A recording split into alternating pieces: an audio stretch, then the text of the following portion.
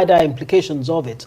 Thank you very much, both of you, for joining us. Let's start with Jesu Tega Onoposa. So much has been said about, courts of coordinate jurisdiction giving conflicting judgments or orders, if you like. But another question that's been asked is, if indeed we're fighting corruption in Nigeria, you would expect that all arms of government will, join hands to ensure that corruption is fought to a standstill. Now, when a high court grants the embattled former governor of Kogi State, his prayers restraining the EFCC from inviting, arresting, or prosecuting him over the instant charge against him. What do you make of that? What does that portend in itself? As far as I am aware, I don't hold brief for Yahaya Bello. Yahaya Bello is my party man. I am very, very proud of him. I'm not going to throw him under the bus. He contributed to our success in the last election, and I stand with him. I don't know Yahaya Bello. I don't even have Yahaya Bello's number. Now, there is no proof. You don't even have any proof that Yahaya Bello is on the run. Run from who? Yahaya Bello is relying. If it's not, he was declared wanted beautiful. Since yesterday. Ngozi is relying on a court judgment that lapsed as at yesterday. Oh, well, according to you, I'm not even aware. I don't know if Yahaya is aware. I'm not in contact with Yahaya. Now, as at the time EFCC went to act their drama in his in front of his house, whether he was even there or not, I don't know. You see, all these things are within the realm of speculation. That a governor went there. Did you even see the governor there? Did you see the governor smuggle Yahaya out of there? Good God, nobody knows that. EFCC just went there, mobilized, started basically shooting. I'd like to ask you, were you there? Because your party also raised an issue on this. I'm talking about the Attorney General of the Federation, who is a party man. So are you saying he was lying to the nation? Sorry, a moment, let me land on this.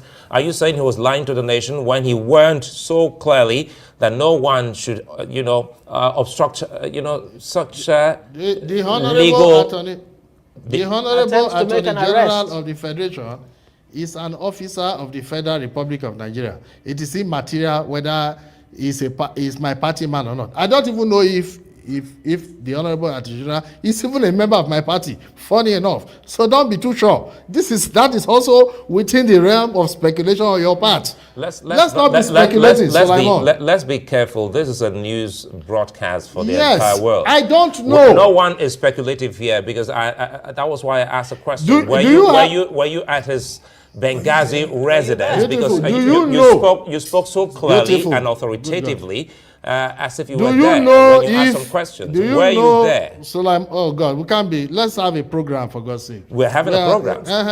Do you know, as of fact, that Prince Lateef Fagbemi SAN is a member of my party? You don't know that. That's not the issue right now. It's not about his membership of the party. Member of my party. Yeah. Now, as an officer of the state, he has said that nobody should resist arrest.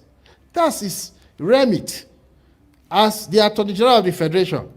Now, there is a question of a court judgment that restrains people from arresting a particular person.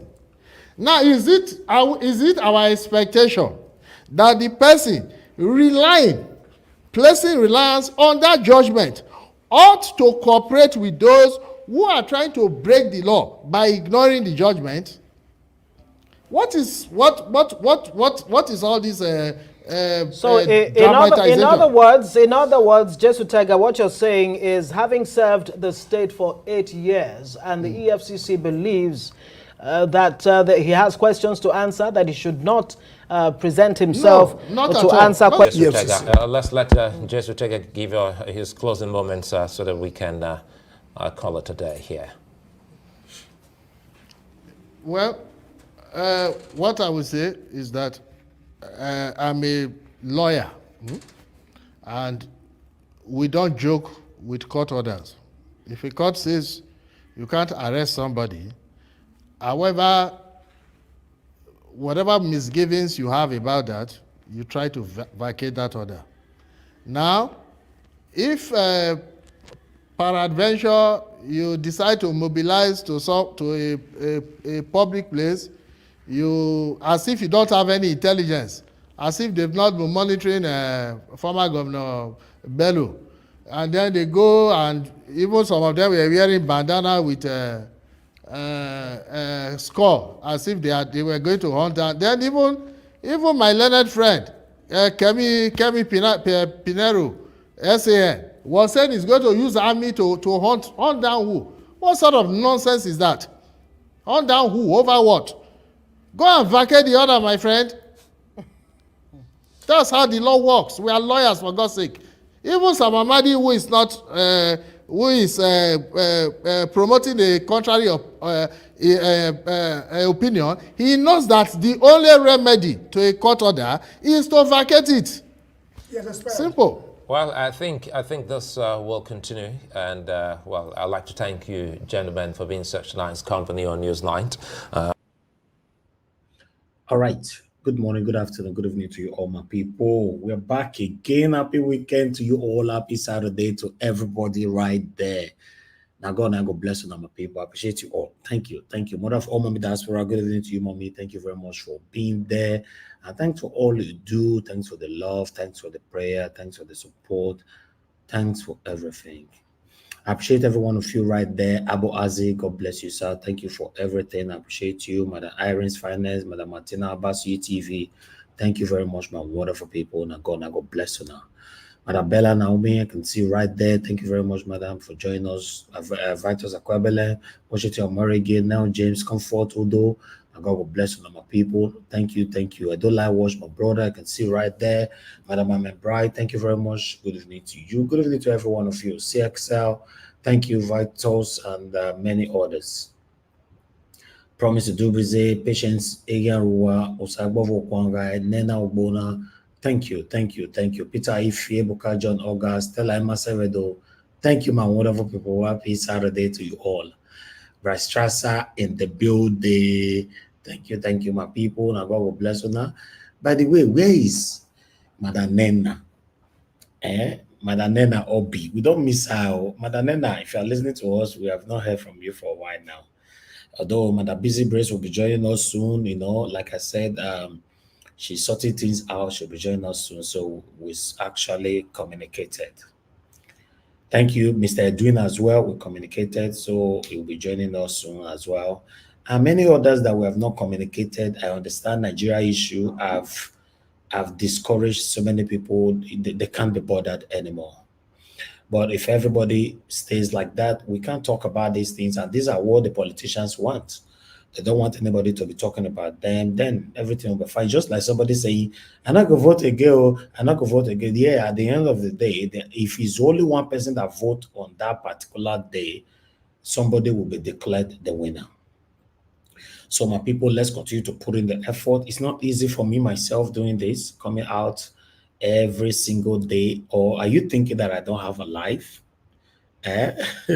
Or maybe some gullible people or satanic people might be thinking, oh, maybe he's making money from it. Okay, let's assume you are making money from it. If you are listening to me right now, they want to be paying you £1,000 every day.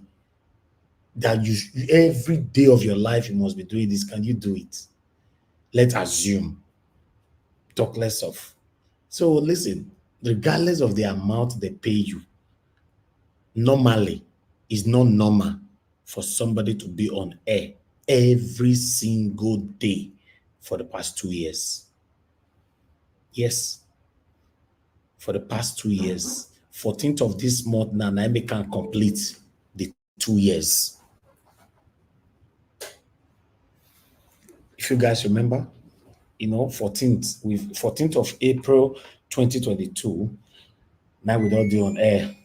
That's 14th of this month, it'll be 2 years. I never take 1 day off. Although I've taken holiday, in my holidays, I was still broadcasting every day. So it's not easy. So don't look at it in any way. is consistency. I just want Nigeria to work. And for now, it's not what I promise anybody that is something I'm going to do forever. You know, but for now, by God's grace, I'm encouraged to do it. And I'm doing it. But nobody knows what tomorrow holds. You understand? So the reason why I'm saying this is that let's put in that effort. Anyhow, you want to put in your effort. If you have your platform, once in a while, write something there, post something there, share video there that can reach these politicians, that at least all of us are aware of what they're doing to us. Yes, we can't just keep quiet. It's not working. People like us don't even supposed to be doing this though. Yeah, people like me and my wonderful panelists, we don't suppose, because we live by God's grace, so we not take out the other way around, but we live comfortably in a better country. We don't supposed to be doing this. If you look at it in a different way, you can just say, I beg, I don't want to bother. You know, after all, you know, they affect me like that, even though it's still affecting us, but it is minimal. But we are the one doing it, because the people back home, they are scared. They cannot do things like this, you know. But the beautiful thing about it is that these guys are listening to us. I know, I have strong belief that Nigeria will be better in our time. Remember, nothing lasts forever. No matter what, there must be an history. People will now say, now so this thing be before, we'll see the way it can be now. By God's grace, our story will be turned around. We always celebrate our country for better in the mighty name of Lord Jesus Christ. As long as we are putting in the effort, we are talking, we are echoing it, one day that leader that you and I are craving for, publicly or secretly, anyhow, God will give it to us. Our prayers will be answered. That particular winning will be allocated to that particular leader. Then we'll begin to see the beauty of our nation. Thank you very much, my people. My God. Now God bless you now. Yeah, we have a pathetic video that we're going to play today. You know, it's going to be like, it's going to be, I don't know. Yeah, it's not politics, but it's also affiliated with politics. Yes, but let me take my articles first. Then I'll play that video. I want you guys to listen to that video to see what is happening in Nigeria. Let me take these articles. And God, I will bless you, my people. I'd like to quickly just scan through the headlines. After the headlines, then we are done. Thank you for your patience. I'll post out a link for those of you that want to join us later. Please, let me just take this first. As you can see, fleeing Kogi ex-Governor Yahaya Bello plotting to leave for North African country to reunite with wife investments. So they say, like say this man now don't pass, you don't use a Degbe bus now, take cross enter another African country already. We never know. Now me the interpreter like that too. So I hear the interpreter in a funny way. But nevertheless, now grant they go past now, because since I say they don't block airport, block everywhere. So we don't first see our politician we dress like woman, they run. So we don't know, maybe can go dress like come again now. We don't know the way they dress they run. But you see life. Yahaya Bello that shouts, that doesn't have respect for anybody, but he's on the run. It's crazy. Is this not enough for us to learn as human beings that life, everything in life is temporarily? Yes, it's temporarily. Position you are holding today, especially political position, is transient. If I were you, I would do the best ever.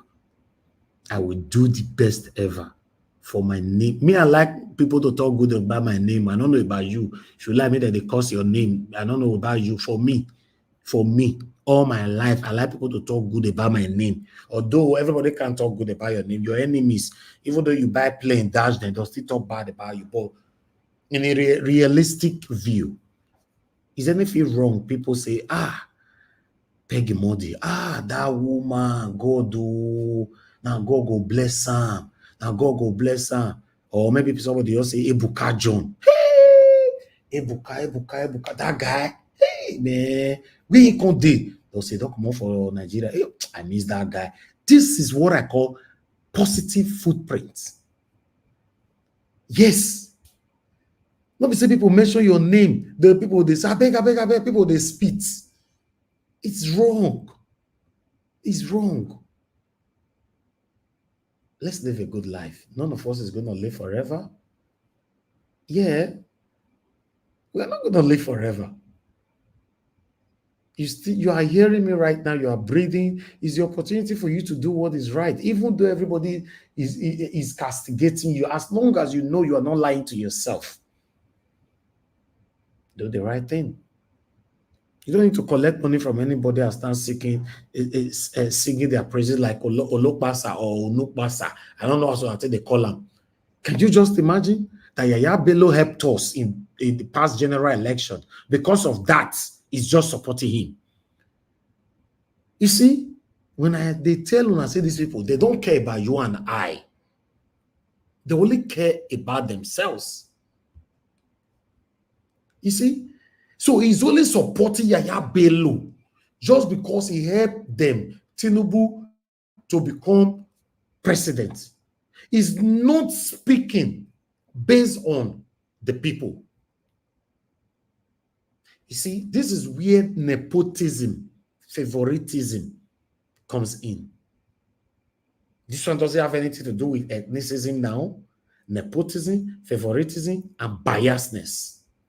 Or maybe we apply satanism to it. He's not speaking for the people. They say this man thief 80 billion naira belonging to the people. I know here where Olokbasa or Unukbasa talk say that at least if that thing are true, this guy mess up. He don't talk anything about the money. Or that Olokbasa talk, we say, now he help us win the 2023 general election. That is it. Any other thing you talk, you not concern me again. If you guys have been following me, some of you have been following me for a long time. I've mentioned similar things here before. That because say your neighbor buy generator dash you, or he buy bag of rice give you the time when they do your wedding, or he help your daughter get admission for school. But the day when that your neighbor go take person life, and only you know, you will keep a secret. You not go talk. Even though person come, your wife, for example, can't tell you now say, honey, no, we need to take police. What this our neighbor do no good. You say, are you okay? You know the good way this man do for us that time while our daughter take get admission enter university. Your head correct? You don't do that. This is the time for me to help him. You are helping somebody where you take person life. That is nepotism, favoritism. We can't continue like this. This is why we are where we are. In fact, this is why politicians take advantage of us, because they have assessed many of us. They know that 90% of Nigerians, my statistic might be wrong. Let me reduce it. 65% of Nigerians are gullible. They know. 65%. They know they are gullible. They know they can fight themselves. They know they hate themselves. So that's why they use that as an advantage to do whatever they are doing to us. Olokbasa say he helped us in 2023 general election. So because of that, he kicked against everything. He refused to address 80 billion naira where this man thief. He refused. Now see? Now see? If you go find out now, this Olokbasa now, if you go find out properly, he go not invest for Tinubu. Maybe Tinubu never give him money to eat. He don't they dance a little bit of macabre dance now. Una also know he goes to bust because his body language is already a bit revealing. Say he be like say they don't check whether they give her the don't pause him. He will say I beg. They carry that while they go. After all the money they're not give me again. I beg. Make a cook my support Yahaya Bello. Maybe that 80 billion now. If you hear what I talk for our rise, if he still cuts at least 10 million or 50 million for my account, now I'm going to reach me to look after my wife and children. That is all they fight for. That is all they fight for, my people. They are not fighting for you and I. They don't care about you and I. That's all they fight for. It's pathetic. It's disheartening. It's, I don't know any word to describe it. Okay, let's move on. Let's move on. May not come be like say I can't talk one, talk. I can't forget. You know what I go post link or and no sense today and Saturday. So if I post link, anybody will join, we talk and sharp. I go round up. In fact, if I get my way to round up 2 hours every Saturday and Sunday, me go be the happiest person on earth. I'm telling you. Naira depreciation 3 times against. Sorry, Naira depreciates 3 times against dollar in 5 days. I talked about yesterday. Me, I surprised you. I surprised. You know, say this dollar thing, me not to know like that. Because now UK midday. So I always like to use pounds. Me on an verse. As we they speak, so 1 pound is now 1,510 naira. 4 days ago, it was 1,100 naira or 90 something naira. It's crazy. 3 times double now. It's going.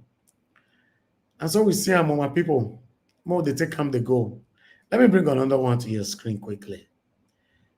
Then we have this here for you. I don't know why.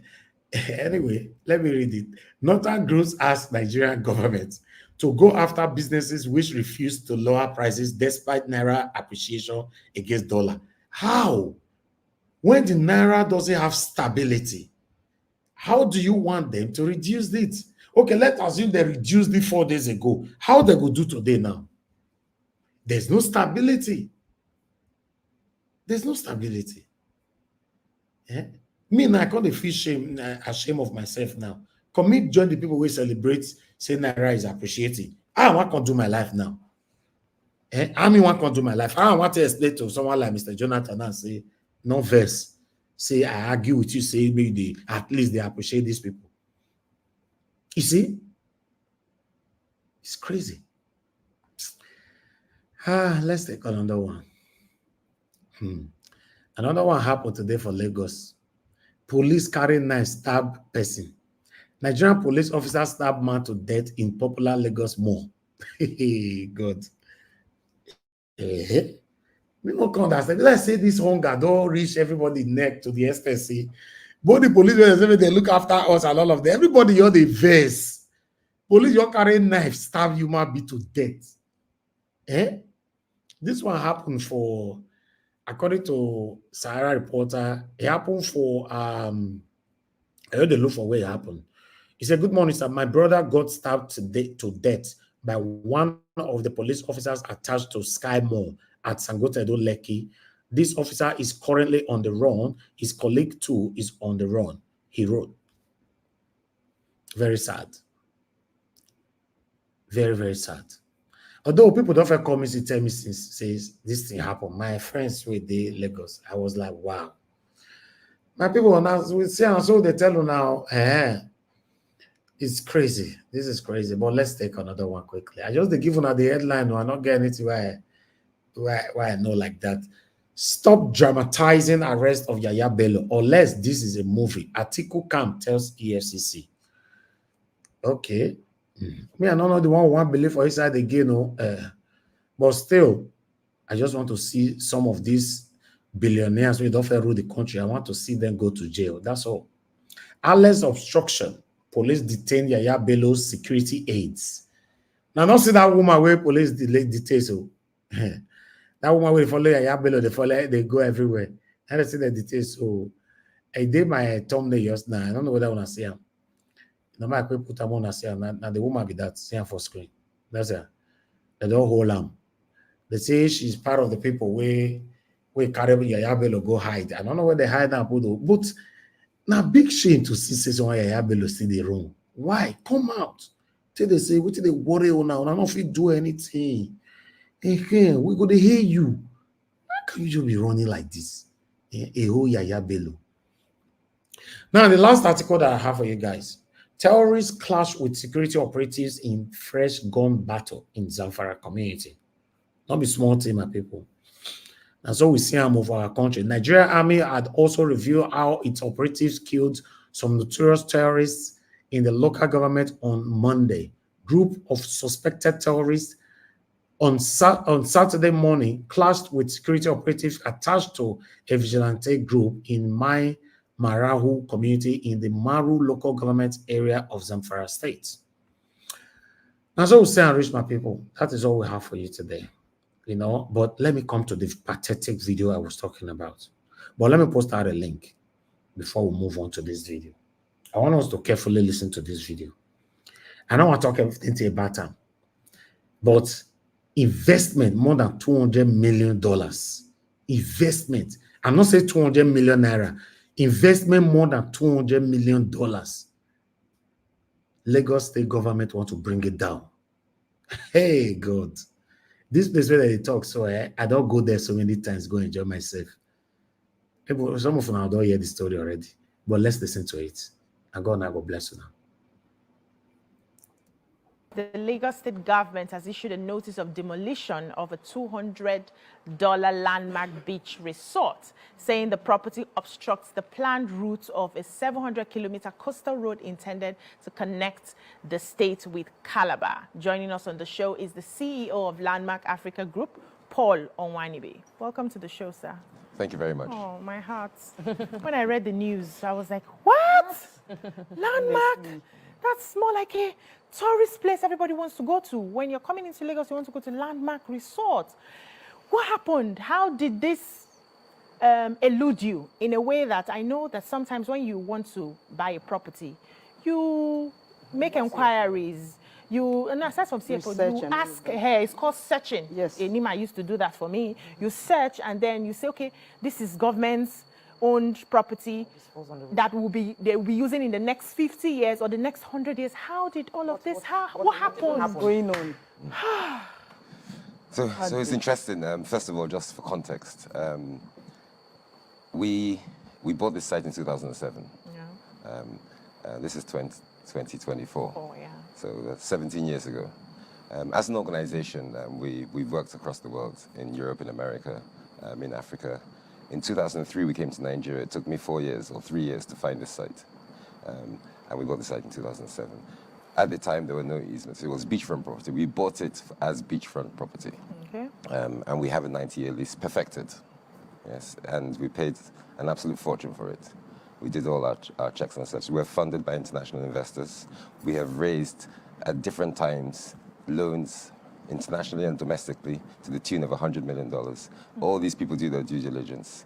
At different times in the progress of the development of this site, we've sought and received planning permission on 4 different occasions. So I can assure you, as a business, we've dotted the I's and crossed the T's. Okay, so I know that the Coastal Road is not a new initiative. The Coastal Road idea has been something that every Lagos person knew there would be a coastal road. The assumption was that, I assumed they were going to have to maybe reclaim, which would have been really expensive. But is it that the landmark beach, that landmark project, does it fall on the coastal road, or does it fall before or after? Where are you around the coastal road, and why are you now seen to be in the line of the coastal road that is they're now issuing demolition? So I'm not sure that's a question for me, in all honesty, but Una see this place, is one of the biggest tourist center in Africa, where they want to bring down so. Mona hear the owner talk. This is pathetic. This will not be say he don't buy this place now for more than 16 years or so. This will not be say the man go buy fake land or anything. No. Here the people I take buy the land, how everything they happen. He bought the water. Now water he buy. He comes and field. He bought river, sea. I don't know as I want to talk him. Let's listen. But I can talk about Landmark and Landmark's position, right? So I am told we're at ground zero of the coastal road. So we're in the first 1.5 kilometers. It starts just around Landmark, as you can imagine. So there is an alignment for the coastal road. which is in front of Landmark. It's the road that goes along. There's a median. The road is being there. That alignment, I think, was gazetted sometime in 2016. Oh. I beg no verse, my brother. I might post the link. Give us about it. Your mouth is not good. I don't post link. You guys can come in now. Those of you that want to join us. Although I know one line, I forget. I decide I'll post them just now, but I just forget. Okay, I don't post them. For those of you that want to come, you can come in right away. Let's listen attentively to what this man have to say.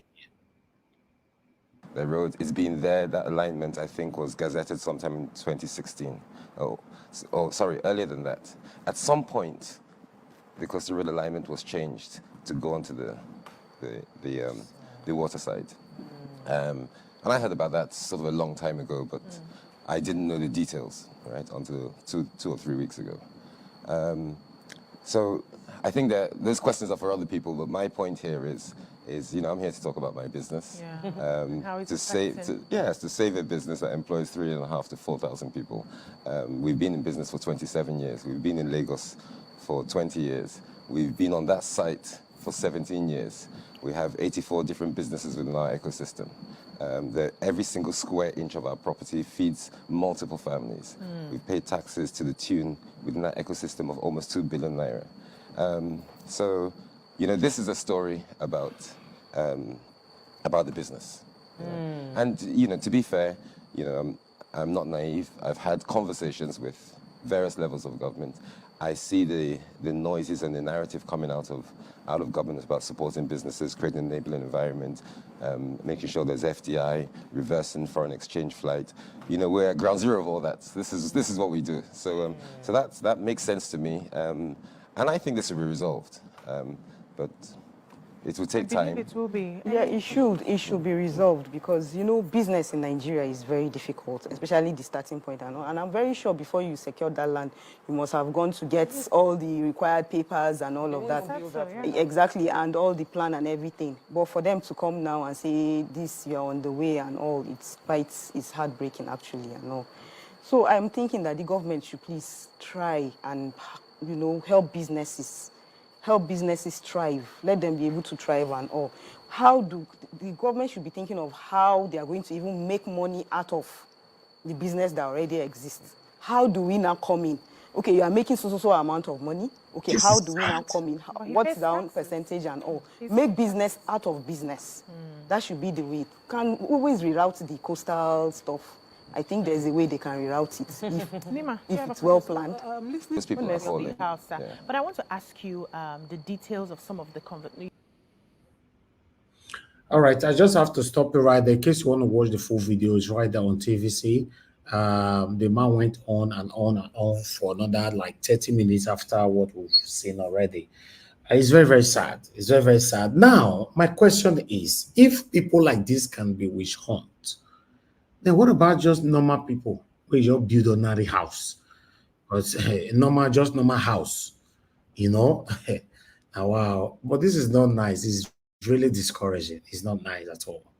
Good morning, good afternoon, good evening to every one of you. I thought I should bring all that to your screen. I'd like us to talk right now.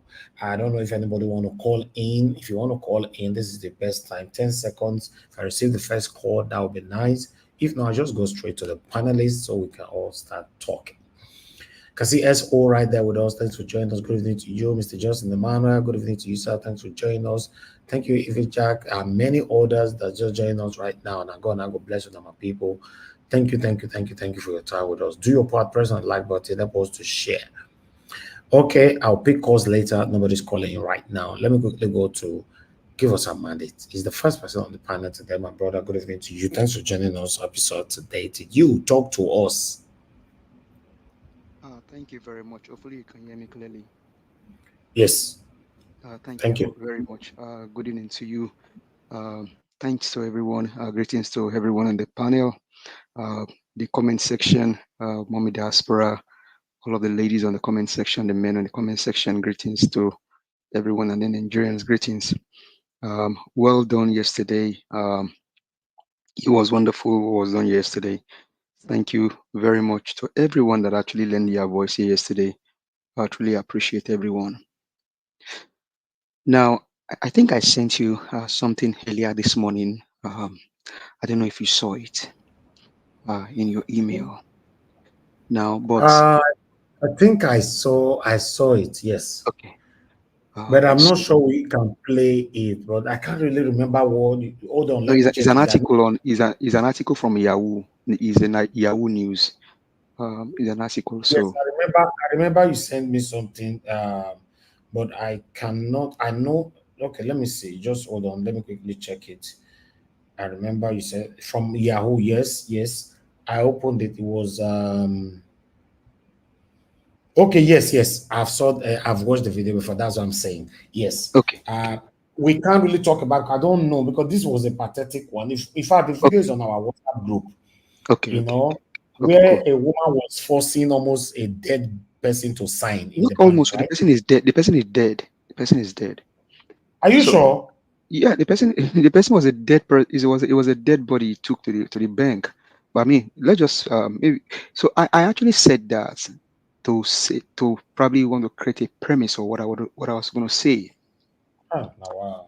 Yesterday was a very wonderful day here. Now, yesterday shows who we are as a people and where we intend to go as a people. Listen to that, sir. Yesterday on this panel shows who we are as a people, as a country, as a race, and then where we intend to go and how far we can go as a people. And I'm not saying this to probably deterrogate anybody or probably to bring anybody down. One of the most sacrosanct things that happened here yesterday was that somebody with a prefix on their name came to speak for a governor that is about to leave office. Instead of the handwork of that governor to speak for the governor, you can marry that to Yahaya Bello. It is the incumbent governor of the state that swore allegiance to the people of Kogi State, even though we know that after he was sworn in, he went to prostrate. He didn't bend down, he prostrate. An elderly man, maybe in his 40s, prostrate for Yahaya Bello. Not that alone. They now create an office of the ex-governor in the history of Nigeria, even though as crazy as the corruption would have been, they now create an office of the ex-governor. Even in Lagos State, where you have the criminal drug baron as their grandfather, they didn't create office for the ex-governor of Lagos, but they created one in Kogi State for Yahaya Bello.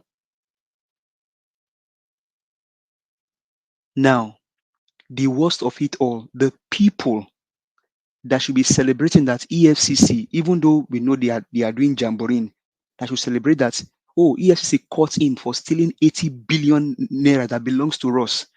They were now the one that stand as a guard to protect Yahaya Bello. The level of impunity, sir, has now gotten to a point where people like Onokpasa, with Jesu, prefix of his name, Jesu Tega means Jesus Tega.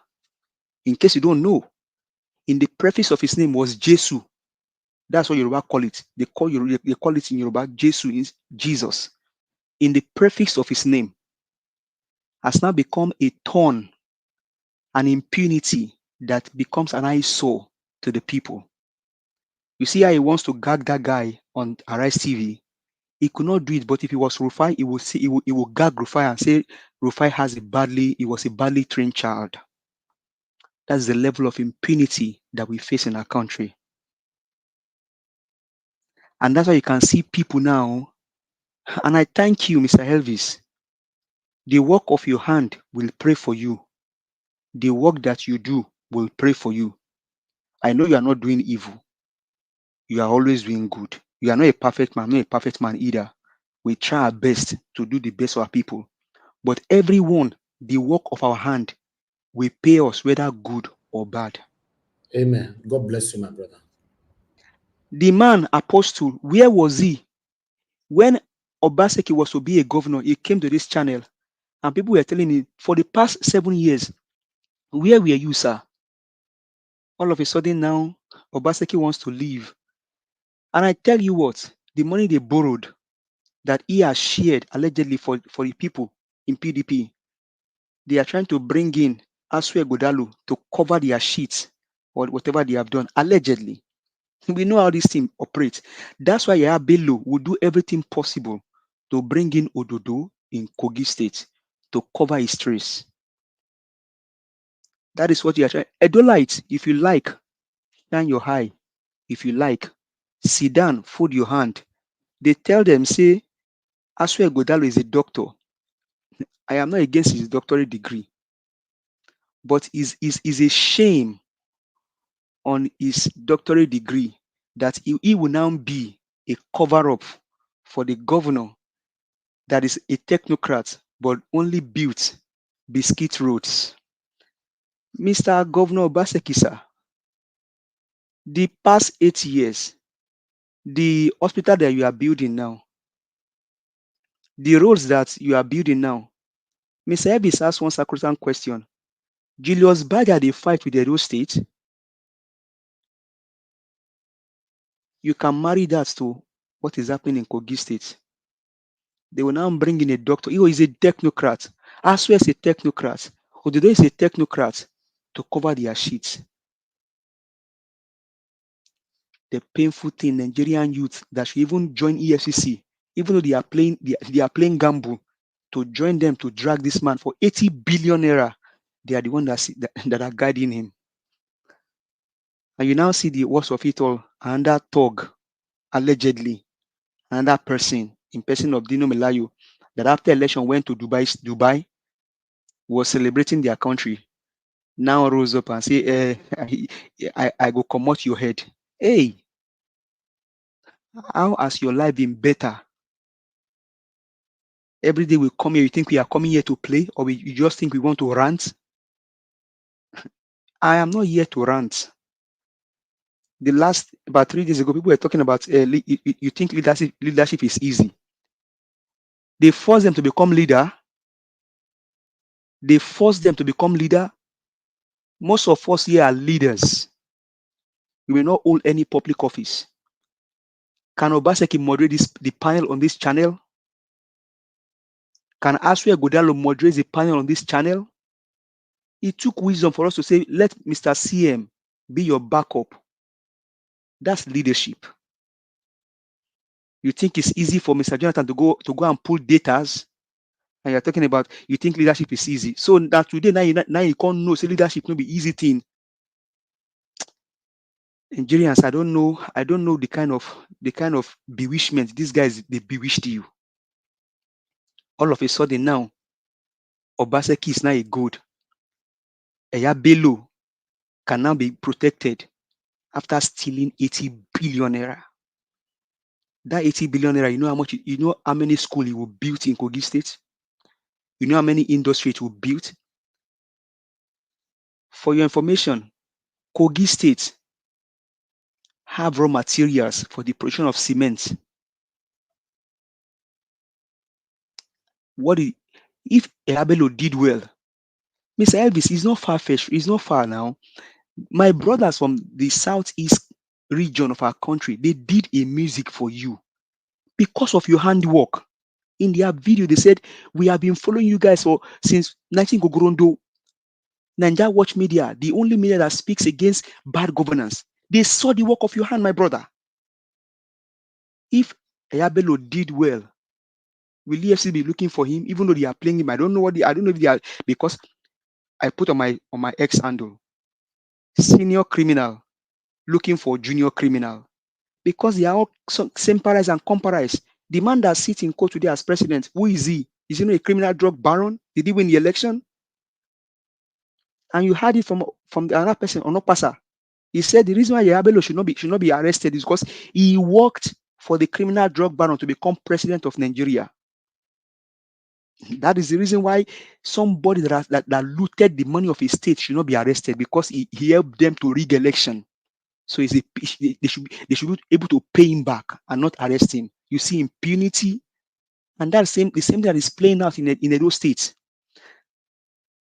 Even though some people lost the pie because of this guy becoming governor of Edo State. And now, about how many months to go now, you now see surrogates begin to make noise. The worst of it all, with a prefix in front of their names, not just ordinary prefix, clergy prefix. And that's why I said yesterday, can that man lay his hand on his Bible? Even though I don't know the kind of God he serves, because I mean today people are carrying Bible and they are calling different gods. Can he lay his hand on his Bible and say, what I said here about Obaseki is true, and let his God judge him? Nigeria is now beyond child's play. I will send another email before the end of the day. There's something that is coming to my mind that I think we can do to help our people. So this is the impunity that you see. You see Onopasa, because of impunity, you see how he sat down like as if he's talking to the children in his house. He talks without any remorse. He talks with boldness and arrogance. Come on. Like you always said here. I mean, you just said it again today. How many days we won't live on this earth? His governance is not rocket science. To build hospital, no be rocket science.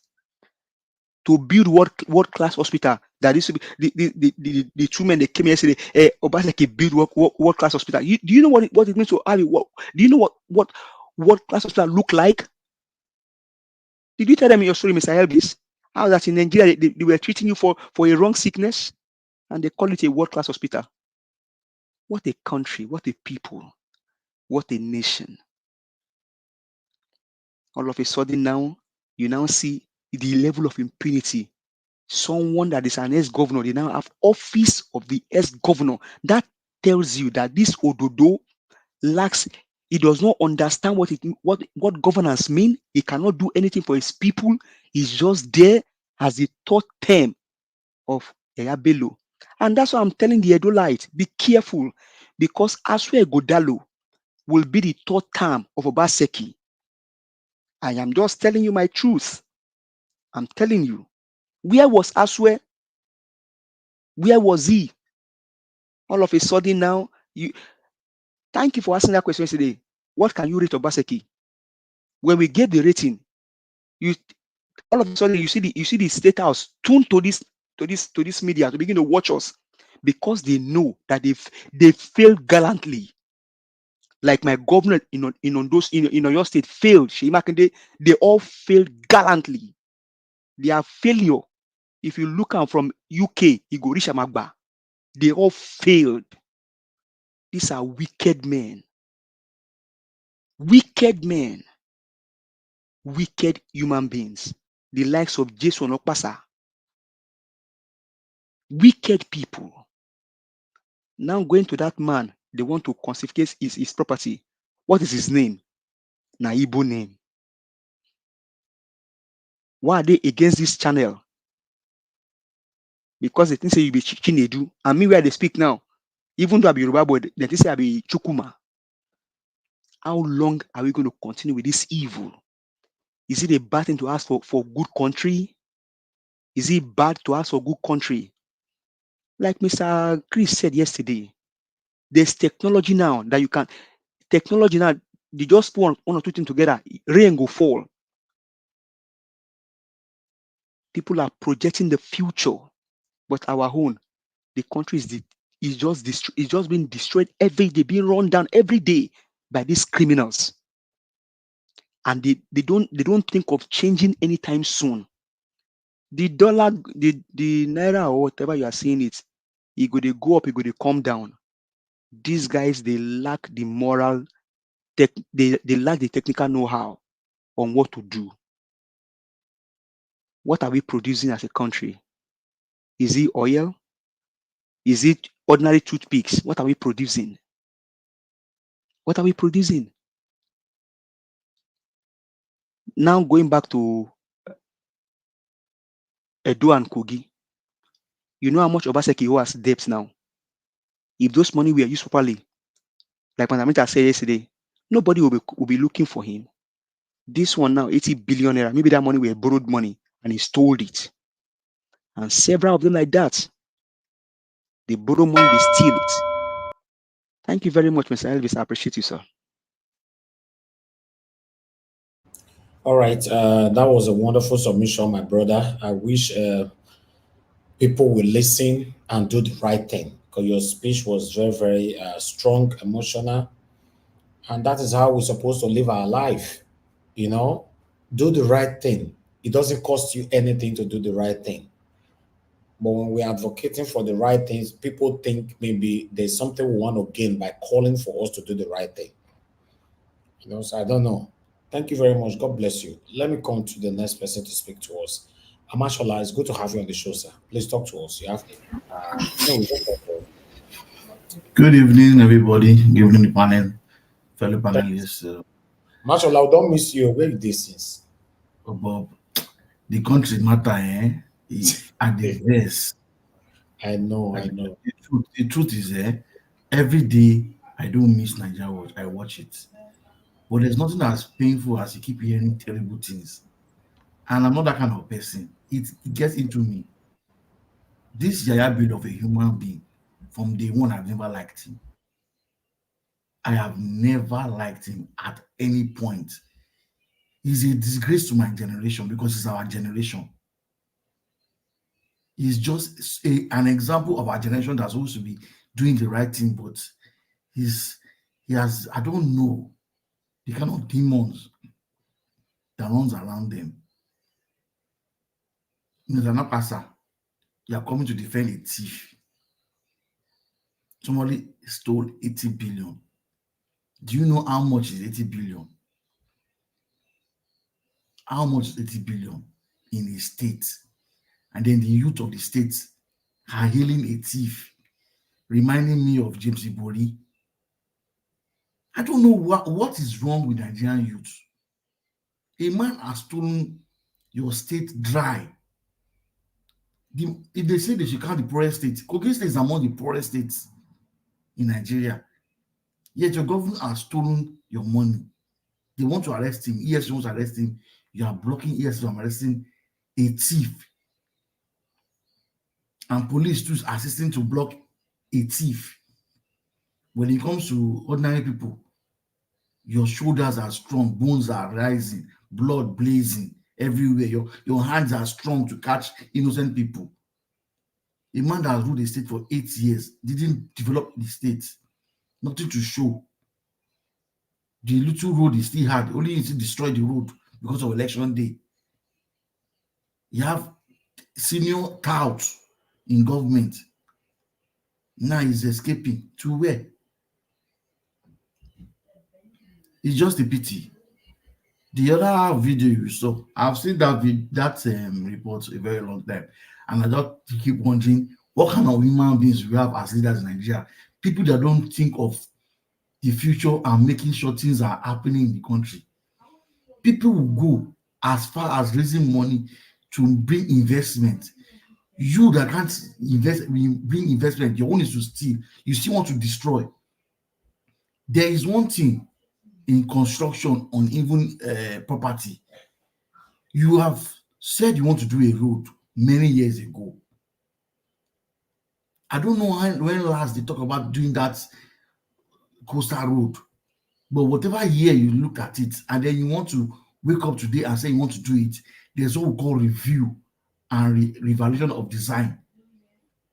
Properties have been developed around that area. Will you develop, if it's this man that has his property there now, and you start building your road along that coastal road, and you find people's houses there, are you telling us you demolish them when you have refused to build you proposed something many years ago, you have the money to do it, you have been stealing it and putting it in your private pockets, and then one day the senior brother of chief armed robber has resumed office as the president. He's now forcing himself to do the road, a road that we don't know how whoever is doing that contract got it. The contractor in question is the president's friends, the same people that did the road in Lagos, that are collecting toll gates. They're the one doing the road. Now, if you find out you do a road and there's something obstructing you, there's nothing wrong in redesigning that road to avoid any other people destroying people's property. That investment there is I'm here in the UK. I have not seen it. I can't wait to when I come to Nigeria, let me visit the place myself. And this is places people will build outside Nigeria. Our governors, presidents, politicians, they will carry themselves and go and do birthday, that kind of place. E.g., Lagos State governor that went to go and do a birthday party, only God knows which island that was. You would like something good, somebody has done it, you cannot invest in it. The 80 billion this man has stolen now, tell me where he's putting it. Tell me the investment he's doing with that money. You have stolen money, good, congratulations. Where is the 680 billion? Where are you investing it if you're not taking it out of this country to go and enrich a white man's... Mr. Mashallah, Mr. Mashallah, sorry to interject you, sir. Do you know that in some other countries, this kind of man will be sitting down in the corridor of power? They'll be tapping into his intelligence. They'll be tapping into his brain. You know, that investment, that man has... I've seen the first time I saw him it was on a show. I think one of these investment some program they did. I didn't even know the man is that good. He brought an investment from his own, from outside. He are indirectly telling us that we that are diaspora, if we have investment, we have visions to come and do something in Nigeria, we should not come. Because we have demons, Agbero, lunatics ruling us. You open your eye, climb, take a drone, look at that video, and you cannot find another route. Is there a must that road must start through that place? There are many roads that can link to your coastal road and divert that road.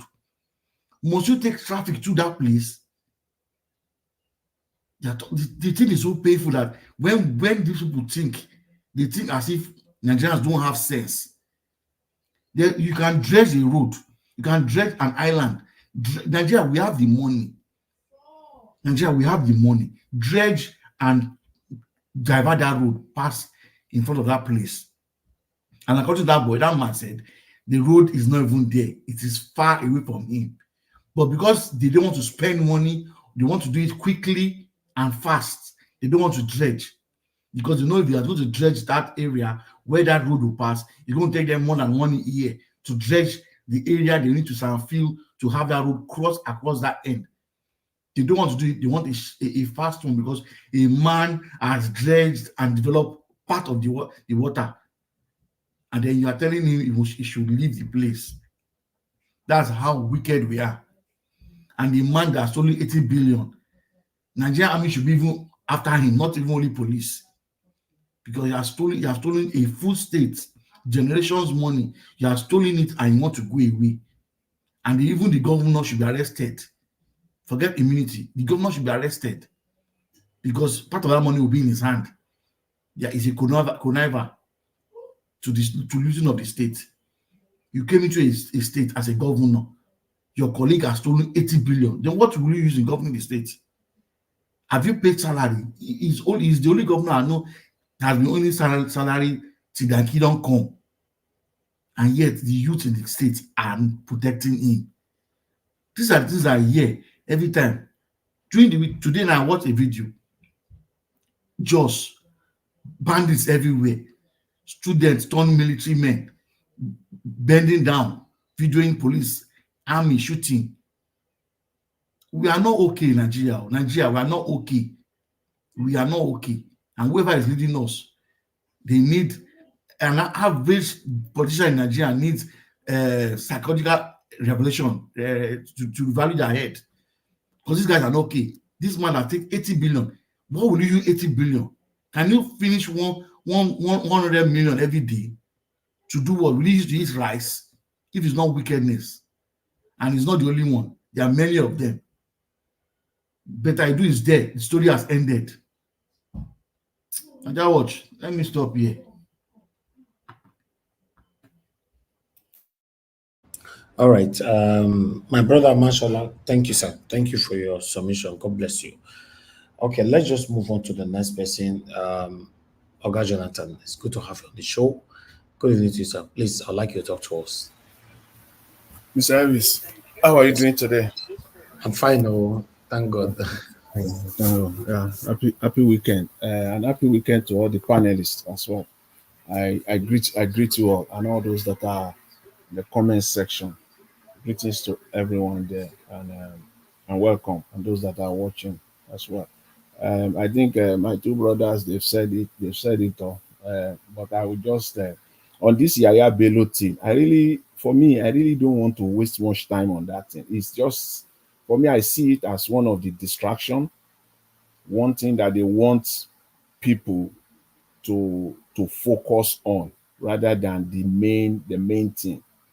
See, because this is something that, other than the fact that the only part of it that should be in the news is that a former governor has been arrested, or a former governor is facing questioning.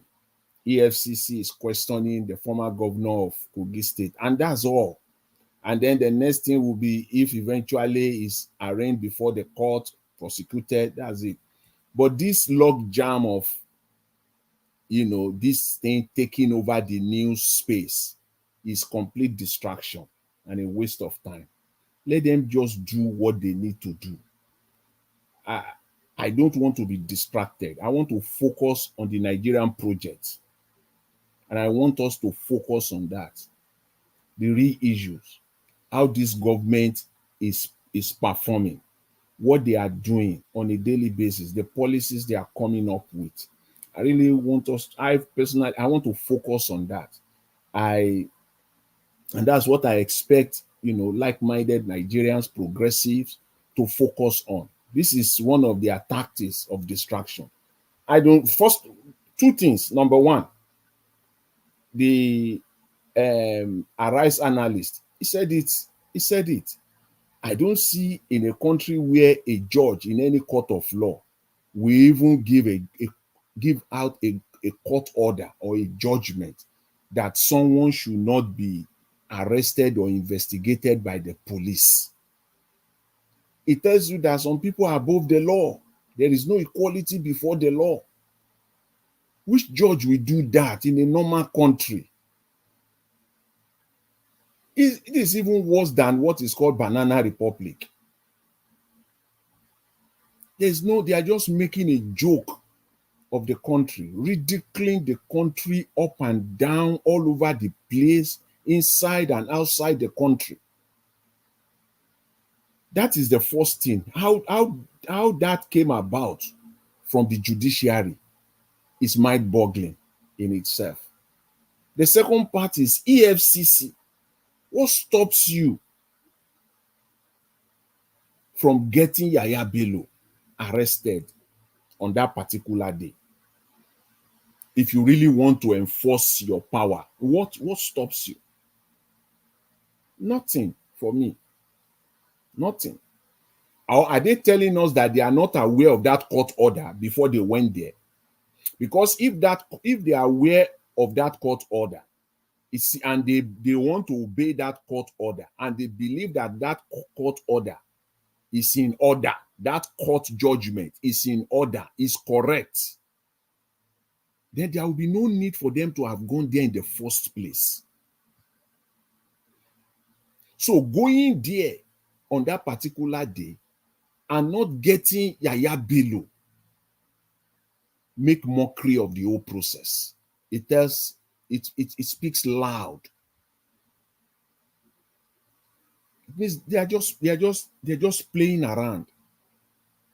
So that's why I see it as a distraction, as a waste. See it now. I spent almost how many minutes I have on this platform to say one or two things. I spent more than 5 minutes talking about Yahaya Bello, a man who stole over 80 billion is being alleged. And I know by my own estimate, I know he stole more than that, but that's one they are able to uncover now. So I've spent more than 5-6 minutes now talking about Yahaya Bello when there are real issues to talk about. It's just a country where they are just making mockery of the whole thing, the whole system. And somebody will come out and say there is judiciary. Where are we kidding? Are we kidding? Wasting our time?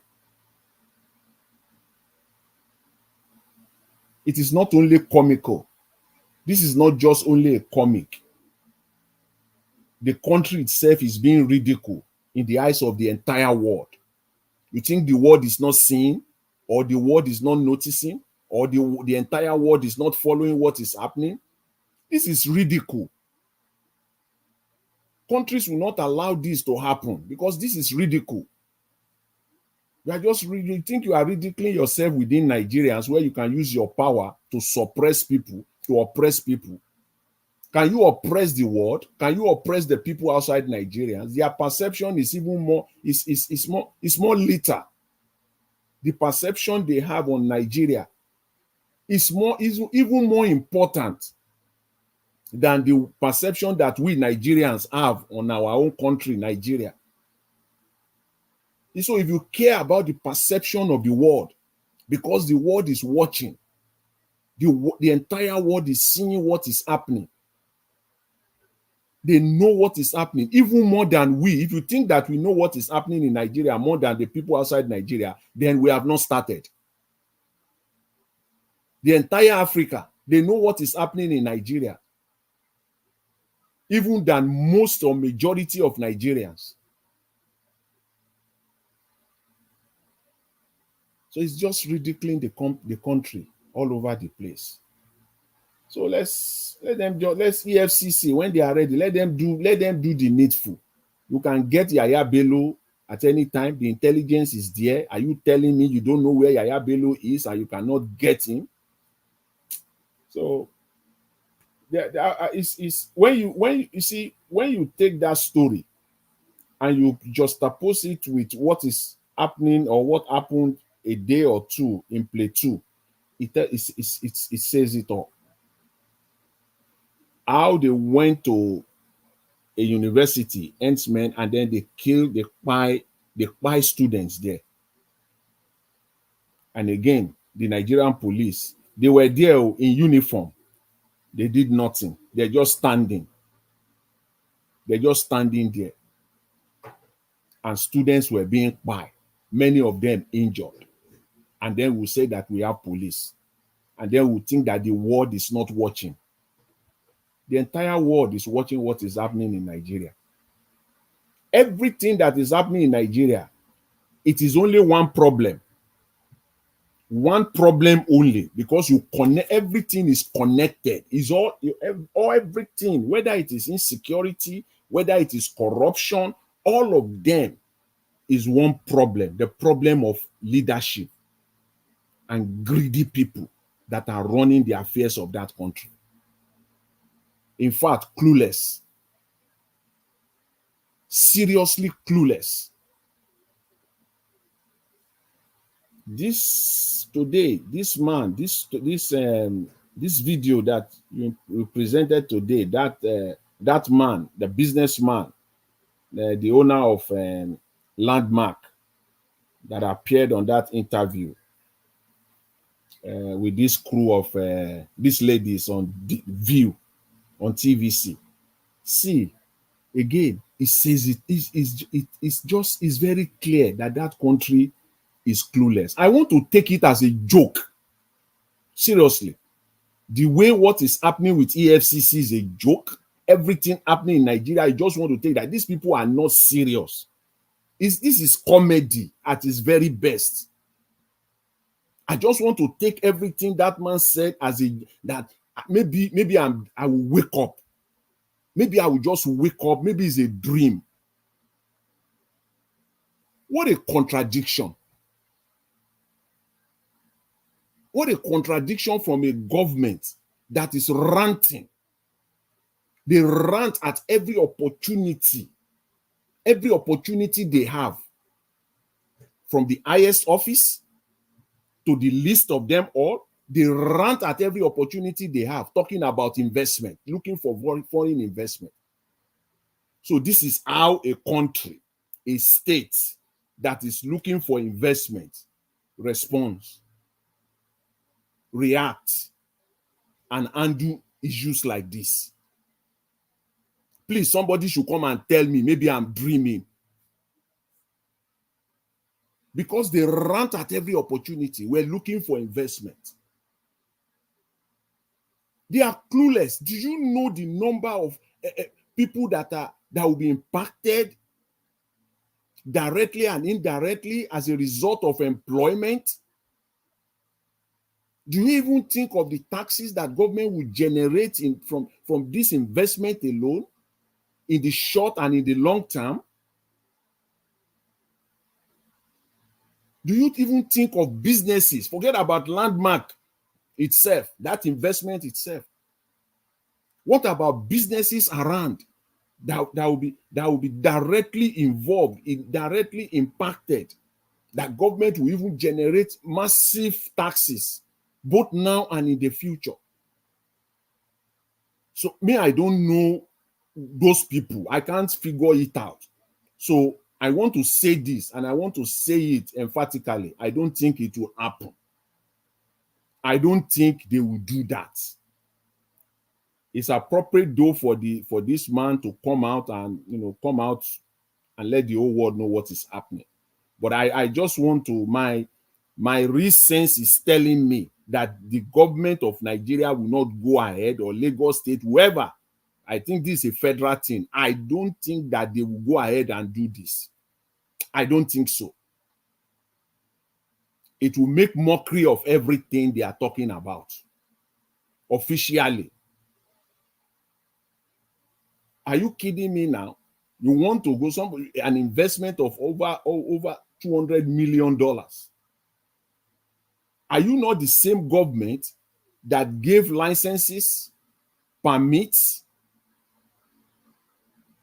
documentation for this business to start in the first place, and for almost 20 years of existence?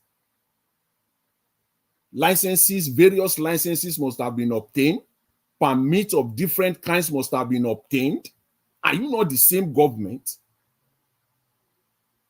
I don't think so.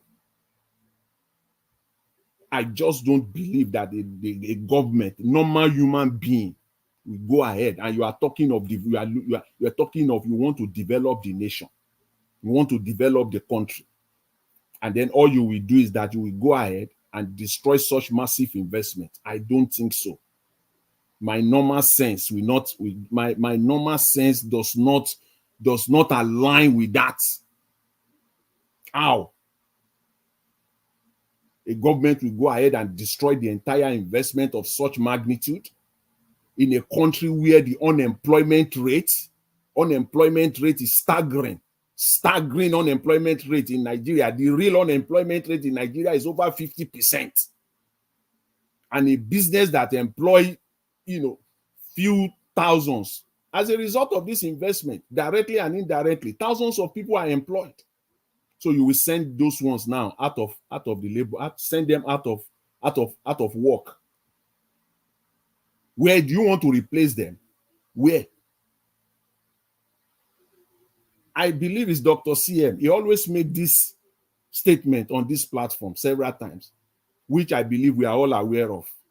Very profound one, a very profound message to any government that cares.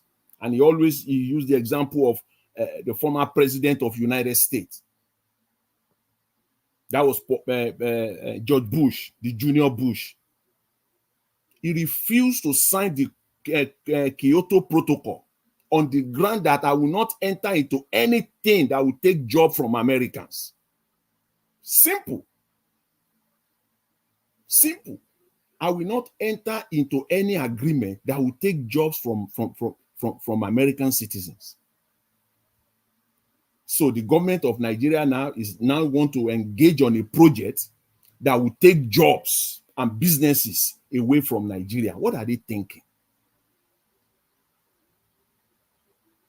What are they thinking? These are the things that we should focus on. These are the things that we should emphasize and bring the government to the table, that will lead them to do the right thing, to take the right decision. You cannot do that. You can't. In a normal society, you cannot go ahead and dismantle an investment over 200 million, and then you are $200 million, and then you are expecting investors to come into the same terrain, into the same environment, so that my own investment too, 10 years down the road, 20, 15 years down the road, one clueless government from nowhere, because we have one certificate forger now, We don't know the next one that will come. Maybe that one will even be, we not even go, that one will even be, what we're seeing now is we have not even started. 15, 20 years down the road, another certificate forger will come in. And then you are expecting people to come with their investment in the millions of dollars. Who knows what will happen to their investment 15, 20 years down the road? And you want them to come in. Do you think this investment is money that they will recoup in 5, 10 years' time? These are money, these are borrowed money. These are investors' money. And you're saying, what plans do you have for this investor, for this business? What plans do you have for those that are employed?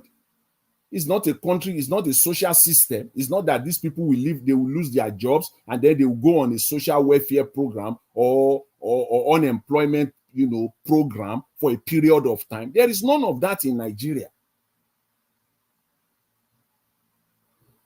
See, these are the things we should focus on. And I just want to say this. I don't want to believe. I just don't want to believe that normal people, talk less of even government, will go ahead and do this.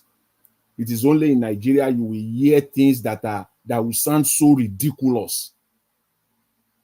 The other one again, the last, I think is the last article that you read of government trying to force businesses to reduce prices. Again, I dare them to do that now. No normal economists will even advise them to do that. Is it Cardozo that will advise them to do that? Or the finance minister, Wale Edun, that will advise them to do that? That cannot happen. Because that's a form of price control. And the outcome is devastating. It will be devastating.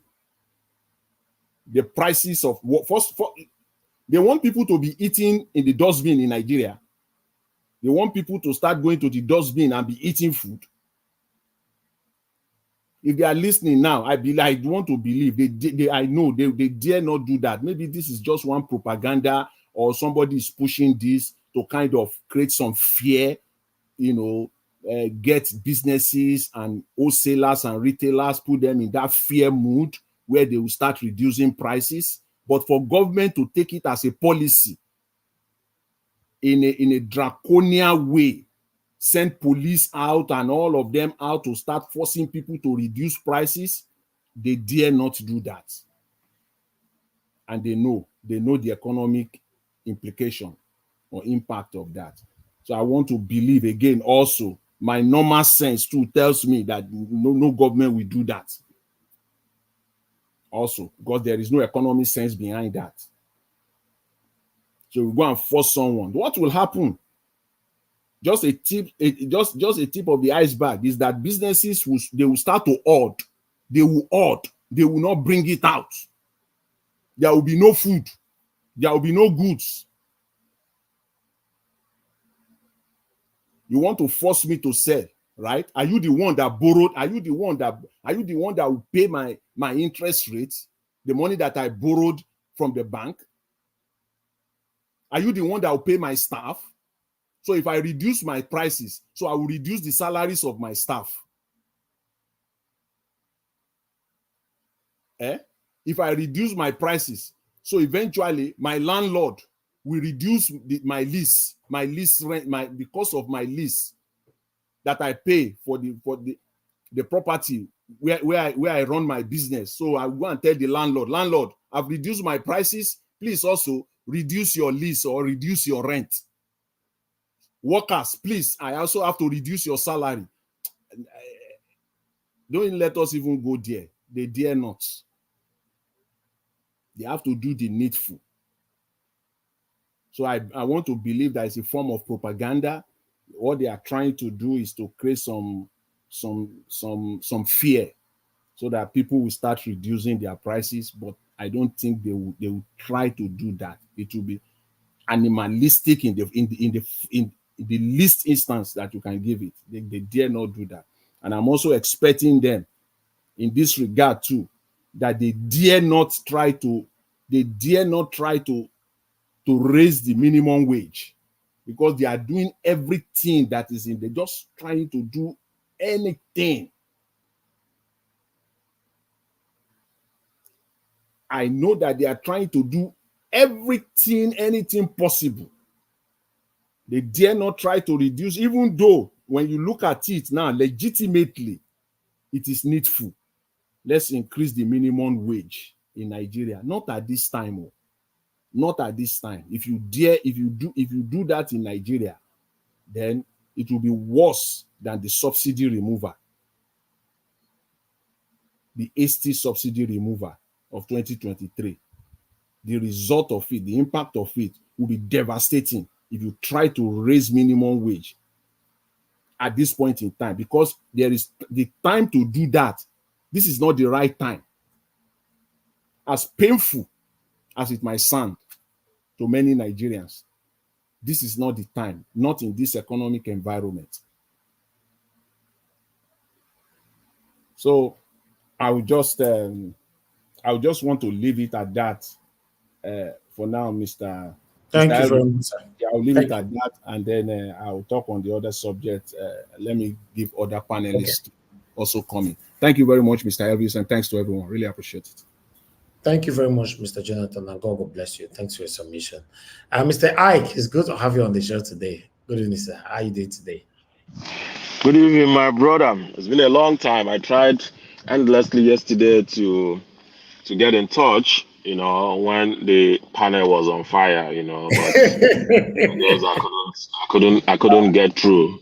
Good evening, everybody in the panel that have spoken before me. Mr. Jonathan, thanks for your contribution. Mr. Mashallah, just like Elvis said, we've really missed you. Welcome back. And the other speakers before me. You see, I just wanted to, a little bit, 1 minute, go back to yesterday. Please, Mr. Elvis, for the sake of this platform that you have worked hard to keep, don't allow paid agents to come in. Paid agents. People are free to support who they want to support, but let it be organic. You are not asking anybody money. Remember the day we were talking about it, you say some people are saying, oh, charge them. After all, if they go to Arise or channels, they're going to pay to push the image of their candidates. So you have to charge them. And CM, I remember Dr. CM said, let it be free. The only reason why it is free is for people to speak from their hearts. Let whatever they want to say be organically spoken, not the one that is influenced by money. Because I saw what happened yesterday was people, the apostle and the honorable, the apostle you said has not been on the platform for a long time, only for him to resurface, and he was coming to justify the money he received on a free channel. Your channel is free, and he's coming to justify allegedly, sir. Allegedly. Yes, you are not sure if you receive any money. Yes, but why it is so difficult for anybody to believe that somebody will come. He did not talk anything about the burning issues in Nigeria. He just started, and listening to him. As soon as he started and you told him, forget that he was having network issues. As soon as he came in, he started telling us the achievement of Obaseki. I'm not saying if a president or a governor performs that people cannot talk about it, but I saw it that was the only thing he came to talk about. So if he had contributed in other things that we were discussing and then talk about this one, then one could think that it was organic or that he was doing it for free. But he came in, his first statement was, see, world class. You were talking about world class hospital. When Nana told you about the things that make up a world class hospital, the other man started defending that health centers are not supposed to have those things. So I'm saying, if you ever suspect anybody is paid to come to the channel, I'm not talking about only for Baseki, it could be for Labour Party, or it could be for APC, provided you suspect the person is paid to come and talk about their candidate, please don't let them, so that they don't spoil all that you have done. Because that was Mr. I, if I have to yes. come in quickly, you see what you are saying. In fact, I wish I can support you 100% because sometimes, yes, people do come here to work for their pay, master and all that. But still, because we don't have the sanctity to prove these things, we can't take them out because they are not breaking the rules of the platform. So if anybody can come here now, for example, to tell you that Tinubu is working and you say Tinubu is not working, it's all about you tell you know your submission versus his own submission. I cannot remove the person just because he said Tinubu is working. I don't know if you Okay. understand. No. That's why I said if you suspect the person is a paid agent, if We you cannot suspect. suspect this thing. That's the problem. Wait, now let me Will let me let me agent tell let you me say explain they to don't you pay me now. this Let month? me let me explain to you now. If by the time you seeing Mr. Nakwasa sometimes talk or Bayo Nonuga talk, you know these people are paid agents. They cannot. How No, can the way anybody? the You way know what the man Onokpas said are take yesterday? talk today, the way Onokpas are take talk today, be like say they're not paying this month. So that's what I'm telling you, that you can suspect if somebody is on the platform talking. You could suspect that this person must have been paid to say this. Because if anybody comes out now to say, for example, that Nigeria is developing so rapidly, there is no more terrorist attack, there is no more thing and so on, that our dollar is $1 to naira and to 1 naira, and you know the person is actually paid to come and say those things. It's not that the person is saying the truth. The best we can do to people Mm. like that is that we thank God that we have intellectuals like you and many others on this platform that can counter them. We still don't have the right to remove them just because they are advocating for their principle. We cannot. You understand? The only time we did it was during the time of Peter Obi, because that one was straightforward. The platform was 100% dedicated for Peter Obi. So I did not allow any other person from any other party to enter this panel at all. But after then, before then, we allow anybody to come in and speak. We can counter them. Then after then, now we can still allow anybody to come in, speak for your principal. I don't have no problem with that at all, because we can't prove it if they were paid, but they have the right to advocate for their principal. That's the thing. The platform is not a one-way platform. Like I said, it was only one-way platform because I deliberately did it like that for Peter Obi. But No, the election is over. I'm not actually advocating. If it becomes a one way, it will not be sweet. I want a situation Exactly. where we have divergent views. But what I'm saying is, a divergent view does not mean saying things that are not truthful. That's why we You have people understand? like you, Black Panther, Mr. Jonathan, When give us a mandate. Then we counter them.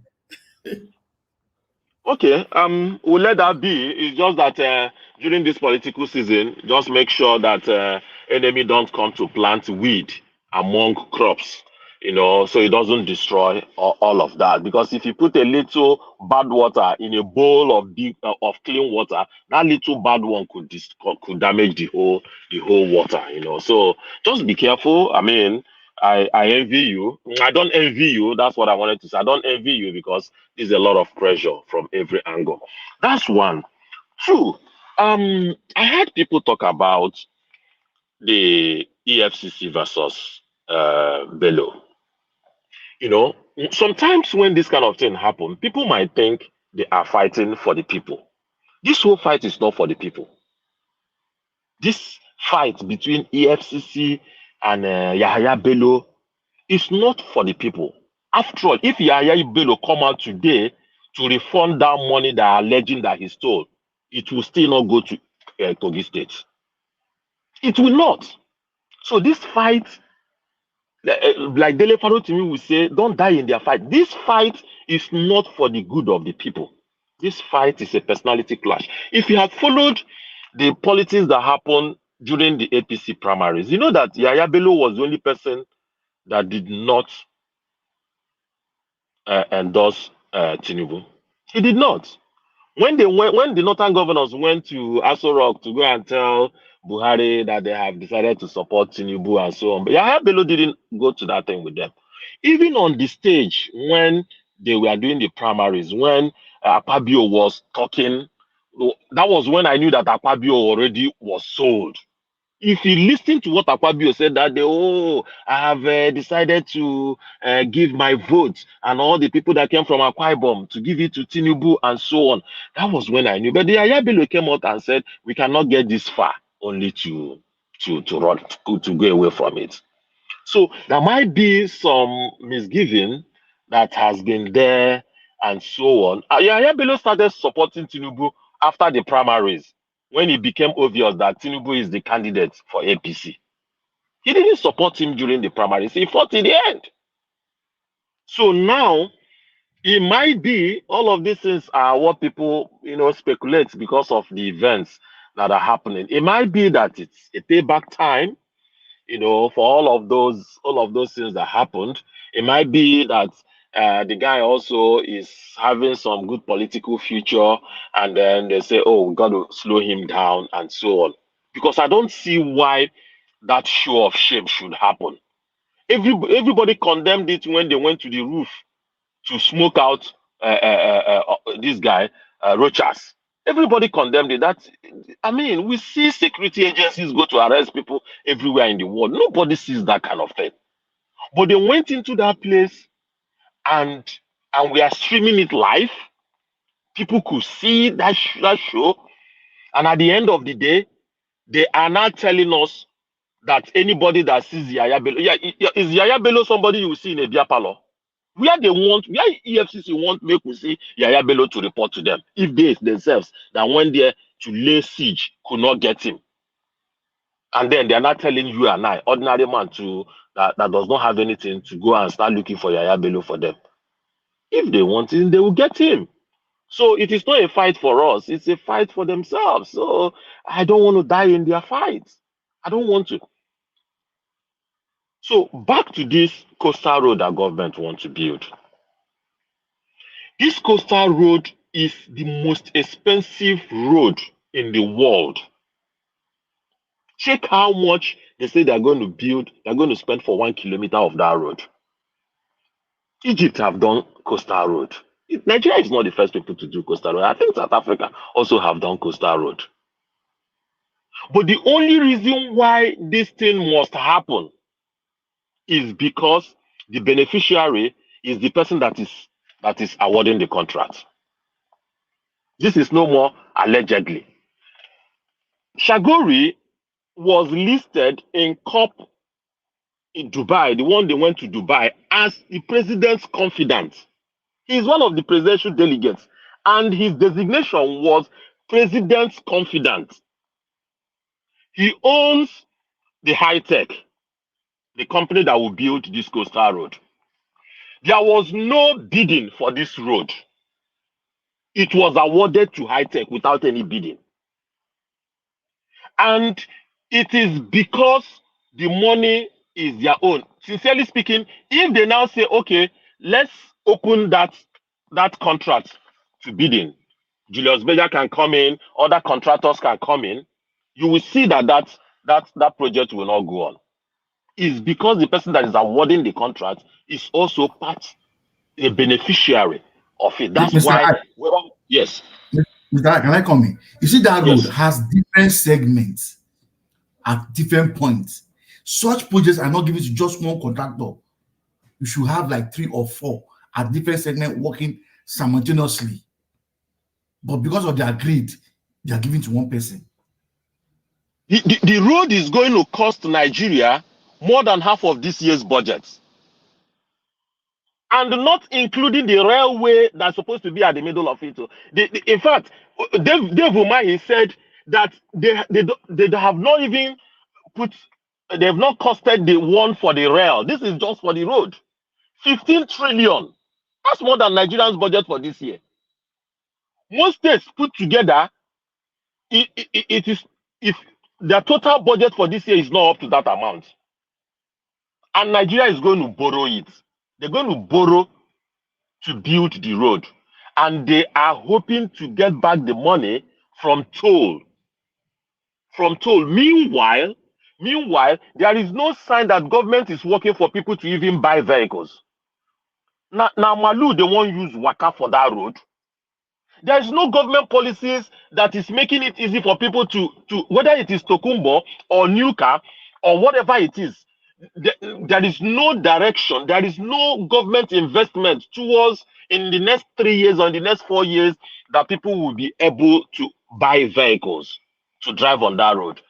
And they are saying that so millions of vehicles will run and they will be getting 3,000 from each vehicle as toll and so on. And that's how they want to pay back. No way. No way. So let's just know it that the desperation about that road is because the person awarding the contract is also the person benefiting from it. Now, in 2014, we had two desperate people for power. One was Buhari that have contested a couple of times. Another person is Tinubu that is looking for money that I don't know whether anybody can die with money. He wants money. He wants to protect the ones he has already made. He likes that name, Godfather. These two people came together and formed a party. Buhari wasn't interested in material wealth. We've seen it from everything that happened. He wasn't so much interested in material wealth, but he has an agenda that I am beginning to suspect that it was for his people, Fulani people, to take over the country. Maybe that was his desperation for looking for that position. Now, two of them came together. They made the agreement between themselves. If you finish, I'll enter. Now, the first person has finished. The second person has taken over. He is ready to do anything. I'm telling you, he is not interested in fighting for the country. He's only doing all of these things for himself. Anywhere there is money, he will go. He doesn't want to know whose horse is God. He promised, what's his name? Afenifere, the other group of Afenifere, not the authentic one. He promised them that, everything is good, doing good, that the security is improving and so on. And then what happened in Jos yesterday and in Kaduna? I mean, the governor of Plateau State was running after Tinubu simply because he wanted the Supreme Court judgment that will go to his favor. Even if you remember very well, while during that Christmas period that attack happened, the man was in Lagos. The man was in Lagos coming to see the president because he was in Lagos. And I don't even know why wherever presidents go, all our governors and House of Assembly members will all troop to that place to go and greet him. The president will leave Abuja and go to Lagos for 1 week. All of them will enter plane and still go to that Lagos to go and greet him. Paying homage. They are paying homage. They want to go and pay homage. So what are we talking about? This is psychophancy. This is psychophancy. And no country can move forward with this level of psychophancy. Now look at it. The country is in a mess. People's life has no value anymore. No value. We just hear it, and the next day another one happens. And another day another one happens. And we are watching a country that is blessed with natural resources go down. No more respect. No more respect among, even in Africa. Africa don't even respect or talk about the European nations. No way. Nobody is respecting you. Nobody. So we really need to find a way. We need to find a way to keep talking. I'm not one of those ones that will say there is no result in talking. Pressure can come from many ways. When you say pressure group can be by protest, pressure group can be by talking. Because if everybody decides to take one particular topic and start talking about it for a long time, something will happen. Something will happen to create awareness, to build that consciousness among our people that this is not the way to go. This is not the way to go. You will see that things will start changing. The more we recruit people on our side, the better for us. Because we'll find out that we don't have people that naturally from their heart support this government. If you collect, You must justify the money that you have collected. That's what I was telling you about Reno Mokri and Buala. When we see now that nobody is discussing about them, about what they said about P2B or whatever, they will throw out another one. These are brand ambassadors that must generate talkability. They must generate a buzz. They must. Or else they will call them. The people that gave them the money will call them to say, hey, we've not had anything, or you've not written anything in the past 1 week. That they will have to do. We have to bring this guy down. So, Mr. Elvis, I pray for you. I also encourage you in the much I can to make sure that this platform remains. When you suspect toxic people that can bring it down, please, you might not remove them from the platform, but you have a way to make sure that they don't have a very loud voice, so it doesn't Exactly. corrupt the platform. Thank you, my On brother. that one, I agree with you 100%. We don't give them a second chance. Once you are suspected that you are against our platform, you are thrown out. We don't give you a second chance at all. On the comment section or the panel or the phone call, you are out. Once you deliver that your message, you won't have the second chance to give it. So I support you 100% on that, sir. Thank you very much for your wonderful submission. God bless you, sir. All right, we have a guy CBD with us. Thank you very much, sir, for joining us today. Good evening to you. Please talk to us.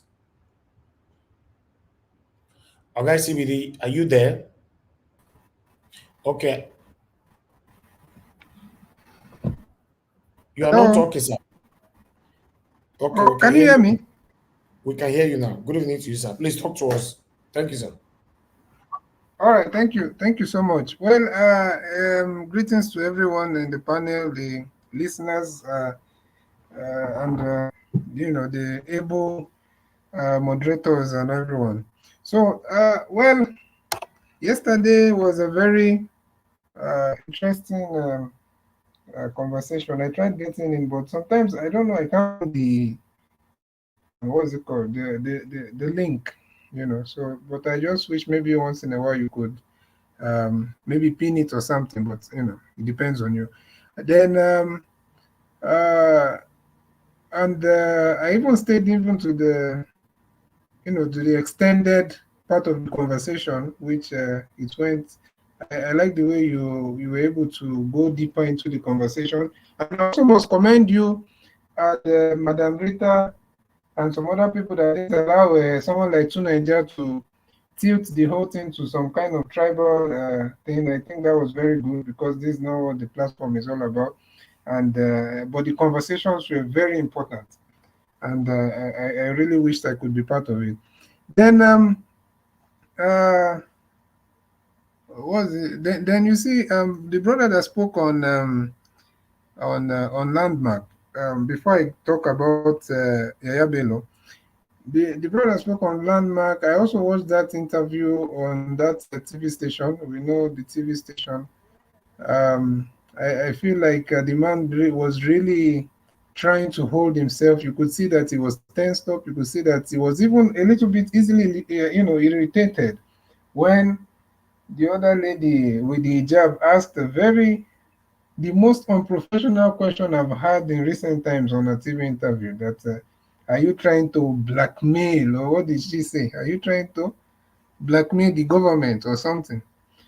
Even the other ladies tried so hard to to cover that that's her question and try to correct her, but she had already made a mockery of herself there.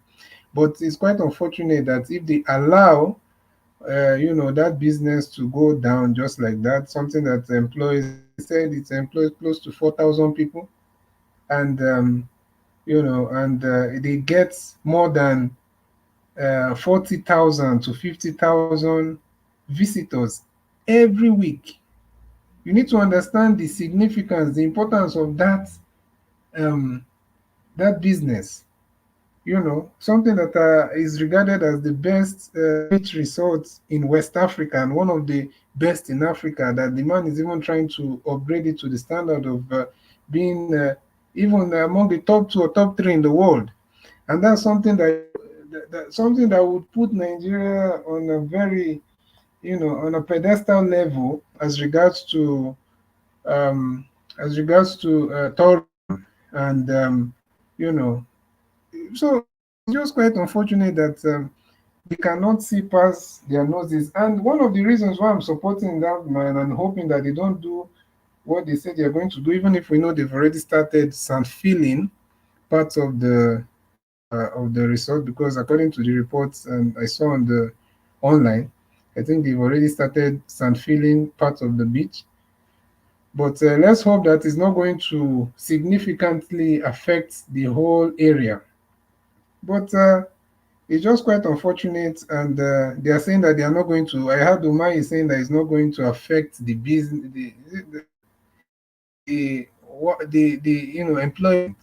So you ask yourself, how is it not going to affect the employment of the by that business if you're sand filling the beach? So where will they generate their their revenue from? Or are they going to create another beach for them, or what will they do? Because people are going there not just to go and see the landmark buildings and other businesses inside. The beach is part of the whole business, and the man is only asking them to reroute, to stick to their to the route they told him before he got the land. Paying, did you hear how much he said he paid? He said he just, I don't know, hundreds of millions. He said the whole, just that portion of the beach area, I think they paid about $13 million, something like that. Then now talking about the other places, all those businesses and those buildings he has built, everything. So it's quite painful. And I don't know, all these things are all politically connected, because if not, they would stick. If it's not politically connected, they will stick to the routes that they told him about. Now they're coming up with, oh, the federal government owns the beach, no, but everyone knows that. But the point, that's not the point. The point is that you told him that you're not going to, the coastal highway is not going to pass through the place. So whether the federal government wants it or not, everyone knows the federal government can use any piece of land at any time. So it's just quite unfortunate. You see that coastal road, that part, the problem they're having is they are trying to avoid sand filling where the road it ought to pass. Somebody has dredged a portion of it, which is they want to take it apart by that part. They don't want to dredge that one because the original part which that road takes is far away from where landmark is. So they want to bring the road back instead of taking to the original route, because someone has already dredged that part, and then the work will be easier for them to do and generate media hype that they're doing a road. Yeah, that's exactly how it is. It's all politically connected and motivated, and also you find out that, like you said, probably they're trying to, they've seen someone that have probably done more the work for them, so they're trying to capitalize on what the man has already done. So it's quite unfortunate, but I hope they understand the impact of this, and knowing that this can discourage some people. So maybe you don't know how many foreign investors that have been probably they had the plan to come this year and start processing how they will invest in Lagos or Nigeria or wherever, and you'll see all this and they'll be discouraged. So it's quite unfortunate. And we are saying something about these people that are, but I also say this to the point of Mr. Ike. I think anybody, in my own opinion, anybody can, even if they are paid, it doesn't matter. People are being paid. That's what they do. They are paid. Most people are paid online. But I think the Nigeria Watch is correct and is appropriate in the sense that anyone can counter or shed more light on the opinion of someone else. Everybody is just sharing their opinion here. I think the problem will be if probably nobody is allowed to counter them or take another position. My brother, sir, Mr. Isibidi, if I can interject you, will you allow me? No problem, no problem. You know, like yesterday, like yesterday, now Edo lights can now understand who truly the apostle is and the other person, it will just reveal who those people are, whether they are paid. We will not, Mr. Ike, I will not say maybe we'll stop them. Let's not stop them. It will just, Peter Obi now, he has revealed who he is. Obaseki is revealing who he is. Ninja Watch is revealing who he is. Mr. SBD is, so the apostle, from all that we saw yesterday, Edola can now decide who the apostle is. He has just come to reveal himself. So thank you very much, sir. Yeah, yes, exactly. So I think because Mr. Niger, the platform is known for respecting people's views and also not allowing anybody to kind of hijack the platform, which is very good. Unlike some other places that I've been to, I know a very staunch Agbado platform. The only problem with those guys is that once you try to say anything, even both the moderator, everybody will attack you and try to put you on the corner. And I'm sure we know platforms like that. So that's the difference between them and this great platform, because here it's fair and you can counter and make your position known in a respectable manner. So that's just what I'm going to say to that. Then for someone like what's the name, Yahaya Bello, all these people, I think there's nothing new EFCC is doing here, to be honest, because yes, the man is corrupt. Everybody knows the system, the demonic system of a political system that is being, carried out in that country, whereby you find all these people is all about stealing. As long as you make the connections or align yourself to some higher politician than you, then you feel like you're protected. So if the EFCC, if they are serious, and they should stop distracting the public. You see, when they are coming up with all these things, like the brother said, these people know, like I think it's Ike, these people know how to deceive the public and make them talk about what they want them to talk about. Most of these things are distractions.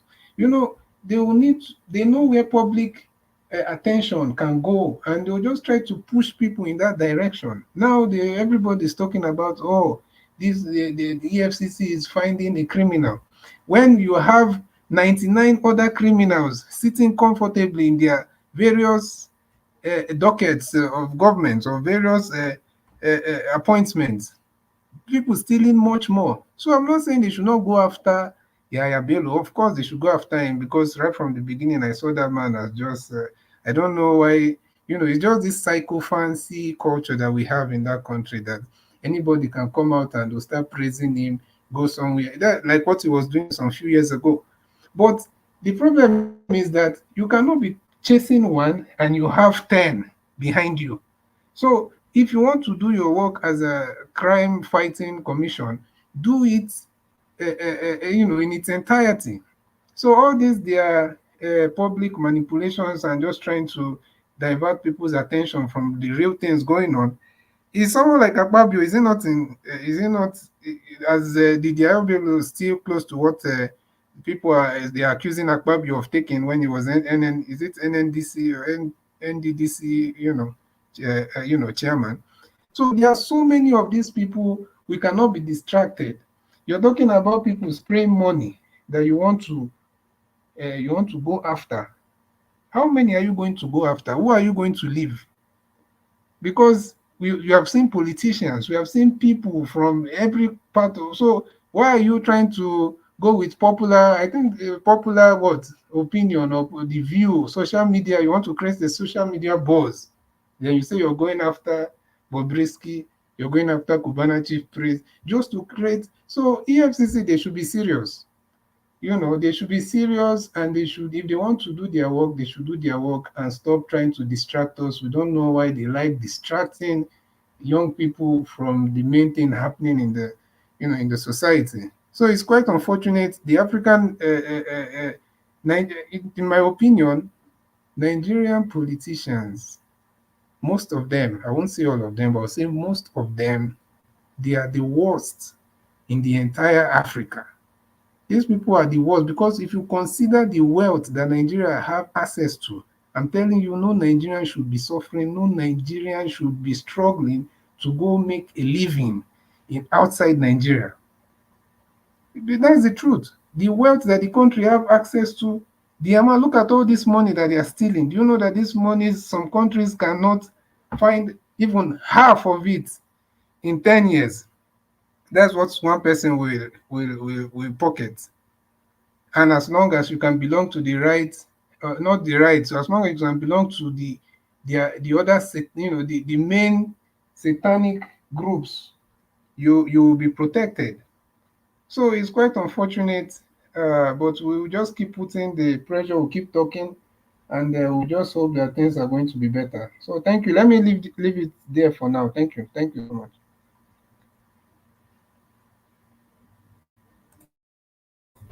All right. Oga ECBD, thank you very much, sir, for your submission. I appreciate you. Yes, I like the fact that you also addressed the submission of Mr. Ike. Yeah, for me, I don't have any issue with anybody that comes to the platform as long as we have people here that can counter you if what you're saying is not right. I don't have any issue with that. But our rules is that when you break the rules of the platform, that's when we take action on you, not your submission. So yeah, thank you very much, my people. I appreciate you all. Guys, what did they happen? Nobody buy me coffee today. Mr. Harris. Yes, sir. Please, I don't know if you have time, if it is possible today. You showed a video sometimes ago on this bridge, the Chinese bridge. Yes. That passed through, mountains. Yes. That was built, I think it was $2.5 billion or so.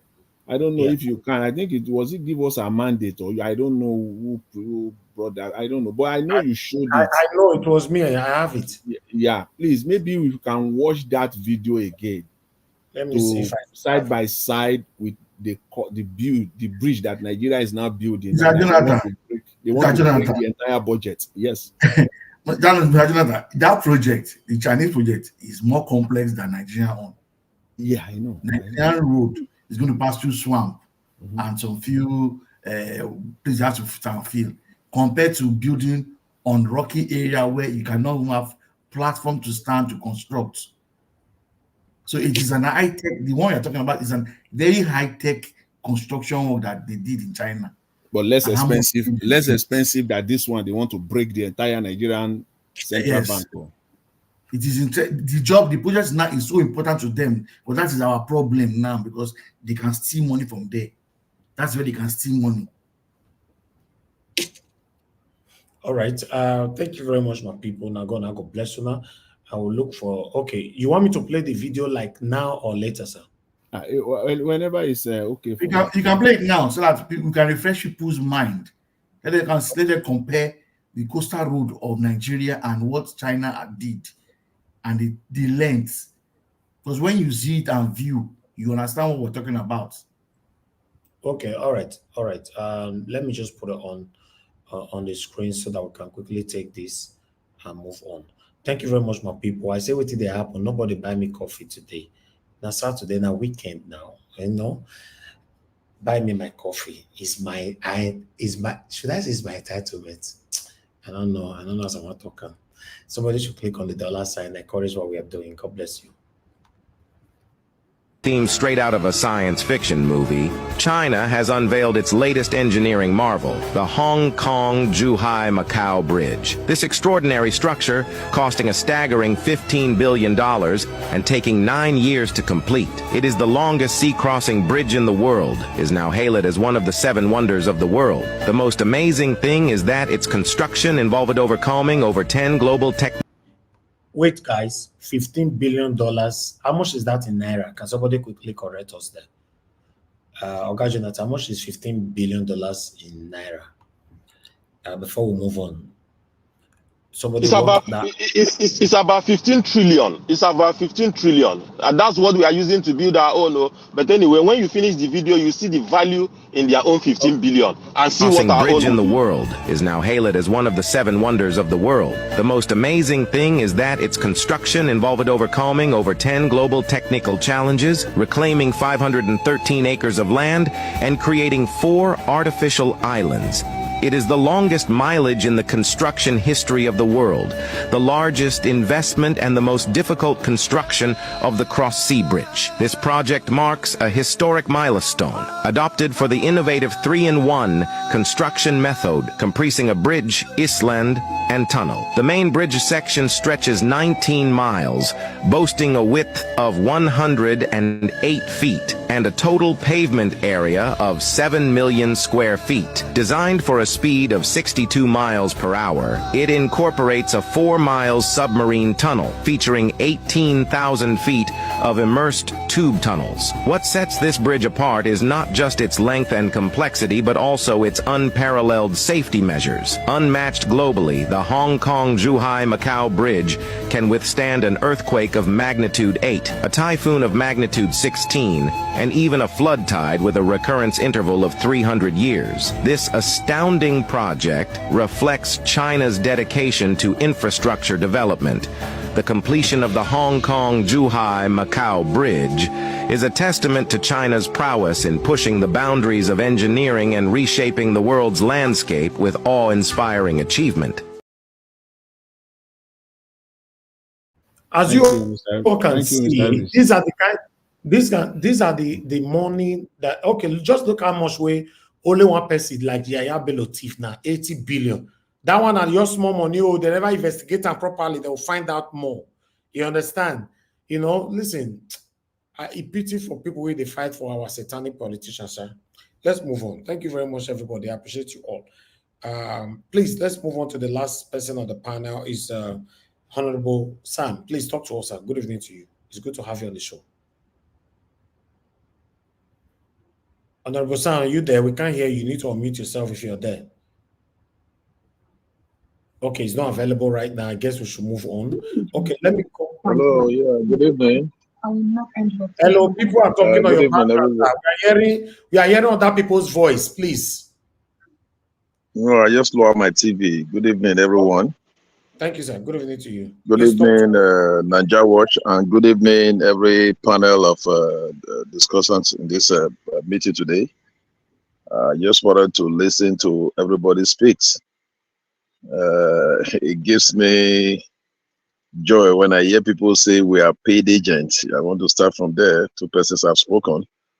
You know, these are some of the reasons at the time I decided not to be coming to be speaking, because sometimes when you speak the truth to reality, what you believe in, the next thing people say you are paid agent. You know, the other day I introduced myself and I did mention that I am a businessman.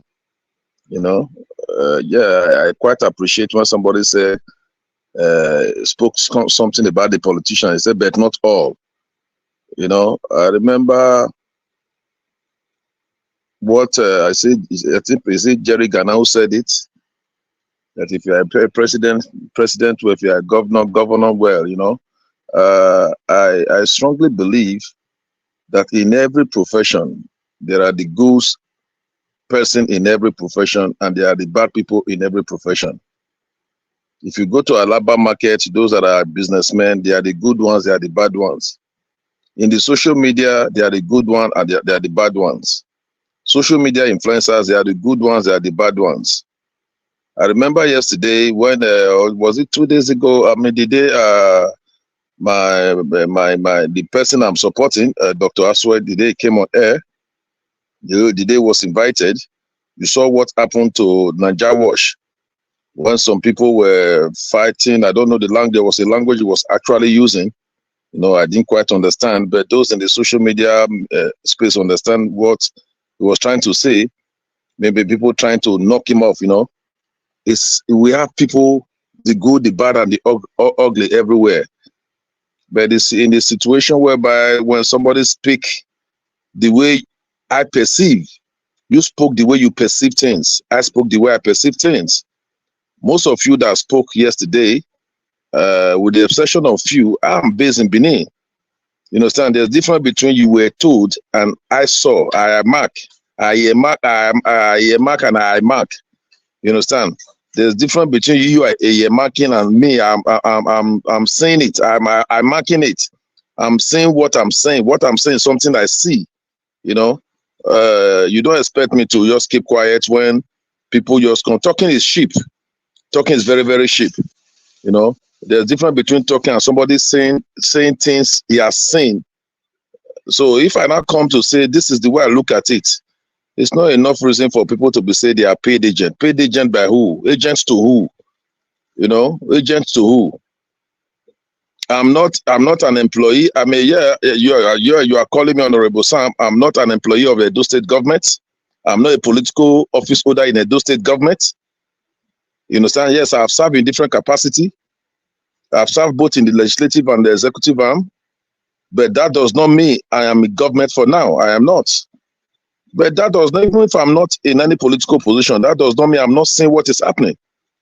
If I say people, for a very long time, people were condemning the governor of Edo State, they have their right to their opinion. They have their reasons for condemning the governor of Edo State. But to me, I've seen areas I believe he performed creditably well. The way you look at governance may be different from the way I'm looking at it. You understand? There are indices I looked at. And when I've looked at those parameters, I know to a very large extent, to as far as I am concerned, and I said it, as far as I'm concerned, I said he has performed creditably well. And I pointed out those aspects. What the other man was saying, Apostle, is it Fred or something? You know, he was saying, go and verify. Those things are there for anybody to verify. You know, gone are those days where we will begin just to criticize. You know, if you are not there, you won't know the way it is. Criticism is very easy, but let our criticism be positive. At times your criticism is based on hatred. To me, I don't second to that. So I don't want all people to have that impression that when you just speak concerning a particular thing, the next thing you are paid agent. You know, you are paid agent. To me, I don't. I'm not. Rather. Unfortunately, you can't change people's perception. So if I were you, don't spend too much time on that, because you'll be explaining that. Thank God you are not me. Thank God you are not me. You say if you were me, you are not me. You are you. I am me. You understand? It's good we correct some impression. You are spending too much time to. No, it's good with 3 persons. Hello, 3 persons. I can decide not to speak. I can decide to keep quiet. You understand? What I cherish most in life, my word is me, and I am my word. I am my word. I don't like somebody coming to begin because I speak the truth. You know, I'm a realist by nature. If to me, Obaseki, I've seen the area you have stopped before where I see it. Yeah, please let him speak. So now. please, let's express ourselves. Let's say the way we look at it. When you discuss yours, I will say mine. You know, a time will come, we'll still come to a meeting point. That does not mean that because I didn't see it the way you want it. Honorable, please tell us why you are supporting that swing. You tell us why. Yeah, very good. Tell me why. Yeah, I've carefully first, I'm a member of the People Democratic Party. Being a member of People Democratic Party, there were different aspirants that came who wanted to contest election. Right from the very beginning, the governor of Edo State made it vehemently clear to party members that for equity, that it is nice we look at Edo Central to zone the position of Edo State to Edo Central.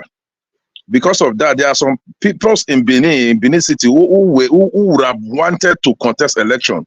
People saw reason with him that this time around, because Edo Central has been looked at as the minority in Edo State compared to Edo South or Edo North, you know. So people came out from those region. So looking at everyone that came out, Aswe seems to be the most qualified. Others are qualified for you to even say you want to contest for governorship alone. It takes guts to say that. But among all, we look at Aswe's track record, both in the public service, in the public service, in the private sector. To me, I believe those are the type of person we need in Edo State. Edo State is a very complex state. It's different from many other states. It's a very, very complex state, you know. So we need somebody who have vast knowledge, both in the private sector and in the public sector. So when we look at all of them, Aswe seems to have it more than any of them.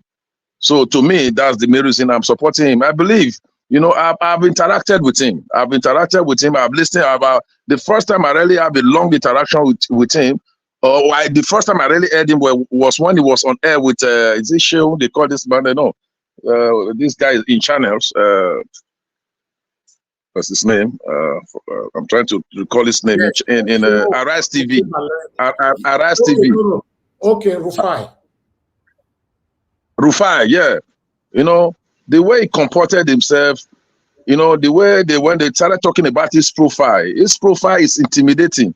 On my own, I went to go and research about him personally. It's one thing for you to say this is about this person. It's another thing you going to go and find out who this person really is.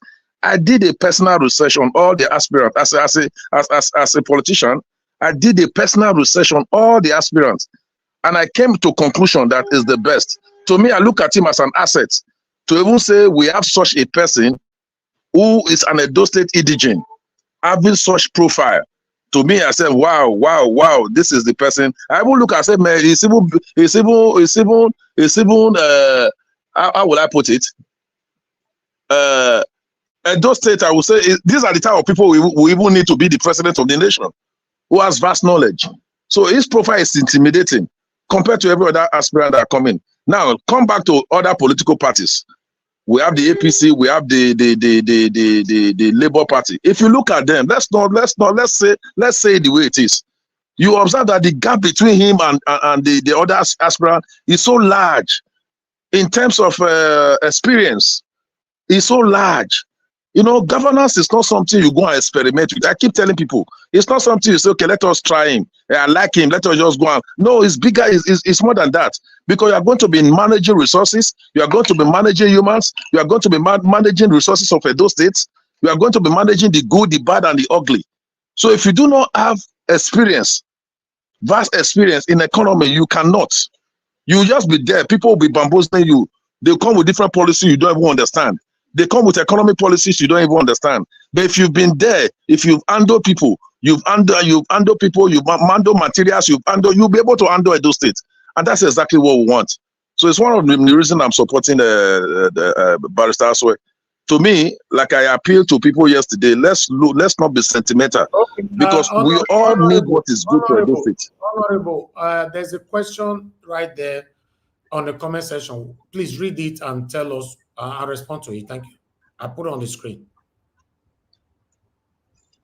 Okay.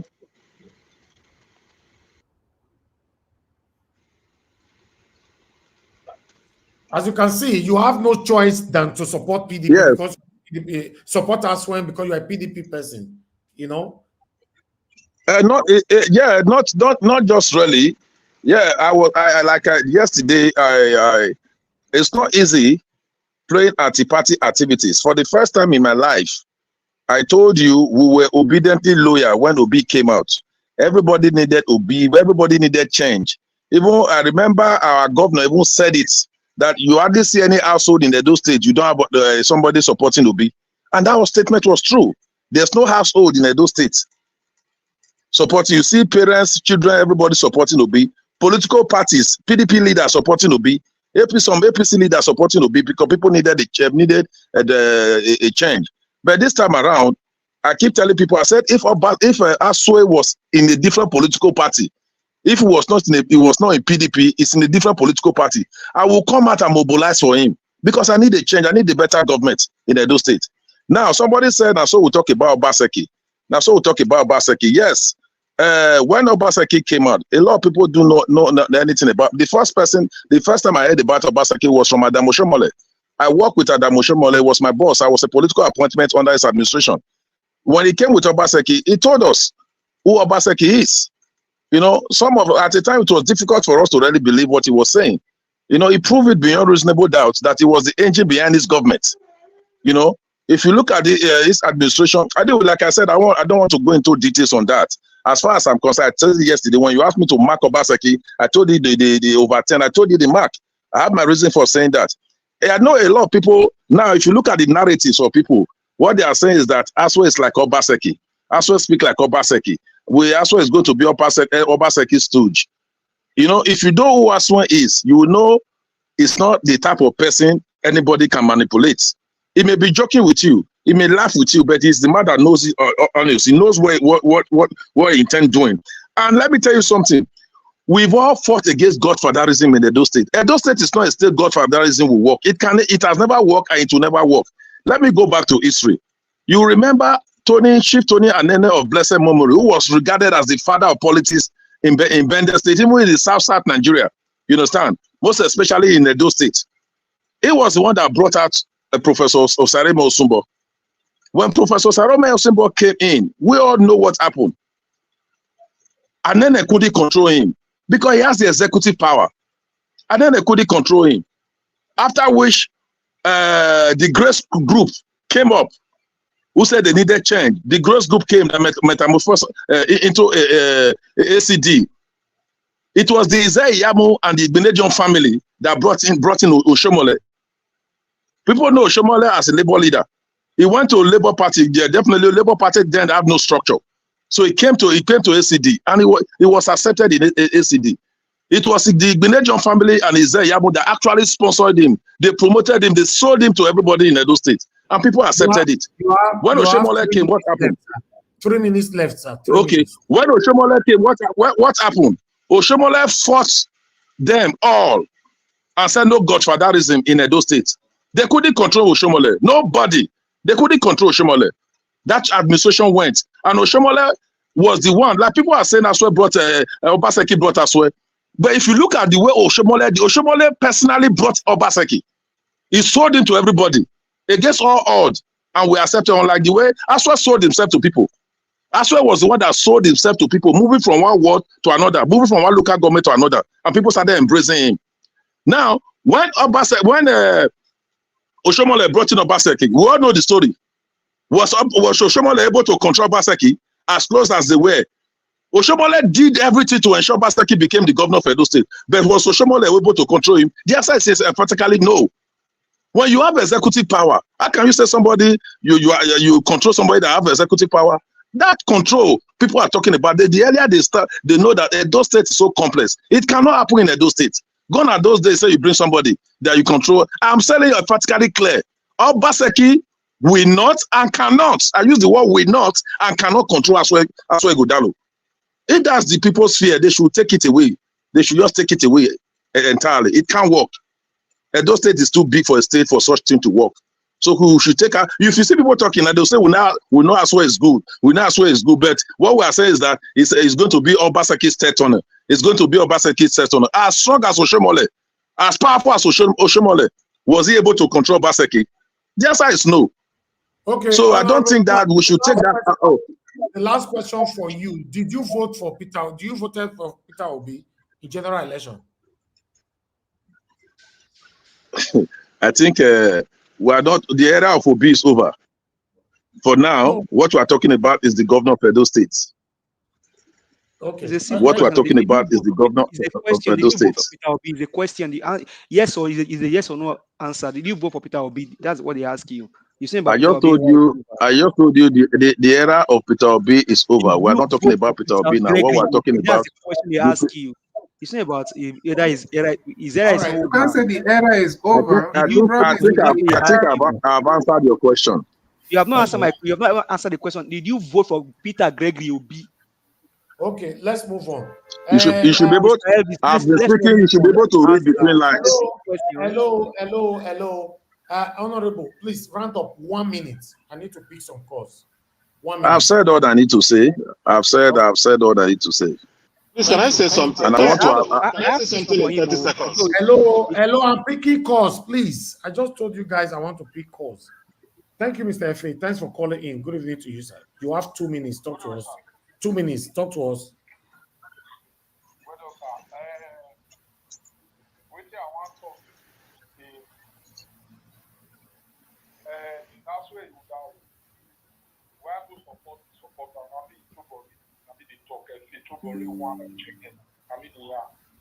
Why would the supporter be saying? Not because of Obaseki. Obi, most support the obedient. Where they support even your follower, your fans, Nigeria Water. I want you to tell you one secret now. Most of your fans, now I swear, now they support. We will not deceive ourselves for here.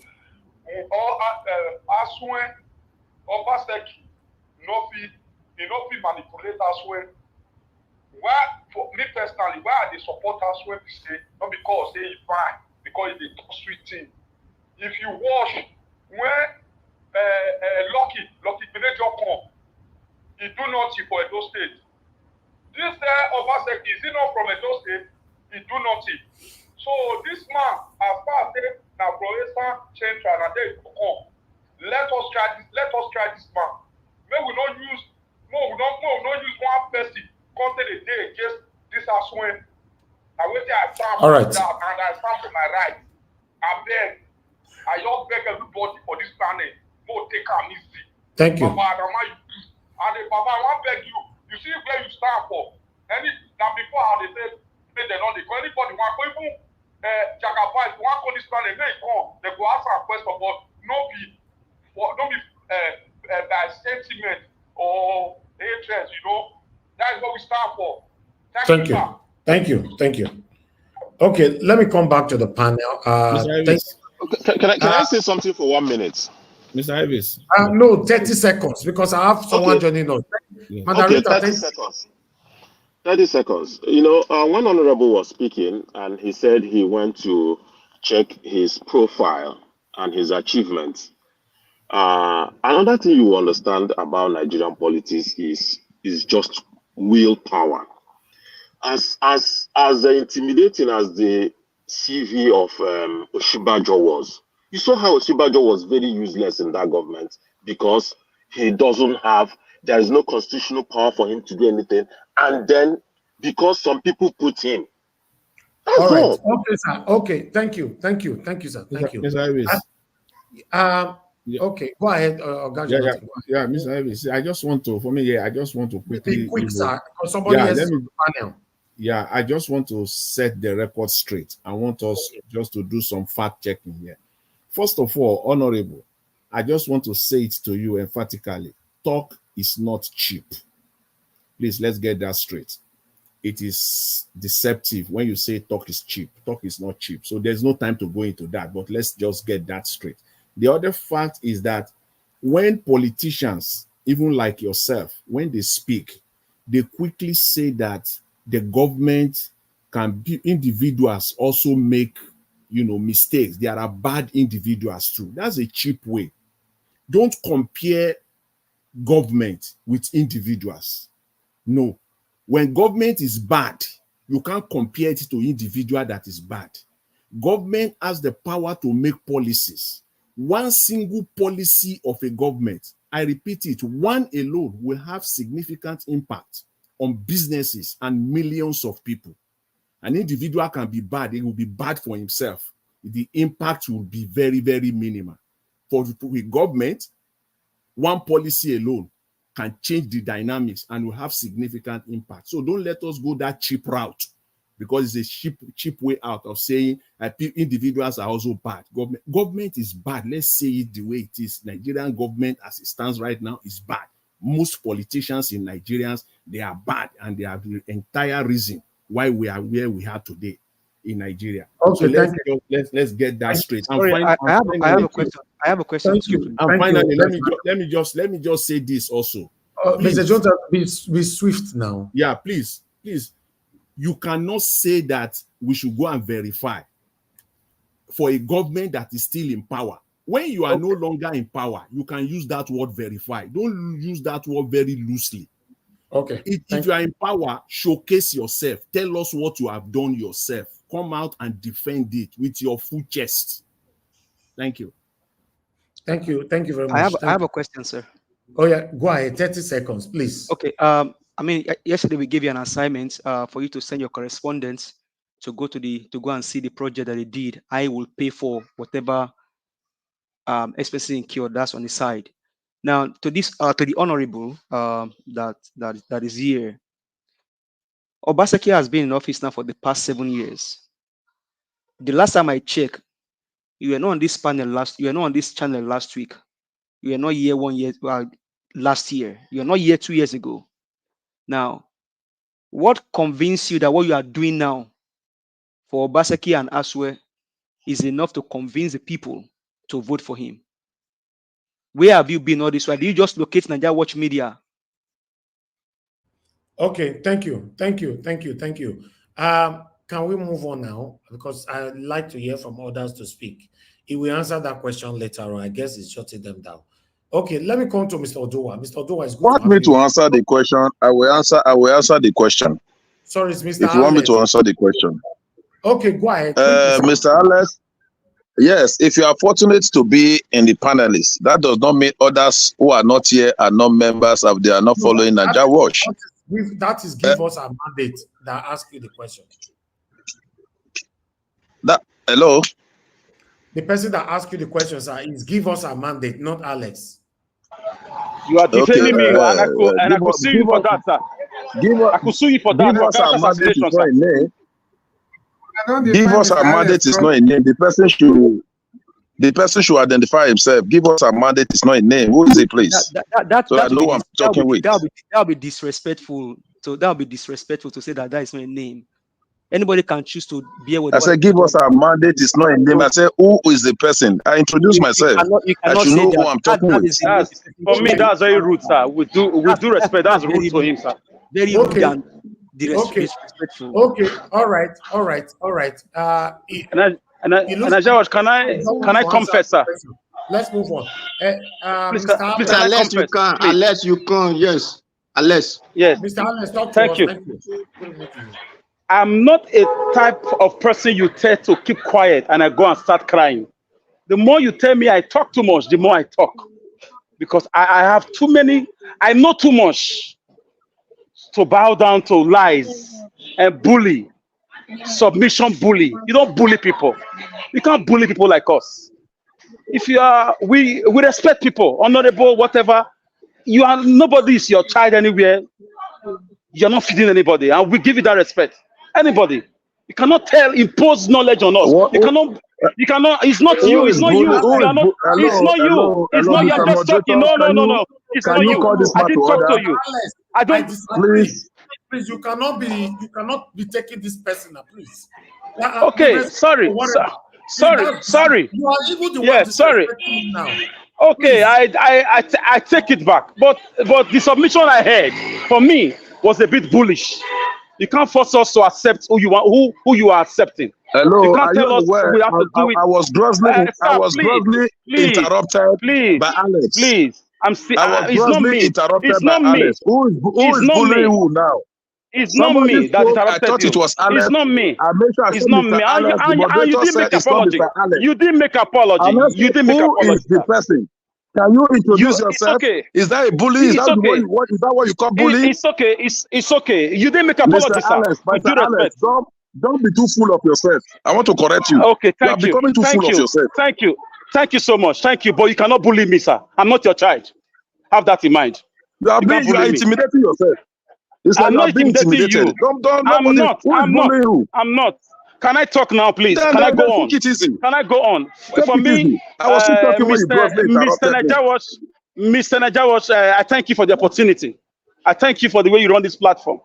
Yes, I wanted to know that we know. Can I continue? Can I continue now? You cannot continue because are you the moderator of the?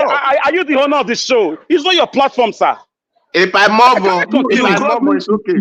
Please, it's okay, sir. I'm not the one that interrupted you. Because you did not apologize. You just asked who is that. You are an honorable. Can you be honorable to the end, please? You are an honorable. So for me, I believe Nigeria Watch is bigger than this. Mr. Alex, please comport yourself. I am not Nigeria Watch, sir. I am very angry. I'm not Nigeria Watch. Let me come here. Hello, everybody, please. Mr. Alex, is you are with caution. Unfortunately, now you are with caution. You can't just come to show with your body language of anger, and you are talking about bullying. You are the one bullying him, and it's wrong. Okay. Mr. Doctor, please hold on. Let me speak. He cannot be bullying me. He's bullying himself. Please, everybody, mute yourself. Dr. Aswen asked, give us Amade the same question the other day. That is not a name on Black Panther and all that. What are we talking about? Please, we should not apply hatred here. The platform is allowed for anybody to come and speak. When Black Panther said that Black Panther give us a mandate, Dr. Aswell asked him, he was give us a mandate. He says, is that a name? What's your name? And he went to and he mentioned his name. So what is different from that question and this one now? I don't like this. Please. Okay, my sincere apologies, my brother. My sincere apologies for that. I take it back. Your body language was just full with anger. You don't do that. Yes. Please. Yeah, I take it back. My anger is rooted on lies about the government in Edo State. It's rooted on lies and the innocent blood that we're taking under the Fulani herdsmen. I will take out the bullet for them. I will. And I'm very sorry if I offended the platform. My sincere apologies. I'm trained to apologize when I'm wrong because nobody is a synagogue way of knowledge. My dear honorable, my sincere apologies if you feel offended. But when I said bully, I mean, nobody can force me to say Edo State is moving forward when I know it's 20 years backwards under this present government. That is the angle I was coming from, but I wasn't allowed to land. As we speak right now, my dear brothers and sisters, I'm in Edo State. I cannot say the governor failed 100%. I will tell you that he failed woefully. I can rate him between 1 and 10. I will rate him 2 over 10. He failed. I mean, he now allegedly employed people to go into media. There are a lot of them. He has released money. Osada Ogi and the rest of them allegedly they released money. Listen. Can I carry on? Oh my God. Oh Jesus. Mr. Honorable, it's been nice to let Alex speak. When you were talking, I was here too. I was ready on the panel. I kept quiet. I swallowed everything, hook, line, and sinker. I listened. So it's nice for us to listen. Clear conscience, fear no accusation. This same guy, I voted him in 2020. So coming to tell people Edo State is this, which Edo State? Is there another Edo State? The Edo State you are coming after you pass or as you enter Okada, it's like you are entering a village. Is it the same Edo State we are all living in? That thugs harass people on traffic light, they call them pull off. Mr. Alex, please, let me bring you back. He did not talk about Obaseki today. He's talking about his candidate. So in response to that, he's not. Okay, you are the one bringing Obaseki now. You want to start everything again. He did not talk about Obaseki for Christ's sake. He's talking about Aswell Budaro. If I were you, man, you use your own candidate to counter him. We have a long way to go, Mr. Najawash. All of us, we have a long way to go, sir. Yeah, it's so unfortunate. Although we learn by things that happen to us. Anyways, yes, anybody can vote whoever they want to vote for. But I feel so sad. I don't know how to express myself just now because the propaganda is too much. And those are suffering. A party that has faith cannot produce me a Messiah. For me, that's how I think, and you can't take that from me. You can't take that from me. You cannot tell me you cannot. Who is your candidate? A party, campaign have not started, sir. If you allow me to talk, what you're even doing now is very illegal. Campaign have not started. If you know the law of the Nigerian, electionary practices, campaign have not started. Once again, I cannot be bullied to accept anybody because it's not yet time for campaign. So a party that has failed woefully ought to resign and apologize to the whole state. A party that can't boast of one bridge in 7 years, one flyover in 7 years. Yet we got billions, hundreds of billions. A party that couldn't protect citizens.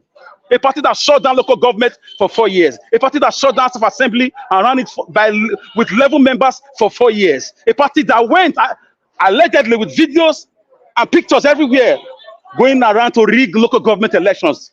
18 over 18 in Edo State history. Local government has never been 18 over 18. One party will just secure everywhere. All the councillors PDP, all the chairman PDP.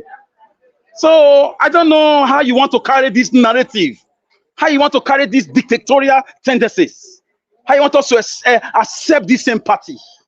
It's just a shame. In Asian countries, yeah.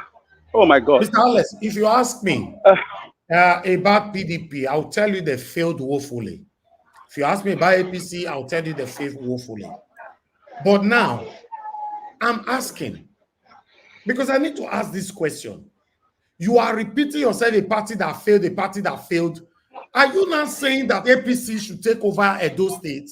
If it's Labour Party you are support, don't you know you have a voice? You use your voice to campaign now. We have more than 13 parties in Nigeria Wash. There are a lot of parties. You are even we have 13. PDP more by mentioning PDP.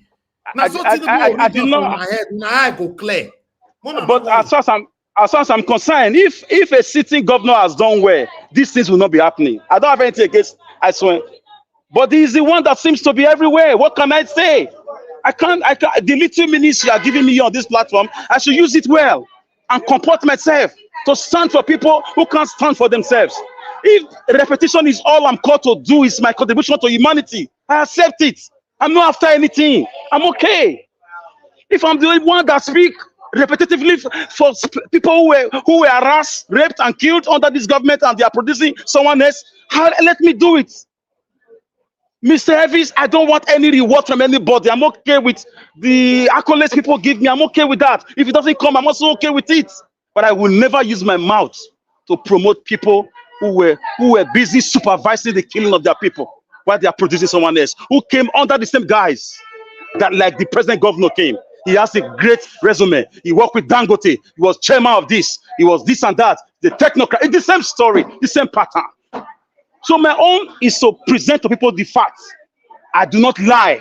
There's no hatred. I love Obaseki as my dope brother, but I hate his doings as a governor. I can never hate a human being, but as a governor, I don't like him and his policies. He lied. He lied so much. And the party is producing someone else. How do you want me to believe? Will you break my head and put that sway inside? No. There are a lot of parties. When campaigns start, obviously, I will make my... Mr. Alex, you see, I will continue to counter you. Nobody is asking you to support us. Nobody is breaking your head.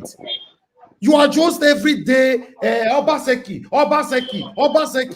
Now, election is coming in 4 months. You have a voice. You are not singing your own candidate. You are just Obaseki. Is Obaseki contesting again? Yeah, but he's bringing somebody, my dear brother. He's endorsing somebody. Saying, but we have lots of candidates. You can't just use your voice to promote, and because you have lots of followers here. I will. Followers here. And that was such things don't really bother me. Mr. Elvis. Yeah, everybody knows supporting Olumide. Chris, everybody knows supporting Olumide. Mr. Elvis, I'd like to say something, maybe you're not aware of it. When you keep directing the discussion of this election, to people like, for example, Alex, to say, oh, talk about Aswa Godalo, or talk about your candidate. Yes, those were your words. Talk about your candidate. Don't talk about the present administration. It seems kind of like you are gagging them, in case you don't know, because we are on the receiving end. You are gagging, as in you are preventing them from actually speaking their mind, because we cannot take Governor Obaseki out of the equation. You understand? And I understand where you're coming from. Like, this is the topic. Okay, bring your candidate. Campaign hasn't really started. But however, what we have on ground and one of the candidates that have come here, thankfully, we have to talk about it and talk about, what he's connected to. So when you keep counteracting, it seems as if you are gagging. I'm looking at it. Let me answer you, Madarita. Mr. Alex on this platform have criticized Aswen. He have criticized Olumide. The only person he have not really directly criticized now is Modokpawolo. So that means maybe there's a suspicious feelings there that Modokpawolo might be your candidate, because you say Labour Party is dead on arrival. PDP is dead on arrival. Everything cannot be dead. One of the dead party or person will be your governor. That's all. Mr. Evis, we live in a satanic world, and some of us are not ready to bow to Nebuchadnezzar and his statue. We continue to speak the way God has laid in our hearts, to let people know the truth. So I am the Daniel in the king's palace, who have not given himself to the wine and the food that come from the king's table. We continue to speak the way we are directed. We continue to say the truth. Yes, Evis, when you say we should project our candidate, you are very correct. If you watch my body language, each time you say that, I'm always quiet. I never argue with you because you are right. I will never argue with you, and I will never dispute what you're doing. You're not perfect, but by a long margin, I give you like 85% or 90% compared to others who have sold out. So for me, I will not close my hands. Yes, I couldn't have the money to take it from. I tried. I don't have the capacity to do what they are doing, but it doesn't take my mouth from me. And what I saw, if I swear was coming from another place, no problem. As for APC, for me, forget about APC. I can never be associated with a party that produced a drug baron as a president. Yes, it's our president. The papers are there. Or I should say allegedly, or I should guard my tongue. If I'm also asked to guard my tongue, I can also take it back. We know APC already. APC have no future in Edo State. Yes, we know. Eze Yamu was told to step down because he doesn't have a chance.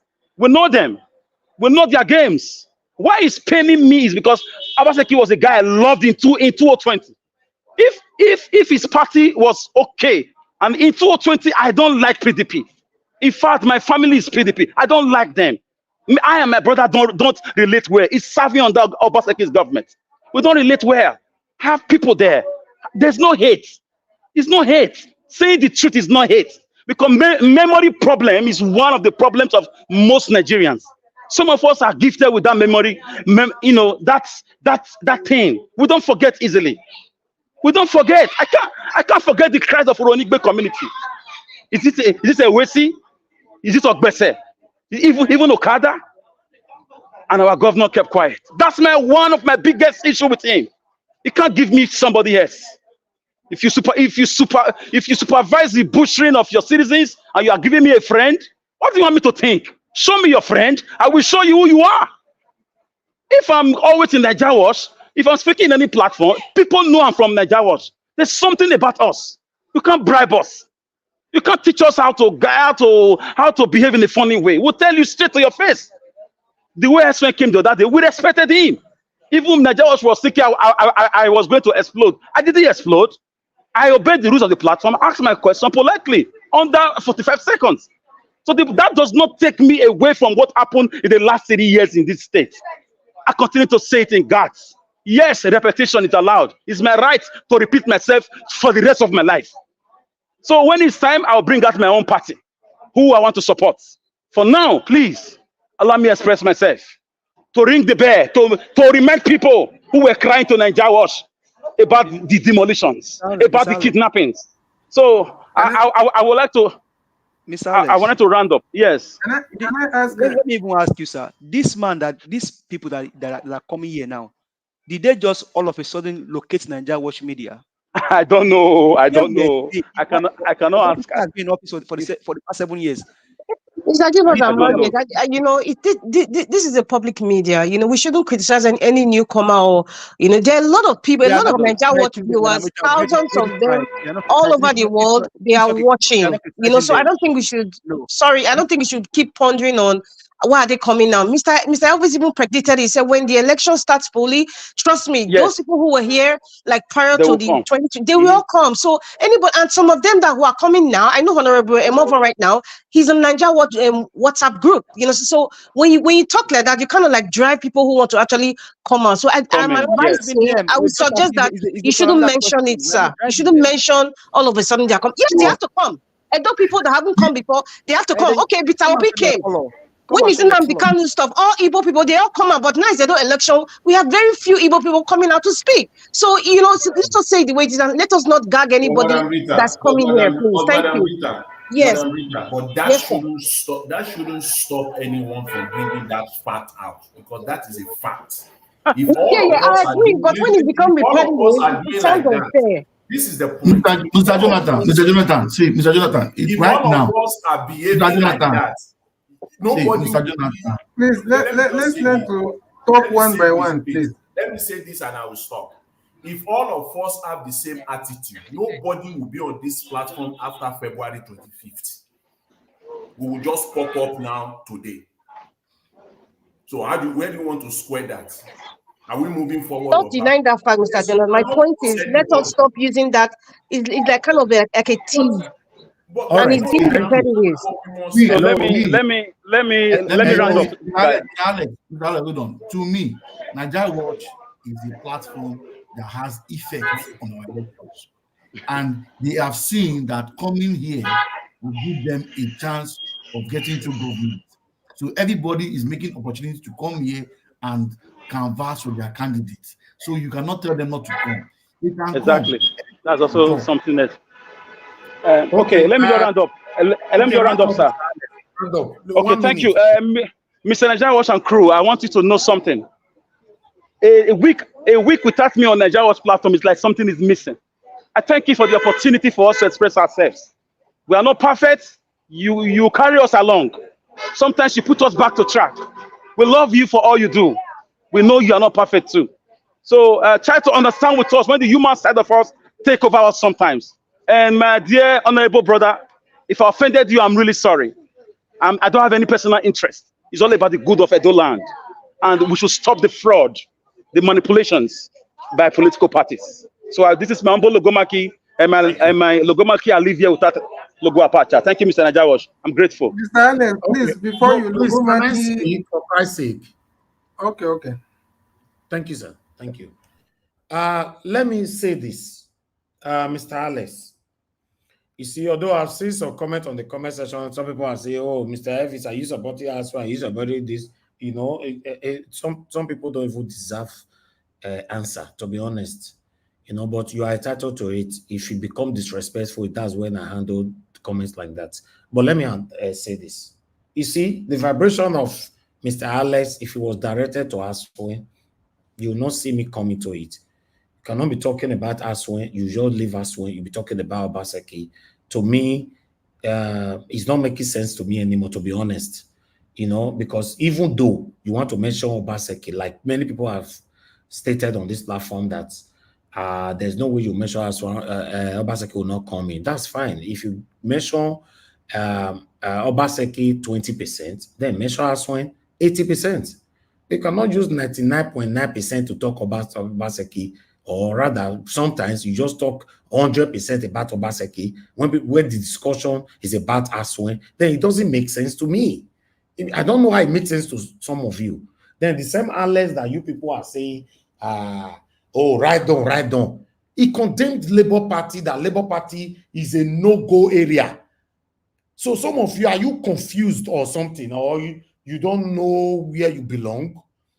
I'm saying some of you on that comment section, because Alex have ruled out Labour Party, condemned Labour Party. And it's not today.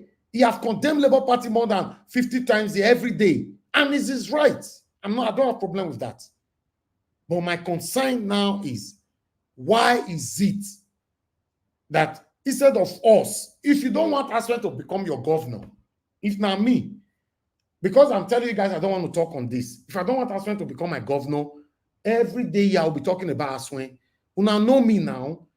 I don't want Tinubu to be my president. And I was here every day, showcasing everything not to make Tinubu win.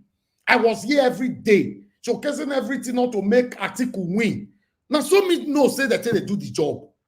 Now, we be expert for this job. I say make I leave am for now, make una do am well. Well, it's not working. Because if you have your candidate, you protect your candidate and fight other candidates. But leaving your candidate out, we don't know. Then leaving all the candidates out, then you are talking about a governor that 80% of Edo people are upset with. If I'm not mistaken. Fine. Whether you like it or not. One of these three front runners will become your governor. Although, I don't know if other party can shock us like Labour Party shocked us last season due to our effort, all obedient all over the world. But I can't foresee that. So, because I cannot foresee that, I will let you know that one of these three candidates will be your governor, whether you like it or not. You they go short from now to 100 years. Because for me, using your energy, if I give you, for example, look now, Mr. Alex talks for 21 minutes. people interjected him for only 2 minutes. So minus 2 minutes from 21. That means Mr. Alex talk for 19 minutes. 19 minutes where you take talk. Now, Obaseki. How it make sense to now wait the comment session? For Christ's sake. Now, Obaseki, the contest. You reference to Obaseki. If you have 12 minutes to talk about Obaseki 3 minutes, use the remaining the remaining minutes to lambast on the candidate you don't want as a governor. That is my stand. Some of them they write rubbish for comment section. Is Mr. Evans not supporting us? Mr. Evans not obedient anymore. Mr. Evans, the platform is not for obedience. In case you don't know, I use this platform to support Peter Obi to become the president of the Federal Republic of Nigeria because he was the best candidate amongst all. Till now, presidential election is over. Right now, it's Edo State, and I don't want to talk put. And I expect you guys to handle this appropriately. But if I talk, it don't make sense. Madarita said you are gagging, you are this, you are that. Okay, you want to use all your minutes to be talking about Obaseki? Me don't understand. Me myself don't talk about Obaseki for this platform. None of them don't talk about Obaseki past me. I talk about Obaseki and I put people on the streets, on the road, on ground that were showcasing all the dilapidated road, biscuit road, the rubbish and everything that Obaseki were doing in Edo State. I showcased all here. Now, some me know say that they checkmate somebody. You were the right rubbish for comment section. What have you done in Edo State? Have you paid for anybody to go carry camera around? How many times have you called to this platform that I want to be paying this person that is carrying camera around in Edo State? I want to be paying the salary. You're writing rubbish. We have 3 candidates that is on ground right now.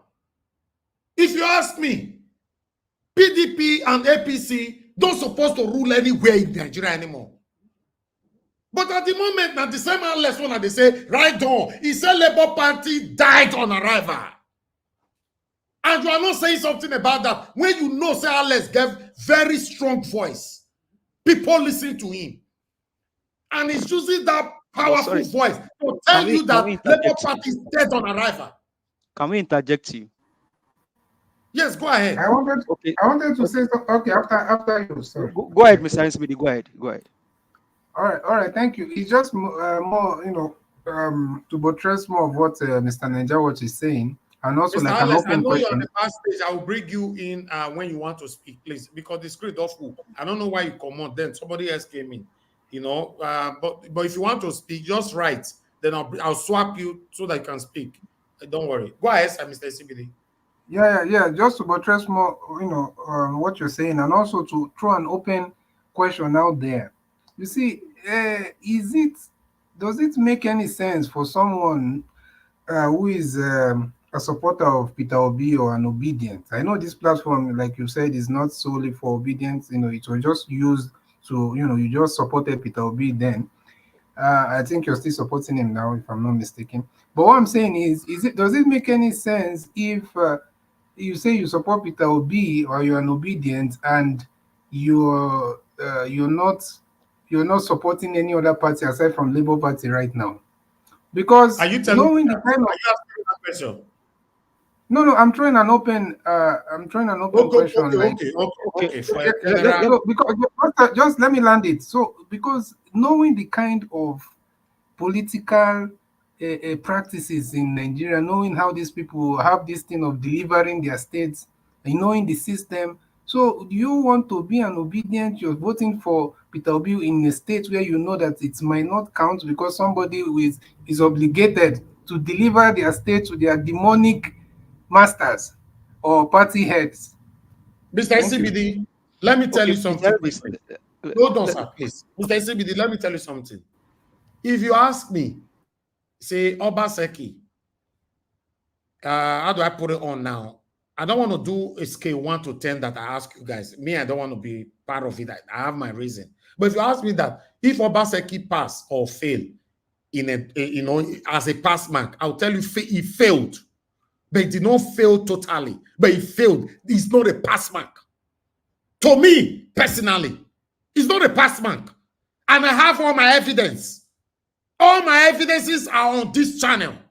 It failed. But now we are going to have a new governor. And this governor is coming from the top three. Barrister Olumide Akpata, 1. Dr. Aswen Igodaro, 2. Senator Mode Okpebolo, 3. This one of these 3 must be your governor. Now, my advice is, but like when I talk, I'm not going to tell them how I want to talk, because I'm not here to do that, and I've never done it. My advice is, lambast on the person you don't want to be your governor. That's all. Okay, thank you. You cannot be reminding someone like me, Obaseki failed, when I already know, say, Obaseki doesn't have pass man from me personally as Mr. Elvis. He doesn't. He doesn't have pass man from me. Okay, let's move on. Can I speak now? Thank you very much, Mr. Elvis. So now, going on what you just said now, I think when Alex was talking about Labour Party was when this man, our chairman, had a problem. That was when he was talking about that. No. I decided yesterday. Yesterday. Mr. Najawos, can I put that on Labour Party yesterday? Can I put that right, sir? Yeah, put it Can right. I put that right? We cannot be working against ourselves. Wait now, the contest in which I said that was. Please, hold on, Mr. Alex. Charles Osage, maybe they never tell you say they're not the insult person for a year. You are blocked on earth and in heaven. On earth and in heaven, no second chance for you. Go and be typing it with your parents at home. If you don't type and finish, showcase them for your area, maybe they read them, not on this platform. Go ahead, Mr. Alex. Oh, in his right senses, we seek or we want to speak well of a party that the national chairman is a public disgrace. At the time, it was Abure's saga that made me. If I don't condemn Abure's allegations, Abure's activities, Abure's problems, then I'm not trained. As a national chairman, you ought to step down to sanitize the whole system of the party. I said what I said against Labour Party in a Edo State because I said Labour Party has no chance. Mr. Alex, hold on. You know, say me to know you now. We are too close. Just forget. If you want to talk about person, we call Abure out more. Now me. So no, just go there. Now me, are you calling apart? So now me, are you? Okay, good. You were saying Labour Party is dead on arrival in Edo State, and you said it more than 50 times, and I have all the proof here. So if you were doing it because of hold on, sir, please. Okay. If you were doing it because of Barrister Abure, even yesterday, you said it that when I was telling you people Labour Party is not going anywhere. You will not believe me. Just yesterday. Okay. So what? Okay. Can I ask you a question? But the one that last week. So your energy, if you are for Olumide, pass your energy to Olumide.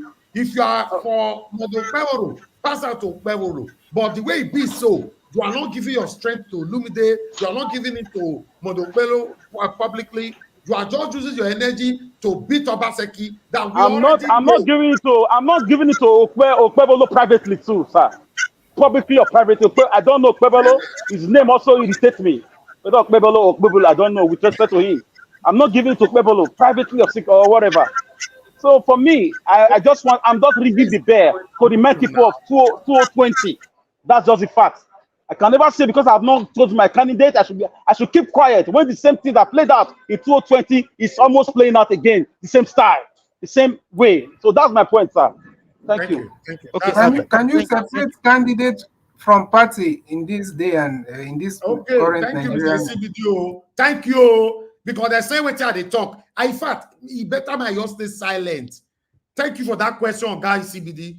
I'll leave it silent. You cannot separate, Mr. Elvis. You cannot separate candidate from party. That's true. Because the candidate by himself will not just go to the. Hold on, sir. Somebody's on the phone. Give us a minute. Sorry about that. Good evening to you, sir. Please talk to us. Yes, sir. Please talk to us. Good evening to you. Mr. Najawos, let let me say the truth. That honorable is a liar.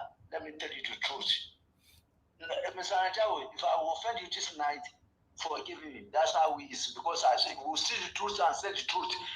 No way Alex can talk in about PDP candidate, and he cannot talk about Baseke. Who is running Edo State? It's not Baseke.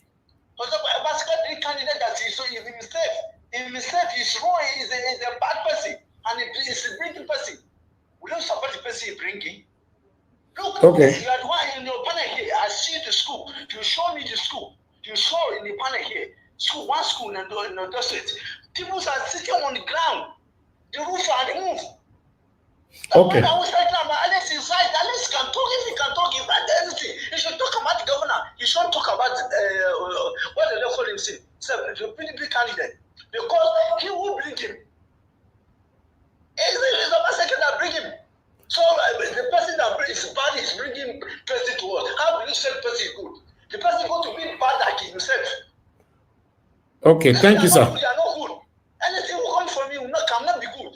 Okay, sir. Thank you very much. And let me tell you again in the panel. Look, I'm telling you, I am supporting Obi. And Mr. Jana, you are the one who made me to support Mr. Obi.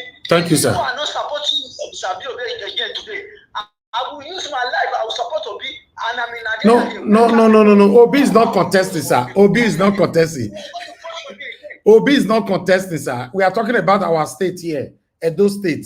Peter Obi, when Peter Obi declare again 2027, our power, we go reactivate our power, not worry. It's about Edo State now, sir. We will reactivate our power, they save him. You know, it's about the state now, not about Peter Obi.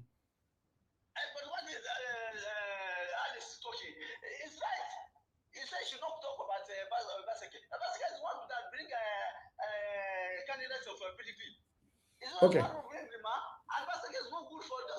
Thank you, sir. Thank you, sir. Let me take. Okay, sir.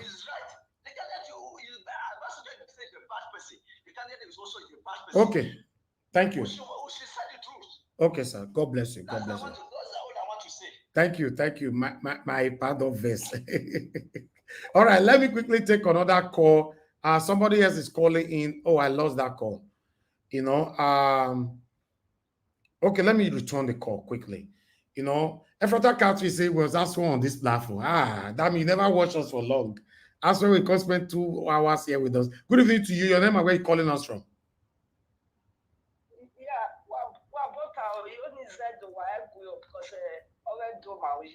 Call you. Talk to us. That's fine. Yeah,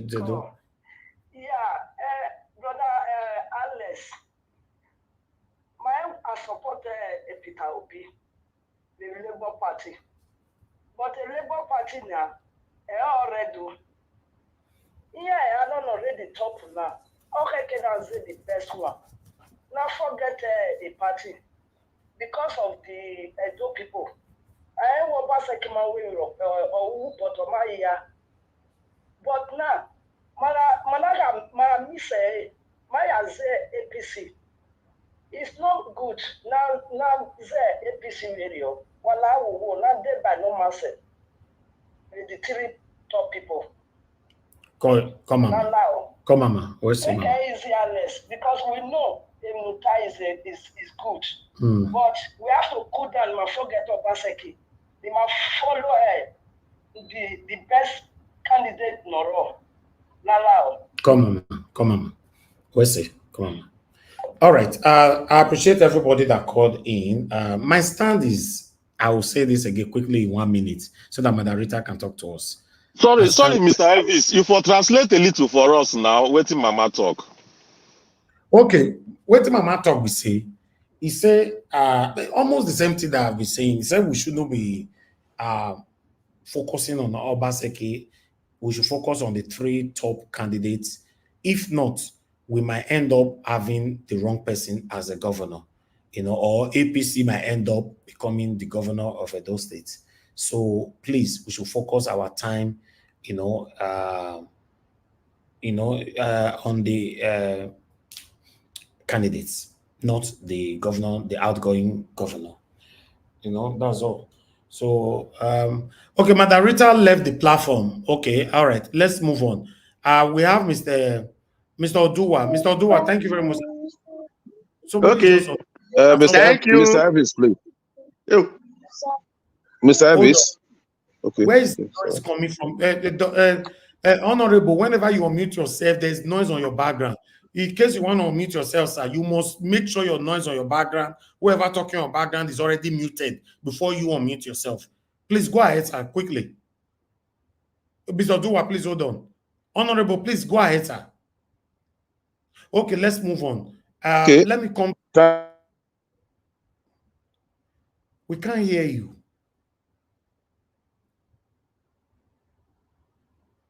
Honorable, we can't hear you, please. Okay, hold on. Let's come back to you, please. Okay, sorry. Okay, sorry. I didn't know I was muted. Sorry about that. I wanted to, I don't know if you understand Benin very well, what the woman said. You didn't quite say it the way the woman said it. You know, what she actually said, she appealed to Mr. Alex that he quite understand why Mr. Alex is vesting his anger. He saw Obaseki tried. He saw, although he not try well, but he still try for some area. He said, make if we begin to invest for Obaseki, so we may end up voting the wrong party, APC. He said in Edo State now, Labour not your day like that. You understand? Make we not vest for what Obaseki do. You understand? Come miss him this time. So by implication, the woman is directly telling us that we should support Aswa Igodaro and forget about you cannot say that now. You cannot insinuate that. No, that's not right. Kind of interpretation. No, if I interpret, please. That's not what she said, though. That's not what she said, sir. You are honoring. That's not what she said.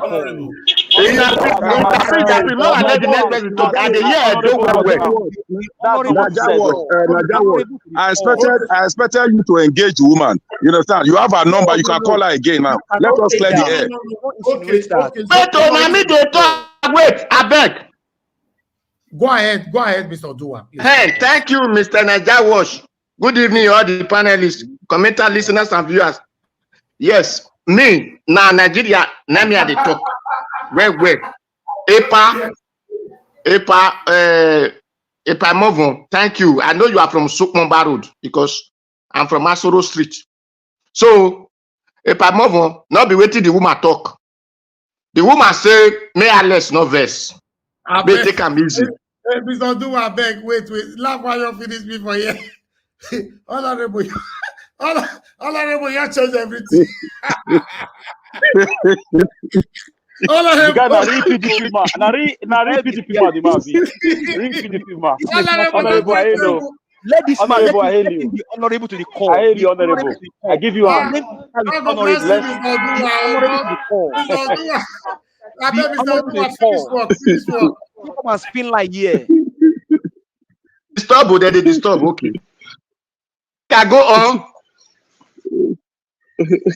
Can I speak now? Go ahead. Okay. Go ahead. Thank you. Ahead. The woman said that, let's take it easy. Whether Obaseki do well or does not do well, we have to take all these things for the betterment of the Edo people.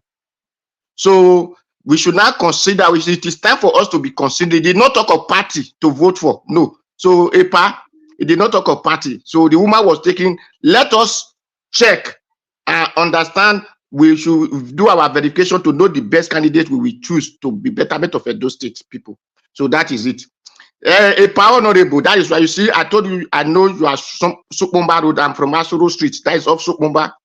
Now, I want to ask you personally, because people who come to power walk to the I am not from Sukmomba Road. I am not dead. That is not my identity, please.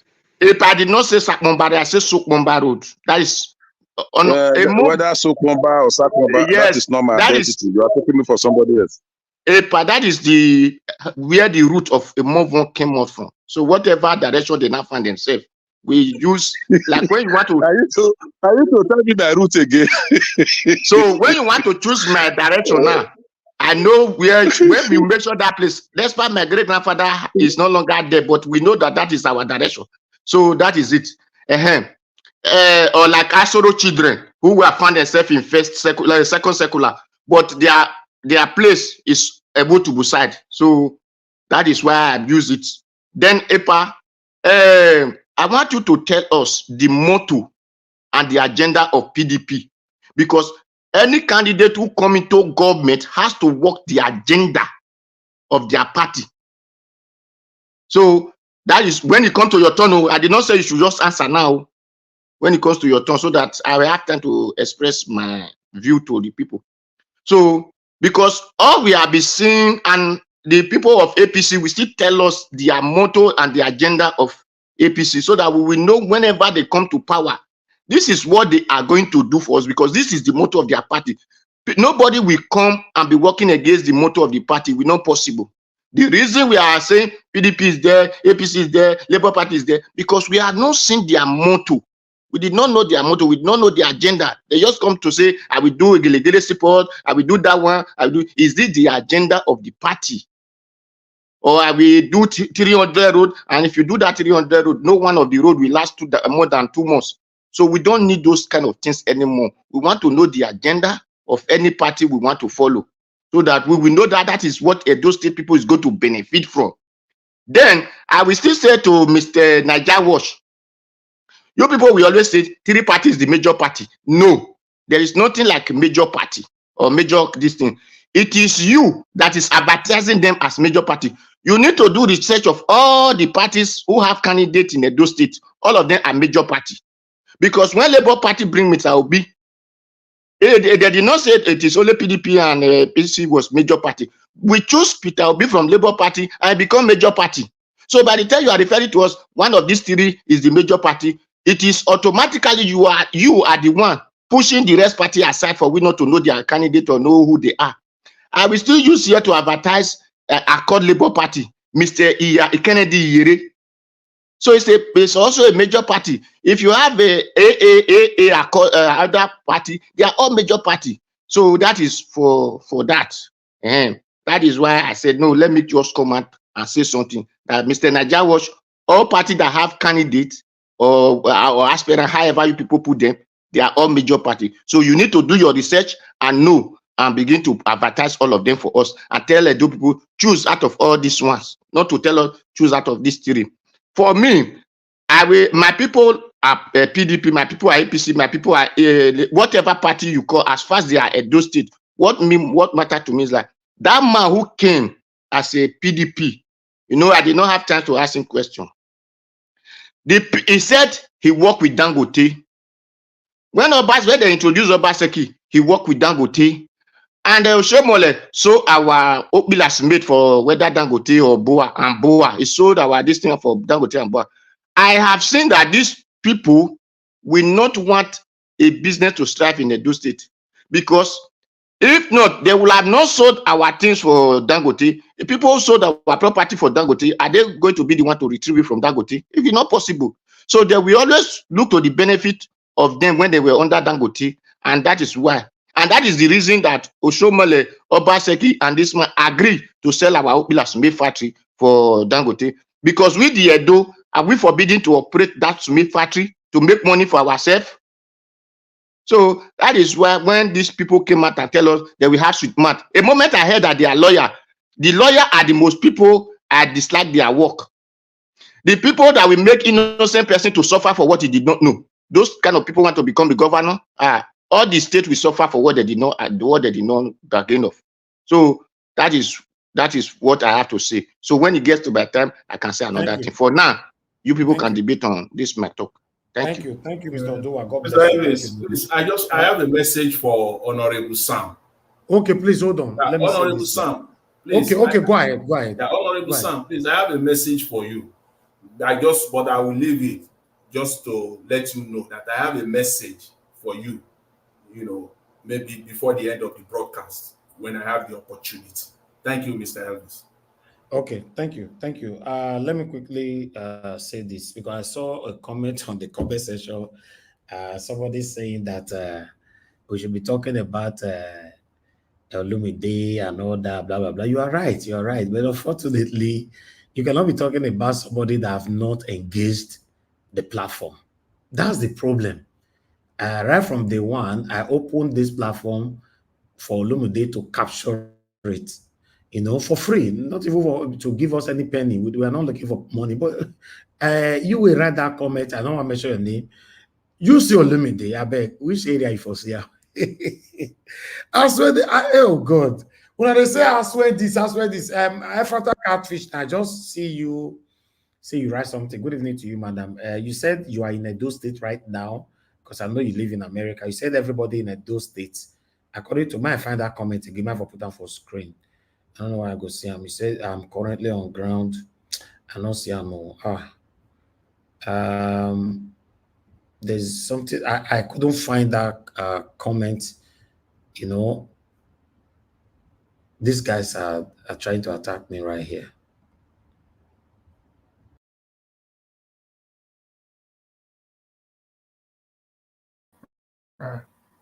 They don't finally come out, Mr. Ninja Watcher.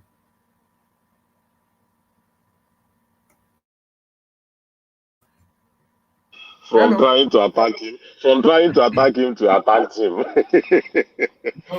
And Barrister Olumide, if you can hear us, can you guys hear me now? Have you no one be governor? Within the worry, can you guys hear me? Talk to us, sir. Can you guys hear me? Yes, we can hear you. Okay, thank you very much, sir. Thank you. Okay. All right. What I was saying before all these people, I don't like addressing them. You know, Ephrata Katri left a comment on the screen. Okay, yes, I got it. That is the comment. He said, I'm currently on ground and most people are vying for Aswe. You know why this kind of thing happen? She lives in America with some of you that lives in America. I believe she visited Nigeria right now. She's from Edo State anyway. You know why things like this are happening? Hold on, please. You know why things like this are happening? Now, because say this name as when they talk. So instead of you people coming here to blame Nigerians, oh, you're supposed to be obedient. You're supposed to be this. I beg, bring private jet come and go to look for us where they can carry a come. Listen, I send invitation to all of them. All of them. I send invitation to all of them. Although you are having another one next week, by God's grace, amongst the top 3. Aswen don't come here, come spend about 2 hours with us here. Listen, you cannot win election with silence. It's not possible now. Must you blame anybody for all those things? You can't win election with silence. By now, it's supposed to say, Olumide Akpata is everywhere on Naija Watch. Mr. Elvis, let me tell you something. Mr. Elvis, let me say something. I also can remember that Peter Obi came to the platform before we started supporting him. But the way it is in Nigeria, there are different strategies people use. Tinubu did not do any debate, and today he's the president. Yes. So it is not one way. It's not one way traffic. Tinubu did not do one single debate. But Tinubu did not legitimately win the election. Election was rigged now. That's what I'm telling you now. That's what I'm telling you. Don't legitimize that. If you are saying that, I'm not legitimizing him. What I'm saying is, okay. He did not win the election, which is the ill of Nigeria. We are talking about Nigeria. Maybe Mr. Olumide Akpata asked Mahmoud Yakubu in his pocket. Exactly. Maybe I will agree. Maybe that's what. But I think also that Mr. Elvis, although I appreciate Madam Ephrata Catfish opinion, but I mean there are so many people on ground in those states. Maybe in a place where she walk up to, that's what she can. But say most people in those states. I mean, it's very diverse now. I don't think it is too late. Election campaign never ever starts. Exactly. If Olumide get up today, scatter everywhere for social media, you'll see and I name everybody will constantly sing. It's a marathon. It's a marathon. All these people say most people are supporting. Where is the evidence, and how can we be sure that they are actually saying the truth when they come and say most people are supporting this one? And now in a marathon race, you don't use all your power at initial stage. It's a marathon race. Time. It's not time for campaign. So of what use is he disturbing himself? He's making plans. There's what called planning. Omosola, you are Yes. wrong. Go. See, in politics, No. by the time he See. comes in, it will be too late. No. It's like starting, see, In it's like athletics, starting a 100-meter race. See, in athletics, if you use all your power at the initial stage. No. towards the It last doesn't lap, work like that you in don't have that politics. strength again. It doesn't work, Omoshola. It doesn't work like that in politics. See, let me tell you, if you are running a 100-meter race and your opponent is already halfway and then you want to start, then you will not all the energy. But it's not a 100 meters race, but it's not a 100 meters race. Even if it's it's not. marathon, May all of us join the marathon. discussion. You go, they call us one after the other. No. You can't. No, hold on. They are just. I'll call you just now, sir. Even if, see, Mr. Moshola, even if it is marathon, a 10-kilometer marathon, and your opponent is already 5 kilometers ahead of you, and you want to start, you will muzzle, you will try, but at the end of the day, you know what's going to happen? Let me say something. All right. Politics is about money. Politics is about money. Thank you, Mr. Answering question. But the point is, how can we be sure that all these people are not just supporters of the other PDP man, and they are just trying to put it out there to create a public perception that is so popular? Thank you. How can we be sure? Exactly. All right. Let me say this quickly. Somebody on the panel said Peter Obi did not come to this platform, but we campaigned for him. I don't know why when they use Peter Obi, they compare anybody. Peter Obi not like. If I use the word almighty, now you're going to be like, say, it's disrespectful. Disrespectful for our God Almighty. It's a benchmark now. It's a benchmark for politicians. Peter Obi is not the benchmark of politicians. But no. Nobody feel rich. I'm sorry, with all due respect. As for now, none of these people now they use compare Peter Obi feel rich. Peter Obi. How do I put it on? Okay, I might disrespect this candidate. I beg that. I'm not use Peter Obi to compare anybody. I beg. You get why? Peter Obi, people put their life for Peter Obi. Peter Obi don't need to go to any platform before people came out to say, "Nah, we want." And apart from that, Peter Obi was vying for the #1 seat in Nigeria. #1 seat in Nigeria. If you can get that seat right, Nigeria will be fixed. Wanna get that one? All this comparison, Peter Obi with a non-com platform, but we compare for that. Peter Obi, not big fish be that. You won't forget that. Okay, one more thing, please. Though, like Mr. Odu has said, let's not say these people are the top candidates, because it's all about individuals. Let's just leave it in open so that it will be a level playground for all of them. Let's not put APC, PDP, and Labour as top three. You can't do that. You can't do that, sir. You can't do that, sir. In 2023 general election, in fact, in the history of Nigeria, it has always been 2-horse race. The first time we had 3-horse race was Peter Obi came in. I mean, they told us now say, for they mentioned that no, they careful. He came in. And it turned out to become 3-horse race. But at the moment for Edo State or God, whether we like it or not, it's 3-horse race. Because Peter Obi don't pave that way. Sir, you are the one campaigning it 3-horse way. You are the one campaigning it. And you as a moderator, so if really you are not campaigning for some parties and leaving other parties, you will have said all parties in the Edo State, choose your choice. Not you telling us it's 3 major or not 2 major. Okay, who be the rest now? What will be their name? I don't know them. Now, Accord Party is Kennedy Iyere. I never heard that name before. So you are hearing it now. And because you did not do your search for any party. I don't feel spend time do research for them. No, God, I mean, not fair talking before. But these people did not come to you now. PDP and APC did not bring their destiny to you. You do research and know them. Oh, no, those ones. We are not supposed to research.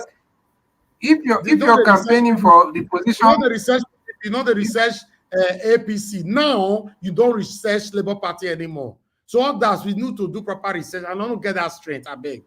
You did not do this research. I mean, I'm telling you, Kennedy Iyere is a Accord. Last name. I want to pronounce it now.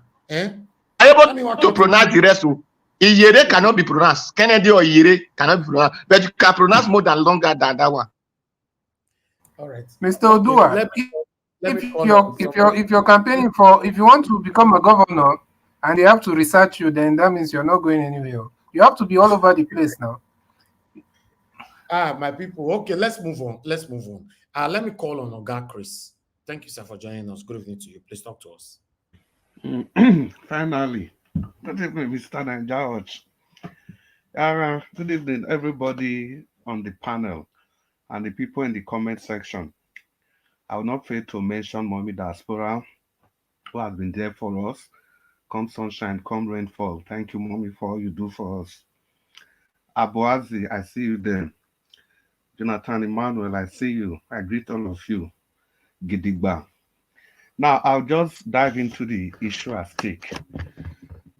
I think it is in order to start from the very beginning. I think Mr. Nanjawo, I want to salute you again for the kind of work you do. It's not easy to be in your position. Like I've said, I don't envy you at all. I think what we go understand for this work, be say, Mr. Nanjawo is not somebody who is supposed to comment, because if you see where they come from, we're not even supposed to they talk about things like, say, they support one person or they support one person. Because not many people will they come from where he come from and he will still decide to stay neutral. I don't know whether that even your uncle or your dad, I remember in the early 90s, who was the chairman of SDP, Oredo local government as at then. And we all know SDP progressed naturally to PDP. So this is somebody that has been a part and parcel of PDP, but still decide to choose the neutral path. So we they criticize them sometimes. I think we really need to think twice and be as fair as possible as we can. So because of that, I think he has done well, very, very well, for trying to be as neutral as possible when he has all the reason to be very, very partisan and still appear that he is neutral. He can play both games at the same time. Well, having said that, I'll just move on to say, you see, in politics, there's hardly any way we can separate issues from each other. Because the reason I'm saying this is that politics is complex and it has to stay complex. There's no way we can make any attempt to make it simple. So before I delve into simplicity of politics and the complexity, I think the issue of Yahaya Bello, I'll just quickly mention that I'm not really impressed about that, because we've seen from the time of Obasanjo till now, they use the EFCC to do their biddings. Whenever you are not in their good book, they use EFCC against you. It's a state apparatus for hunting down those people that are against them. It's usually about themselves and not about the country. So, and back to politics. Like I was saying, politics is so complex that it is difficult to separate each candidate from their political parties. It is really, really difficult. And there's no way we can do that. And that is why I salute the Honorable. I don't know if he's still here. Okay, he has left. The Honorable that has been here yesterday, that is also here today, Honorable Sam. There was a question they asked him yesterday, and he rightly said that there is no way he can stay and be castigating his own party, because that's the party he is coming from, because he understands the nitty-gritty of defending your party, of being a party man, no matter what it is. It's only left for him to look at the kindest words, or to look at to use other words to be able to, to paint and give his party a soft landing, instead of just thinking that he's going to completely dissociate himself from his political party, because he knows the implication, he knows the importance. And the second question that he also asked him is germane to the first question, and he rightly said that politics is not played like that. And that is when I move on to the next pertinent issue. Can we really separate a candidate from his political party? I think the answer is no. There's no way we can do that. Irrespective of the intentions of that candidate, there's no way we cannot separate a candidate from his political party, because the Constitution of the Federal Republic of Nigeria does not even create room for independent candidates. Even on that day, on the election day, we are not going to see Aswen Godalo. We are going to see APC, PDP, Labour Party, and Accord Party, so that Mr. Odua will not come for me, and other parties that are on the race or in the race. So we must understand this complexity. So it is on the basis of that that I say at every point in time that no matter what it is, I'm campaigning for Barrister Olumide Akpata because of many, many reasons. And I've just laid the foundation why I must have to campaign for Barrister Olumide Akpata. The issues are clear. If I say I'm supporting Peter Obi and I'm in Labour Party, naturally the first person I need to support is my party's candidate. I cannot say that in two ways. I cannot say that in any other way. And I don't need to give any person any apology in saying that. It is my responsibility to promote my party and my candidates. Now, we must understand that if I say Labour Party is my party, not because I was a member of Labour Party, but because of my association with Peter Obi. Because it is said, if you must love me, you must love my dog. I love Peter Obi. Labour Party is his dog, and I must love his dog as well. Because there's no provision. Peter Obi cannot be Peter Obi without the machineries of Labour Party. Peter Obi cannot stand alone. The same thing, any other thing Peter Obi supports cannot stand alone without the machinery of Labour Party. So the earlier we get this clear, the better, especially those of us that are obedient and you don't want to support the Labour Party's candidates. Because I laid a foundation by praising the Honorable, not because I want to praise him, but because he understands politics. This is politics. It's not a normal business that we should treat normally. If you are in Rome, you behave like a Roman. So, Mr. Chris, so politics at the expense of what? At the detriment of what? Yes, I'm coming to that. Now, at the detriment of, let me just jump into that. I know what you are trying to say. You are not trying to say, for example, if my party, Labour Party, brings a very bad candidate, am I going to support that candidate? The answer is emphatically no. Because I don't like staying on the fence. It's not my way. The answer is no. So that's why it is my responsibility to make sure that during the primaries, we are able to ensure that we get the best of the best. But now, the person we have in Labour Party, is he a good candidate? Can he do the job? The answer is also emphatically yes. And if you ask me the same question, in fairness, by extension, can Aswe Godalo, that we all have been castigating because of his attachment to Obaseki, can he do the work? I'll be very stupid to say he cannot. He has the capacity, but there's a difference between capacity and action. Did Obaseki have the capacity? He had, and he still has. But was he able, did he have the willpower to do the job? The answer was no. Was there a human face to his governance? The answer was no. And this answers the question of the Honorable Sam. There was a pertinent question raised yesterday that if you have a business and you want the person to run your business between the three candidates, who are you going to give the business to? Oga Honorable, I'll give the business to Aswe Godalo.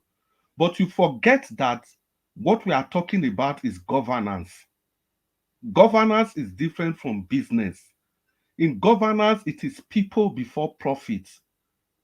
It is people before enterprise. So if it comes to governance, I'm not going to give Asue Godalo because of his credentials in economy, in law. No. I'm going to give to the candidate that I know is capable and I know that he can put the people first before profit. And that was where Obaseki lost it all. He never placed the people first. He was doing things based on his intentions and his convictions, forgetting that governance is different from business. So, Honorable, if I have the opportunity of choosing who will run my business, I can go for Asue Godalo. But if it is who will run the state, I'll go for somebody that is equally competent, but the person that has the conviction that you must put the people first before profit. That is what all governments do all over the world. That is why in advanced nation, you see people that are working, they pay tax to subsidize people that are not working, that are on the social system. They pay them every month, even if they are not working. So that is putting people first. Now back to the issues. If, for example, I have conducted an exam for Asue Godalo and Olumide Akpata, even if Asue Godalo scores 80% and Olumide Akpata scores 70%, I will still give the ticket. I'll still give my vote to Olumide Akpata, because you have to look at politics robustly, not just because of that extra 10%. They are both eminently qualified, even if the exam I've conducted shows that Asue Godalo is just slightly ahead. But I'll still go with Olumide Akpata based on the answer that the Honorable gave yesterday. Because I kept referring back to that Honorable, because he understands politics. And I'm not surprised that he has been all over the channel, because the people that are listening to us know his capacity, and that's why they brought him. But I want to assure them that there is a match for him. We are all here. There's a match for him. Now, I will give the ticket to Olumide Akpata because of politics that the Honorable referred to yesterday. Because I'm not just now looking only at what Olumide Akpata is going to do. I'm looking at the benefit of having Olumide Akpata as my governor, combined with the benefit of having Peter Obi as the president. Because at the end of the day, if I had Peter Obi as the president by choosing Olumide Akpata, that extra 10% that Asue Godalo had will be neutralized with the influence of Peter Obi. Because in 2027, and that's what obedience we didn't do in the last election, we didn't play politics. We just went into the election. Mr. Chris, if you may, can you, because it's clear you are supporting Olumide Akpata and you are campaigning for him pretty much. So please, do you have any difference or differences between Olumide Akpata and Asue? What are the differences, clear differences? Just give us like two that stands out. And apart, Mr. Chris, you can answer this one as well. There's a comment on the comment section, this one on the screen. Please read it and also answer that. Thank you.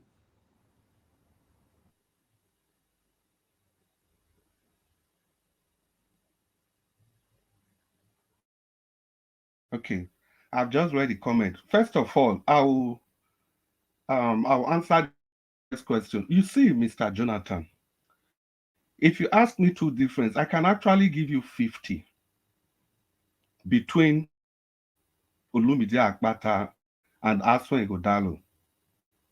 See, by association alone, just by association, with number one, with the PDP, number two, with Obaseki, those two associations alone is enough for me to say that Olumide has my mandate. That is one. Then number two, the third is this, by choice. Because we can go ahead to say all we can. Let's separate Asue Godalo from PDP. Mr. Chris, you are missing the question. The difference between Olumide Akpata and Asue Igodalo, the two of them individually, because we are facing the two of them now individually. Yeah, that's, if you had waited for the third question, you would have. I think that's what is answering actually. He's giving. Yeah, if you have waited, you would have seen that in the last explanation where you cut me off. You see that there are more than 50 reasons there. Now let's look at them as people, because you cannot tell me to separate a man from his choices. Asue Igodalo is not a baby. He has seen what Obaseki has done. He knows what the PDP represents, but he still chooses, that is not choice, to pick the ticket of the PDP. He had a choice to go to other parties, other people-oriented parties, like the Labour Party, like the Accord Party, like the other parties that are not satanic in Nigeria, like the other parties that has not been part of the destruction of the country. He has that choice. For the fact that he still preferred to come out from the PDP, then that means that represents him. I can't separate him from that. And that is what separates him from Olumide Akpata, because Olumide Akpata was also in PDP. He was also with Obaseki, but he had the choice. He knew that these two political parties, they are no. They have been part of the destructive machine of the nation. And he went to the Labour Party, the people-centric party. So you see, so only that decision alone, from there I can draw out another. Mr. Chris, since you have said that you cannot dissociate Asue Igodalo from Obaseki, so let's be balanced. I will not disassociate Olumide Akpata from Peter Obi.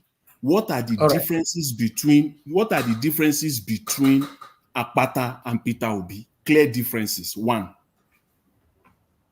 The clear differences between Akpata and Peter Obi. Now, I'm going to tell you straight away. Both of them.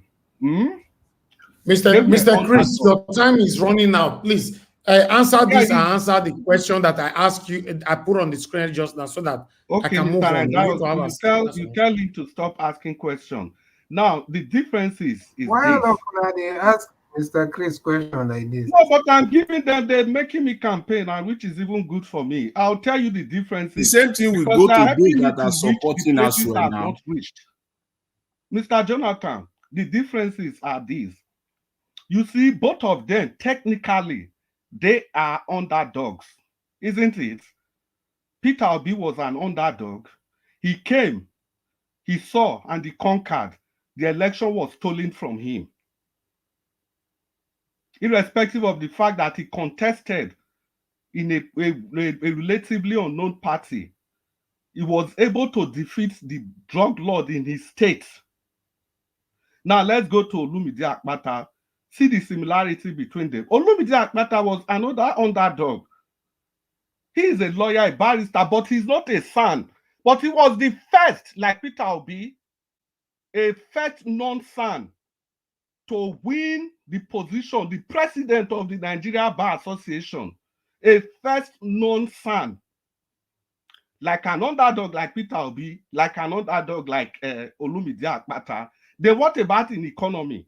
Peter Obi saved billions for Anambra State, and there was no 10 kobo linked to him. The second similarity is this. For your information, Olumide Akpata, he finished from the NBA and he left them 1.5 billion naira. No single case of corruption against him. Do you need more? Because you said two. Or should I proceed to the next question? There's no time, Mr. Chris. There is no time. Mr. Andawa, can you have responded. Question? You have responded to the best way you could. So, but I'm not convinced. You no, I don't know. How do you want? You gave me political. You gave political. All right. response. Can we move on then? Since Mr. Chris, you did not answer all the questions go to you. No, So let's no, move Mr. on. That was flash the question. I'm ready for 100 questions. Your time. And but the question I put on the screen, just have you answered that or I missed that? I said flash the question, Mr. Ninja Watch. Me no fair flash, I just not fit find them again. It's I don't okay. know. But the most important thing is that I have been able to prove and show beyond reasonable doubt why Olumide Akpata is the best candidate. Is the best candidate for now.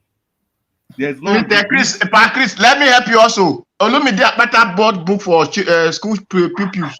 Okay, all right.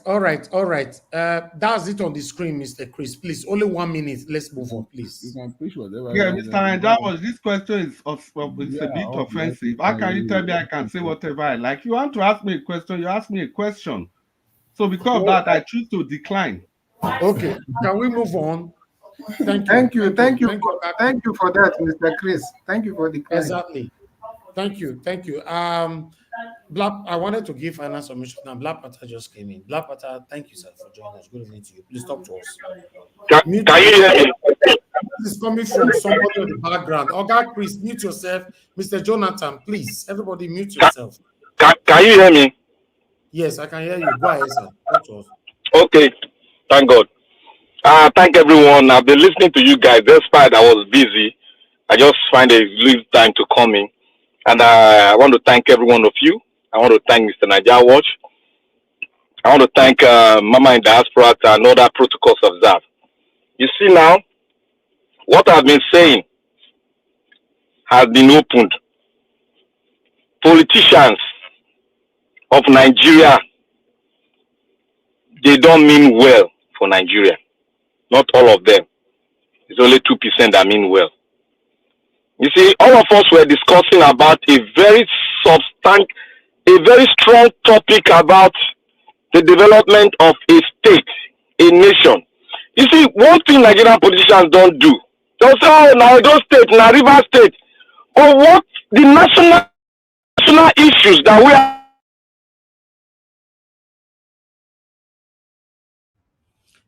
Your network is breaking. We can't hear you anymore, Black Panther. Yes, and what did I tell the gentle doctor that came here? I like him so much. I said, if you don't separate yourself from the political base, they will disappoint you, they will bring you down. Look at the question they asked the honorable here. I said yesterday, oh, everybody comes here to claim he's an obedient. Anybody can talk that is for Jesus Christ. But how many of them practice the ethics and the oral of Jesus Christ? That is way to know the children of Jesus.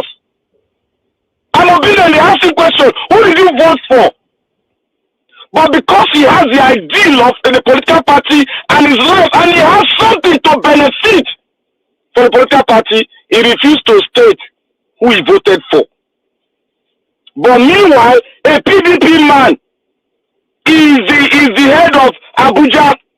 Who did he vote for? Hopefully, he said Agbado. Why? Because of political reasons. And now they're asking their offspring. No, I can't tell, because every Nigerian politician, let me tell everybody here, except for the 2% that I separated, they always have one selfish benefit they are looking after for. It is not for the people, but for themselves. Who is going to take his right from him? That, oh, I voted for Bitaobi because of this reason. Will that take anything he wants to be from him? Yes, because Nigerian political base is based on what you can benefit from the head. That is how they structure Nigeria. That is how the constitution of Nigeria structure Nigeria. All of us go to the head to pick the fish from the head and eat for our own self-aggrandizement, for our selfish intent. That is all. That is the simple definition of Nigerian politics. Now, I want to come to Naija Watch. Today I'm not on your side. You see, Alex was speaking here, and they made mention of the political time has not really getting, and the government are not giving go ahead. And everybody has the right to hold on to despite you have a voice, have a right to hold on to who he wants to hold on to. And everybody have a right to speak on whosoever. Because these people are, look, many politicians, they don't come here to say the evil they've done, or the evil their children, their leaders has done to the Nigerian nation. Why? Because they have financial benefit. Was this supposed to be so? Is this supposed to be so? When a country is being driven down, a state is being driven down, 75 billion naira for the agricultural stuff is nowhere to be found. And we just keep, everybody keep that here. Do you know what 75 billion naira means to Nigeria now? And they are building a road, a road. China is building a road of $2 billion. And we are building a road that is, what do they call it? The one that follows the river and go like that. And they are quoting the same amount. In dollar, in naira, we converted the people converted and they got the same thing. They are almost the same thing. You mean Coastal Highway? Coastal Highway. It's almost the same thing. Who is benefiting? Is it not the politician? It's not almost. So Nigeria is small. Every time we talk about the Nigerian politicians, and they don't mean well for Nigeria. Forget all the design, the manner they play. That's why I cannot love them. I can like them because I can like some of them because of their personal, the way they speak and the way they do things on that particular day. Not because if you talk only nonsense, I can hate you. It is my right. But Alex, people were getting Alex. I was boiling. Alex has a right to focus on his state because it's on ground. He knows what it is. If any contradicting something comes up, Alex can defend himself because Alex did not say totality that the man has failed. We are pushing that away from him. But he said that, and I said it yesterday, that he did not give total bad mark. He still gave him 2%, which is a mark. And that is what Nigeria was saying. Both of you are on the same line, but let us not take, because today the word was too much on him. Because the man had to voice out what is, and you cannot separate the PDP from another PDP. Whether you come from whom, we cannot say. If Obi was a PDP, I'm not going to vote for him. You know me talk heaven and earth. I'm not going to vote for him. None of the family go vote for him. Because he is not going to separate himself from that party, and that party has an ethics. They have everything they define. They have their definition. They have their way of life. That is why I said the doctor, the gentle doctor, has to have a way to go out there to convince the angry Edolite. He's a good man, but what about the base he comes from? He has to shift himself and load himself with enough conviction and work on the mindset of Nigeria and give them the fundamental things that need to come to Edo State. Look at the question I posed yesterday about water. He said the owner said every Edolite are comfortable in digging borehole. In a 21st century, water is not good. Water is not important. It is building investment, whatever they call it, free trade zone that is important. Go to the Western world if you have traveled, and go and look at the Western world. The basic fundamentals of things that need to be done for a state to stand on that foundation. You have to have a good road. You have to have security. You have to have water. You have to have light. Those are the things that attract investors to come into your state. And all these free trade zones, they are being done by investors that come into the state in connivance with the state, because the state has to have interest and has to have funds from that very business. That is why the state has to come in. In human capital development, it is not the prerequisite of the state to do it. It is the private sector to do it. If we have a good governance in the state or in the country. So what politicians, I believe, when the topic was here, he refused to speak on the topic that Nigeria was brought. Then he started preaching his own candidate. Is that right? Everybody, is that right? Those are things that make other people to divert attention and speak on something that will touch him. Because the Nigerian politicians have done a lot of things that will make people angry in Nigeria. Look at the way our people are suffering. People are dying because of no food. And this is why they will come with they will have the guts to come and tell us that they are bringing someone for us to select, for us to go. They are begging us for who? Do you know how many people lost in the north? Do you know how many people died in Edo State? If we have to select two, we are going to bring out, if Edo State like, let them continue PDP. Because it comes from one zone, let them continue. We will still get the same result. I am here, Black Panther is here. I will bet my money if we not get the same result. I have followed Nigerian politics more than 30 years. I know what they can do. That's why I told you people that they will never change. We have to choose wisely. If we lose, we lose. We continue the fight. Every people will join us. We lost in a big time. Why did we lose? Not that we really lost. They did their political, how Nigerian politics, they did it, they read, and they took it. We will continue to talk and fight so that we can get it. If we talk on Edo State, we lose. Maybe one of us choose another party, we lose. That is not the end of the world. We will continue to fight for the emancipation of Edo State. Because these old politicians, they come here, they say that I'm a technocrat. Who is a technocrat? Is that the dimension? Is that the result sheet to give good governance? No. A man that's a patriot, that loves his country, that loves his people, those are the people that can do things for the people. Not coming to chase wise goods projects when we don't have light, when we don't have water. Why are you going to give us light? How are you going to give us water? Give us the deadline. They've not been able to prove it to me. I've not seen any of them that they are able to say those things. They are saying, I will do this, I will do water. Have you even forgotten how politicians in Nigeria campaign? I will do this, a capital base. Have you even forgotten? Which among them tells us how you are going to get the money? How you are going to, let's say they want to take loan. How you are going to take the loan? Which area and what is the duration of your project?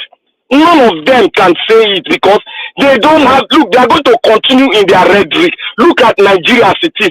Tell me, if not for only that man, when he came in, the Abia State, when he came in, that man went straight to the fundamental base, did the roads, straight to light, continue the project, bring it out to online, straight to water project, go and look, light, water, security. That is what the man is facing in Abia State. You will go and watch what he's doing.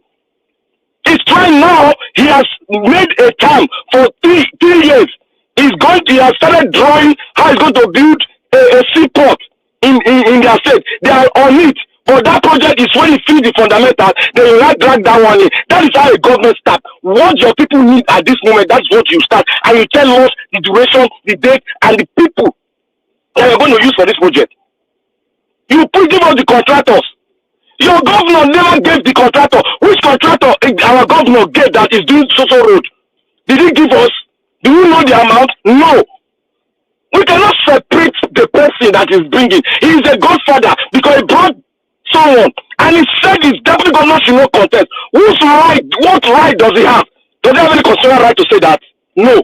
Does he have any human right to say that? No. So why are we saying that he did not bring the blessed and a good gentle doctor? Why are we saying no? Go and look at his cap. He wrote AI Q2. What does that tell you? AI Q02. What does that tell you? I don't go to school. I never do cafe before. The people come and say no being bringer. He didn't bring a godfatherism. What was he doing now? What did he do? Is it the same godfatherism? They have made us to forget it because me, I will never forget Nigerian politician ethics. It is in me. It will never erase because I know what they can do and I know their end from their beginning. You can't tell me. I'm not God, but I know their antecedent and I use that to postulate what they're going to do at the end. They are preaching the same preaching they preached when this present governor was coming in. I told them, go and look at what you said during the our present governor who is going to leave within 3 months. Go and look at what he said. Just oppose what you are saying now. Oh, he did this, he did this, he did what? Why are you campaigning for him? If he did this, everybody will see what he did. Nobody can hide it. That is the only area that I said, but like that watch, I told you before that you cannot stand on the fence. People are going to push you down. And it has so great that they are going to push you down from the fence. That is why I said, leave everybody, let them yarn. Let them exercise their free God-willing right. Let them, because you gave a topic now, it's somebody that dragged them to that place. It's not them that dragged themselves in. It's somebody that came to drag them in. So when they are talking it, just fold your hand, give them time limit to talk, and after I talk, he leaves. Because we cannot defend the undefendable. If you are good, you are good. You cannot tell me that if you are bad, I can't defend you. You not fit pay me. Not for this earth. You not fit pay me. Because I found myself in a microsector leadership position. You not fit pay me. I ready to lose everything. You not fit pay me. What you go pay me? What will benefit me? If people come after my children, my generation, after I might have gone, what will it benefit me? Is that not bad name I laid on the ground for my children? I want them to be on a platform where they know that their father has a good name and they will continue that good name. Not when politicians come in, it was a game, what they benefit, what they put in their pocket, they come and be preaching it. Talk on national issue, none of them will talk on national issue. Especially all these micro politicians from our state, from River State and other states. None of them will talk, they'll say I'm obedient. They ask you, who did you vote for? You said, oh, because I'm affiliated to one political party, I cannot. That means you still have interest to go in there and collect money. That is it. Let the political party suspend you. You have a right to go to another party if you have a good ideal in you. If you have a good ideal, if you love your people, you have a right to move to another political party. You are not tied there. If it's not somebody tie you rope, tie you neck, tie you for PDP or APC or anybody, you have a right to go to another political party that has your ideal so that you can excel and do the right thing for your people. Not when you come here and tell us who they want play that joke. I don't beat past that one. Anybody that like to sit on that fence, look, let me lose the whole world and my soul is preserved. I am right and I'm good for that. That is it. Look, let us lose this election and we'll come back. Look, there's nothing good that will ever come out of Egypt. As long as the foundation is bad, there is nothing good that will come out. No amount of grammar. You delete this man. No amount of grammar. I will decide when I see all the political parties. They have spoken. All their candidates. I will decide who I will follow. Whether that person lose, make it lose. But our people, they will learn. They will learn their lesson. As they are learning their lesson in Agbadona, they will learn. When they finish learning, they will join us. We are waiting. They will join us. We are selling this into our generation. They will join the next generation and they will learn their lesson. Simple as ABC. We have to learn our lesson. We have learned. Some of us have learned. Some of us have not really learned because we are still benefiting. One drop there. There's no economics. There's no technology you go use. PDP, APC, they be rotten egg. They be rotten egg. Mr. Nigerians, may God bless you.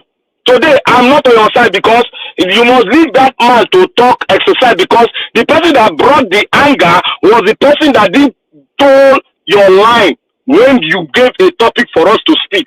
I've already been saying that anybody that comes to the platform to divert the topic and start saying something that is contradicting to many people's idea, there is bound to be voices that will speak that they don't like. That voices might not be insulting them, but they are speaking to what he has spoken. Simple. They should not push us with, oh, you know, they respect this. No. They should not push us to that side. Speak on the issue. Speak on national issue. Now, Edo State is in Nigeria, and they cannot come out of Nigeria. They will still remain in Nigeria. Is it Japanese that is ruling Nigeria? Is it the same human being? Is it the same PDP and APC? Other parties are there. Why Nigeria like where they happen? That's the problem we have in Nigeria. Any place they happen, they go jump enter. They don't go to somebody that listen to check the history of that thing. They will just jump enter. The same thing we are facing abroad too. Nigerians, that's the same thing they are doing. Except some few ones that will redirect that you don't jump there. You have to work hard to be there. There's no shortcut. Nigerian politicians, it's only 2% that are thinking right. The rest, they want the monetary benefit. That is all. Make them okay for long. The commissioners in Edo State, have you heard from any one of them? Any one of them have you heard? Because they've all signed the secret oath of silence. We are not seeing any commissioners speak. None of them. They don't speak because their governors have become an emperor over them. They can't speak. That is where we find ourselves. That's why we are talking about the constitution every day. But people do, you know that they've abused me about constitution. They've abused me, but I stayed there. And I like an hyena, I will stay there. That is the foundation of our problem, and I will face the foundation of our problem because I'm a doctor. I will prescribe the ailment to them. If they don't like it, let them go to another doctor. But me, I will stand my ground because I have pursued a lot of historical antecedents, and I've pursued a lot of issues of a lot of nations. The same thing they went back to the root and they found the problem and they solved it. That is why they are great today. So Nigeria Watch, God will continue to bless you. You are doing the right thing for giving us this platform and for saying it as it is. But I beg you, please, let them speak their mind. If anybody redirect us, he go get the dose of how to redirect us. That is it. We cannot blame anybody. We cannot blame Mr. Alex. Mr. Alex gave them a mark. They should not paint him bad. He gave them a mark. He has not chosen his candidate. Neither am I. But we have to take time to choose because we don't jump on the bandwagon. We don't jump because this thing they happen, because everybody follow and will not jump. No, we have to sit down and think because we have suffered for a long time. Thank you, Mr. Nigeria Watch, if you can hear me. All right. Thank you. Thank you, Mr. Black Panther. I appreciate you for your submission. Okay. I listen to you from start to finish. You know, I can still say yes because of that one. Be like say some people that made their verse come off for channel, but I want to let you people know something. You must understand that this is about our state. Me sitting on the fence or somebody pushing me out of the fence, nobody can push me out of the fence. I'm entitled to what I want in my life. I'm a human being just like you. If you are listening to me right now, so I'm not going to campaign for anybody and I'm not interested. So nobody should come here and be calling my name and I will speak. I'm not speaking. The one where I don't first speak before, I'm tired, I'm recovering. So just leave it like that. And Black Panther, yes, from now, henceforth, I thought what I was saying was helpful. That you should lambast on people, the candidate that you don't want, rather than call it Obaseki. Henceforth, anybody that come here, you want to talk about Obaseki for the next 200 years. When you finish, I just call on the next person. Say, thank you very much for your submission. I'll call on the next person. I will never, ever correct anybody again. Maybe that is what people are sitting on now, that I'm telling you how to talk. Automatically now I've turned to somebody who will not tell you how to talk. When I'm telling you, you should put your energy to scandalize the candidate you don't want rather than Obaseki. Now automatically I've become a bad person. So don't worry, I will.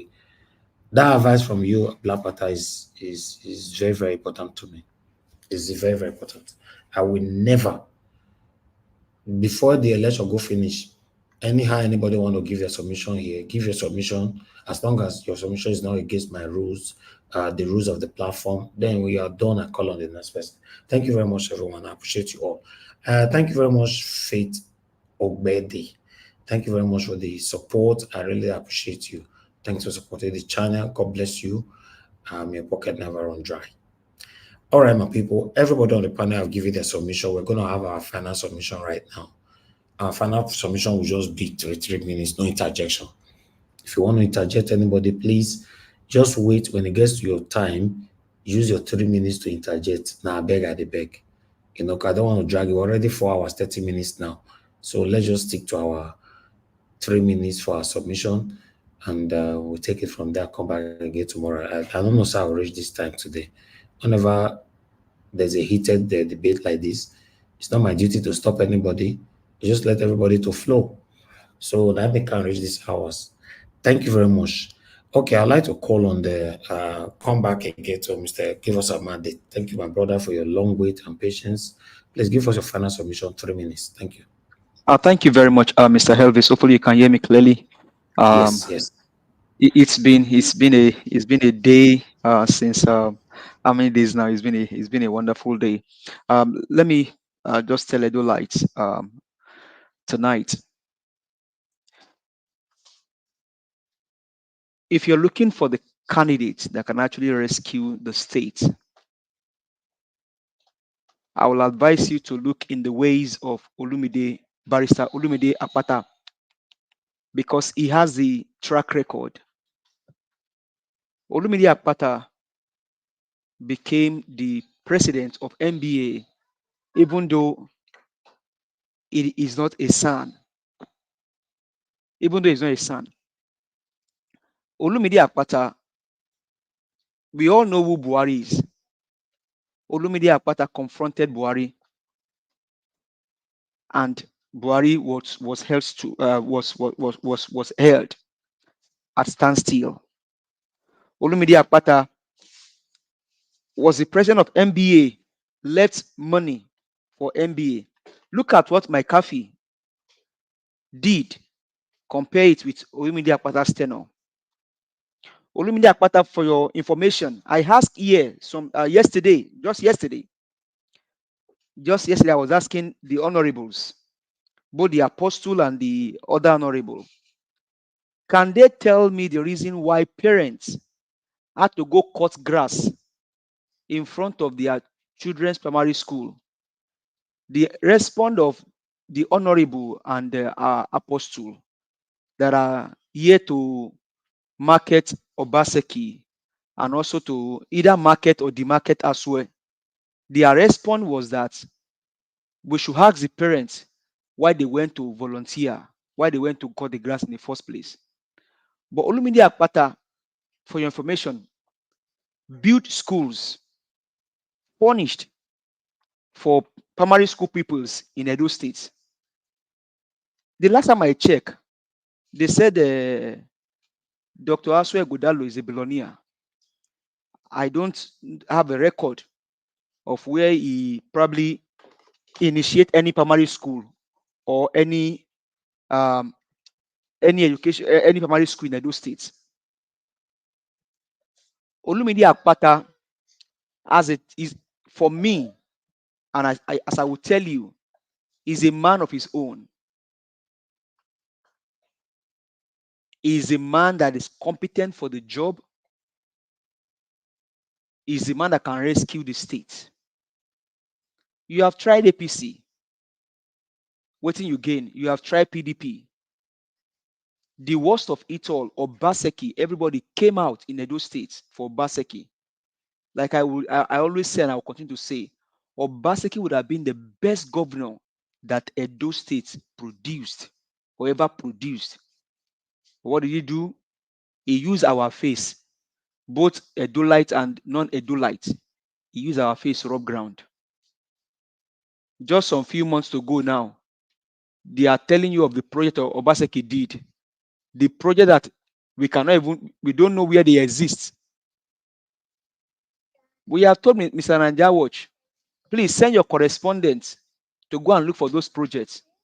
I will pay for whatever expenses they incur. Because the last time I checked, Edo State is Edo State. Those projects, we don't know where they build them. The last time I checked, it was Biscuit Road that we saw, that was shown to us here, done by Obaseki. The last time I checked, Obaseki was in a water security threat. And that is where Aswe and Godalo will continue. Is that what you want for your state? Or you want a dynamic and robust candidate that can save the state? If Dr. Aswe Godalo truly is a man of fairness and justice, like he said the day he came here, what happened to between Obaseki and his deputy governor? Then if Aswe is on a ticket, then he's not a fair person.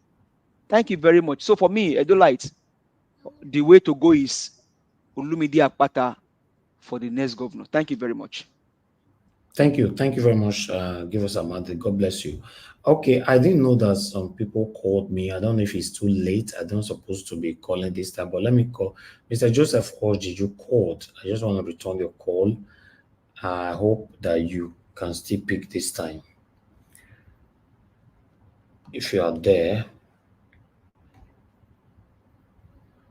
Mr. Joseph Orji, sorry, sir. I didn't realize you called. Good evening to you, sir. I didn't realize you called. How are you? I'm fine, sir. I'm fine. Please talk to us quickly. Yeah, well, the reason why I made an attempt to call earlier on was it was regarding Akwata. You know, his absence. I think there's something dodgy about his absence. I think Mr.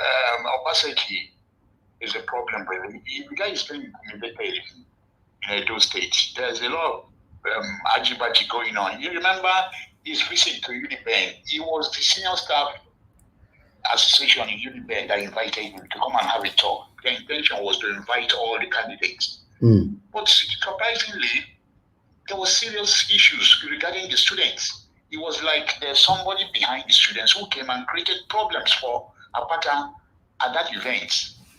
Well, it's serious because the whole thing was blown out of proportion.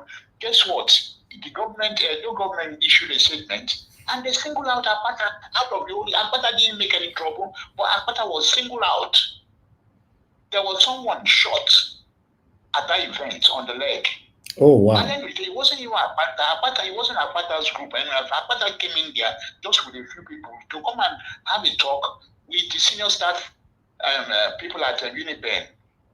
Well, some students took it upon themselves. This has got to do with the senior staff. So there's someone behind it. To me, I suspect Obaseki. And there have been an issues regarding this situation with what's it called, Apata and Obaseki. Okay. So, well, he's doing it because of Aswell, just to give way to intimidate Obaseki. So that's why I'm saying that regarding his sudden absence, you invited him and suddenly he hasn't shown up. Maybe if there's any way you can investigate this on your own and see maybe there's no, but it will come. It will come. It will come. We'll have him soon. Don't worry, sir. Thank you. Okay. Thank you very much, sir, Mr. Joseph. All right, yeah. Okay. God bless you, sir. Yes, sir. Thank you, sir. Yeah. There's someone else that called in, but it's too late to return that call. I'll just leave it like that. Okay, let me see. Okay.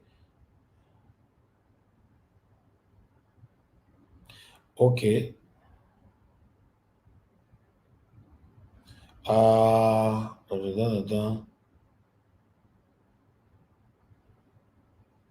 okay. All right. I will talk to this person privately then. Okay.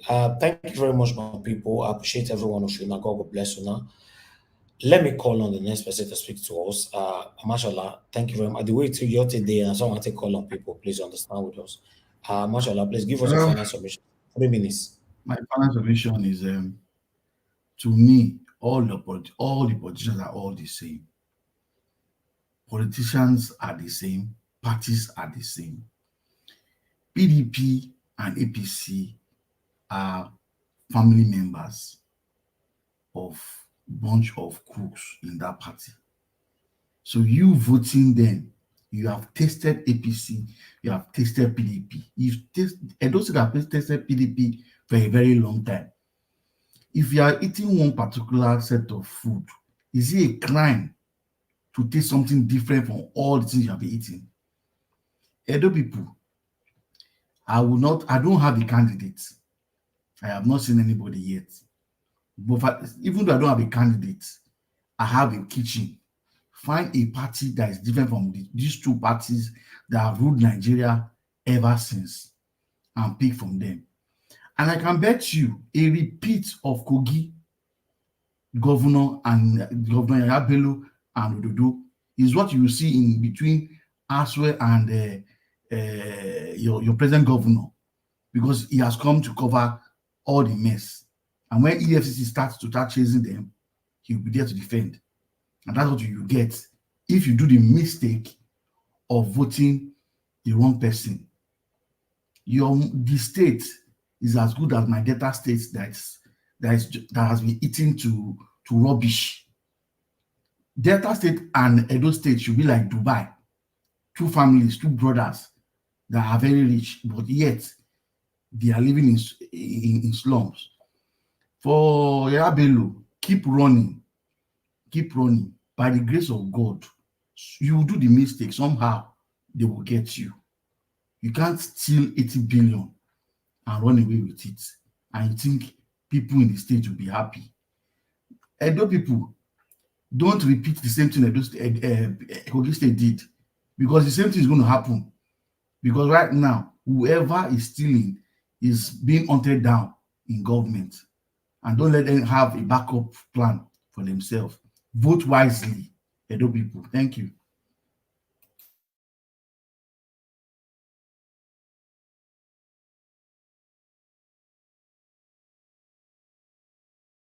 Mr. Elvis, I'm done. Thank you very much, Amashola. God bless you, sir. Thank you for your submission. Mr. Jonathan, please give us a final submission, sir.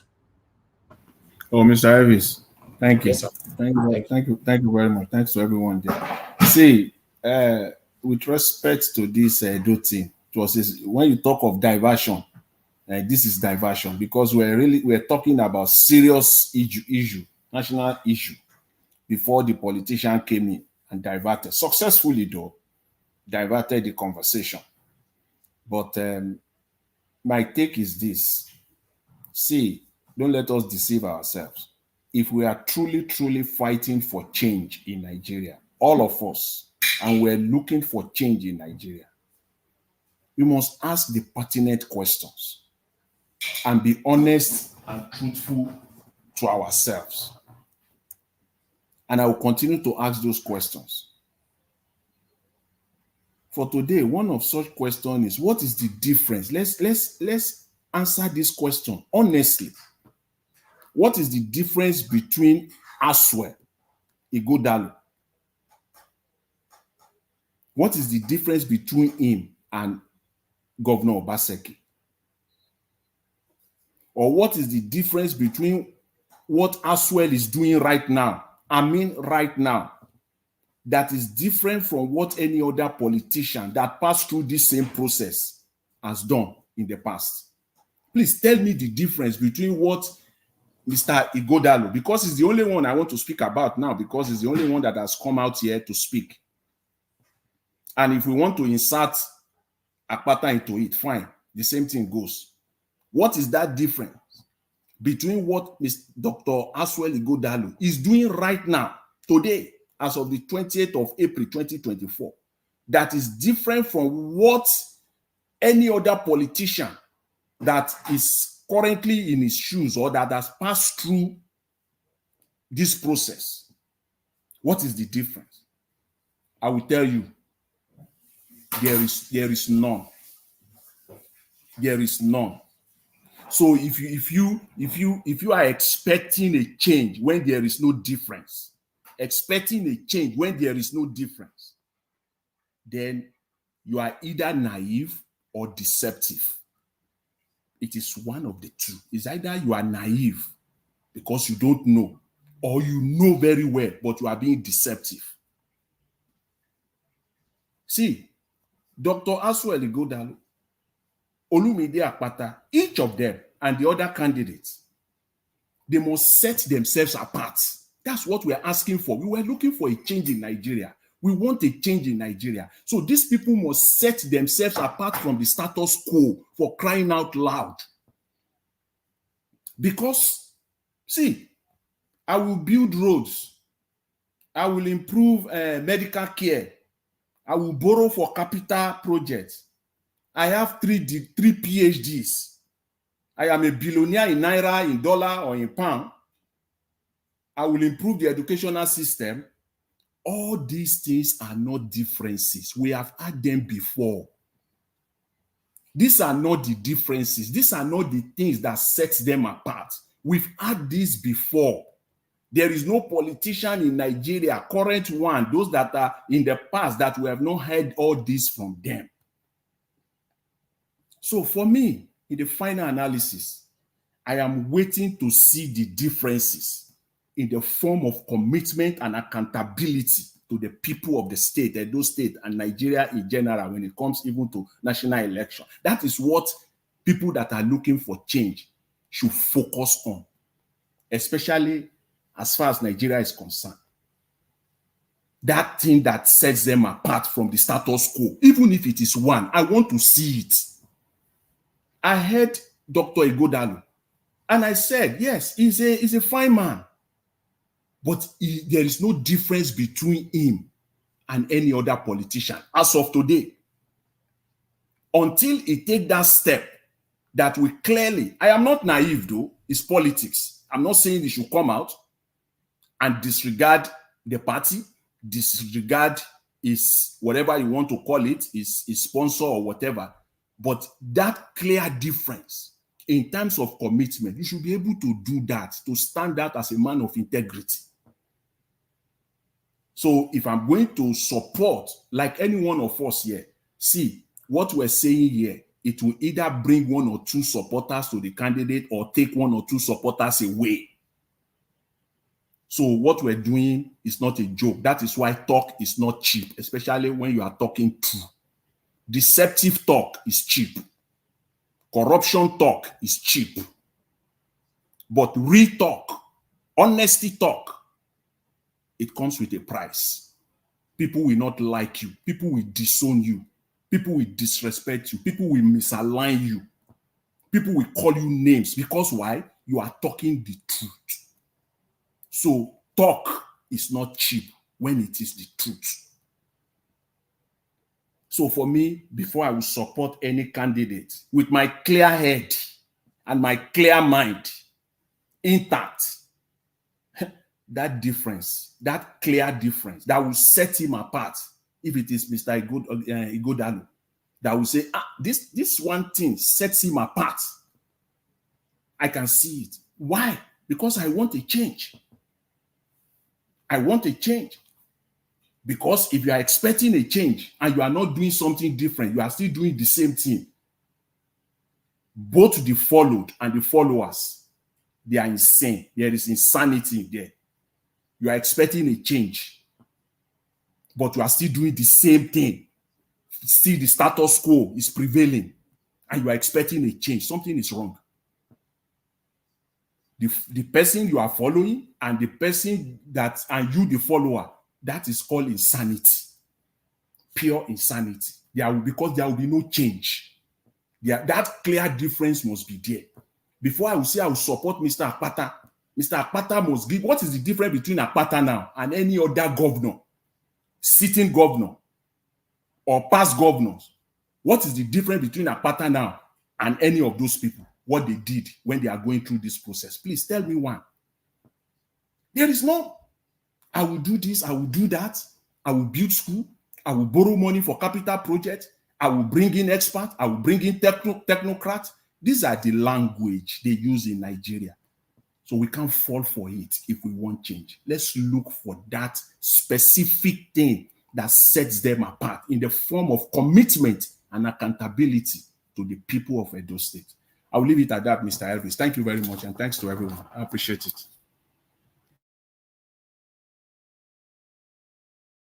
All right, Mr. Jonathan, God bless you, sir. Thanks very much for your time with us, and thanks for your submission. Mr. CBD, if you are still there, sir, please give us your final submission. Okay, you're not there. Oga Chris, please give us your final submission. Thank you very much, sir.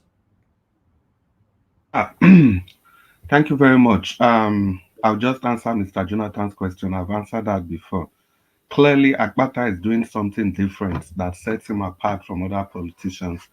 And one of those things is that he was a member of the PDP serving under Obaseki, and he chose to go to Labour Party, which is clearly a point of departure from the order of the day. Now, this is where I come to Aswe Ighodalo. Aswe Ighodalo had the choice. He wasn't forced. The ticket was not forced on him.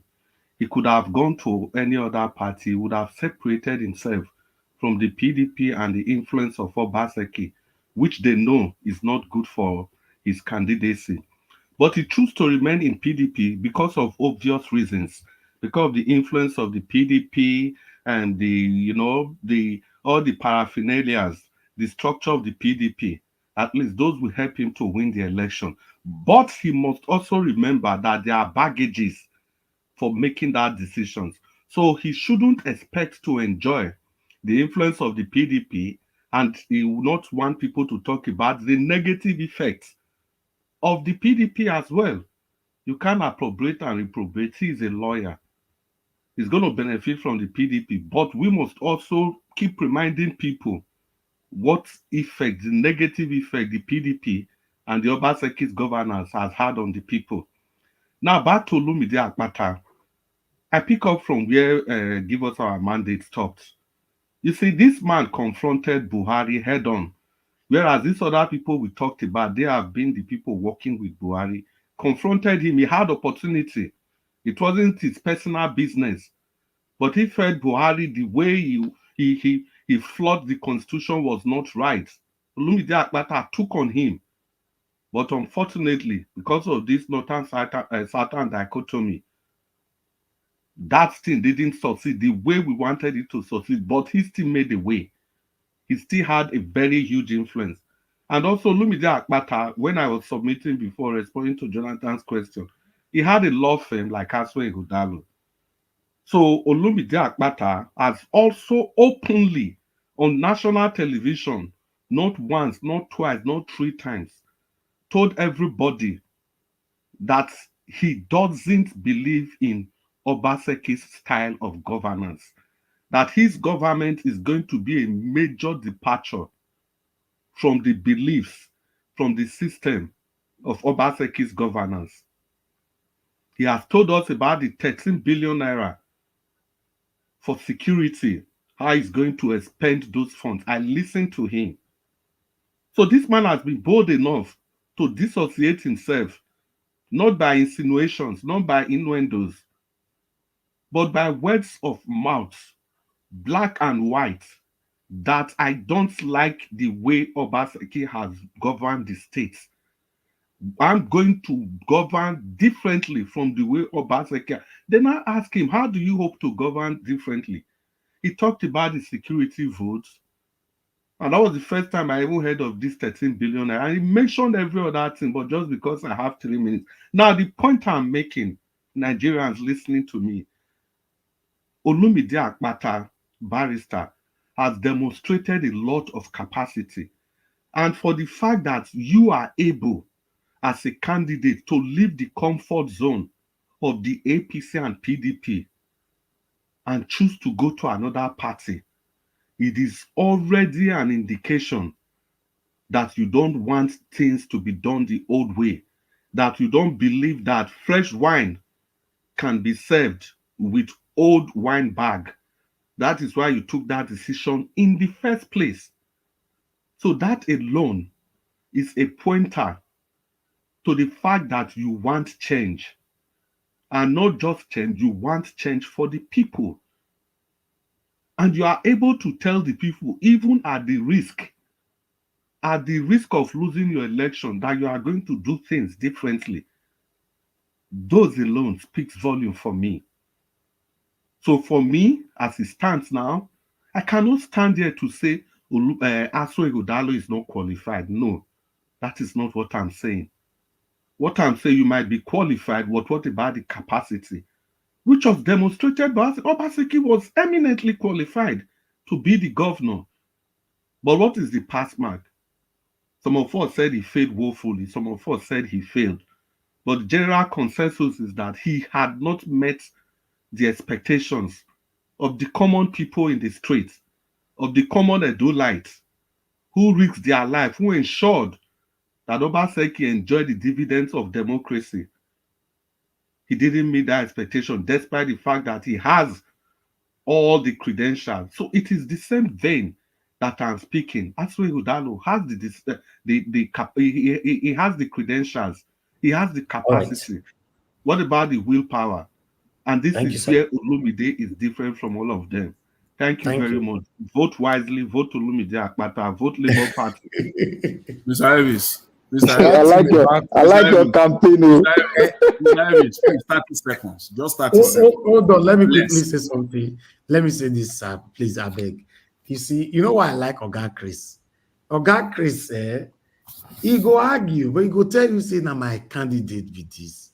Although I don't correct people again, no, if you like, not tell us your candidate, that's fine, because I don't want me tomorrow now, I can't automatically turn me to a bad person, you know, but, you know, go ahead, sir. Yeah, Mr. Elvis, thank you. See, for me, I still don't have a candidate as of today, the 20th of April. And I've given my reason until there is a clear difference that says I know your candidate. One. No, you don't. You don't see. See, Mr. Chris. I beg Ipa, I know Mr. your Chris, see. candidate.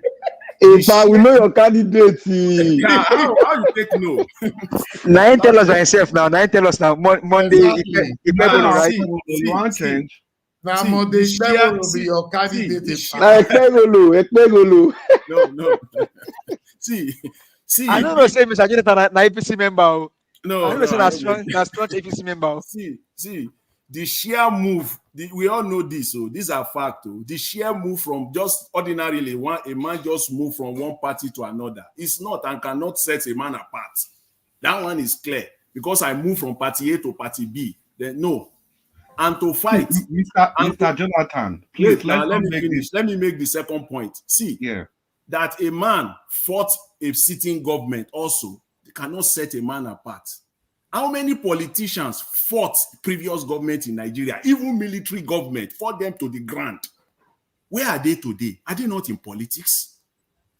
So those things cannot set a man apart. It can't. Okay, Mr. Jonathan, let me answer you like this. We need to round up, Mohammed. Yes, it's just 30 seconds. Let me answer you like this. Let's not assume, because I don't like throwing the facts that people are presented.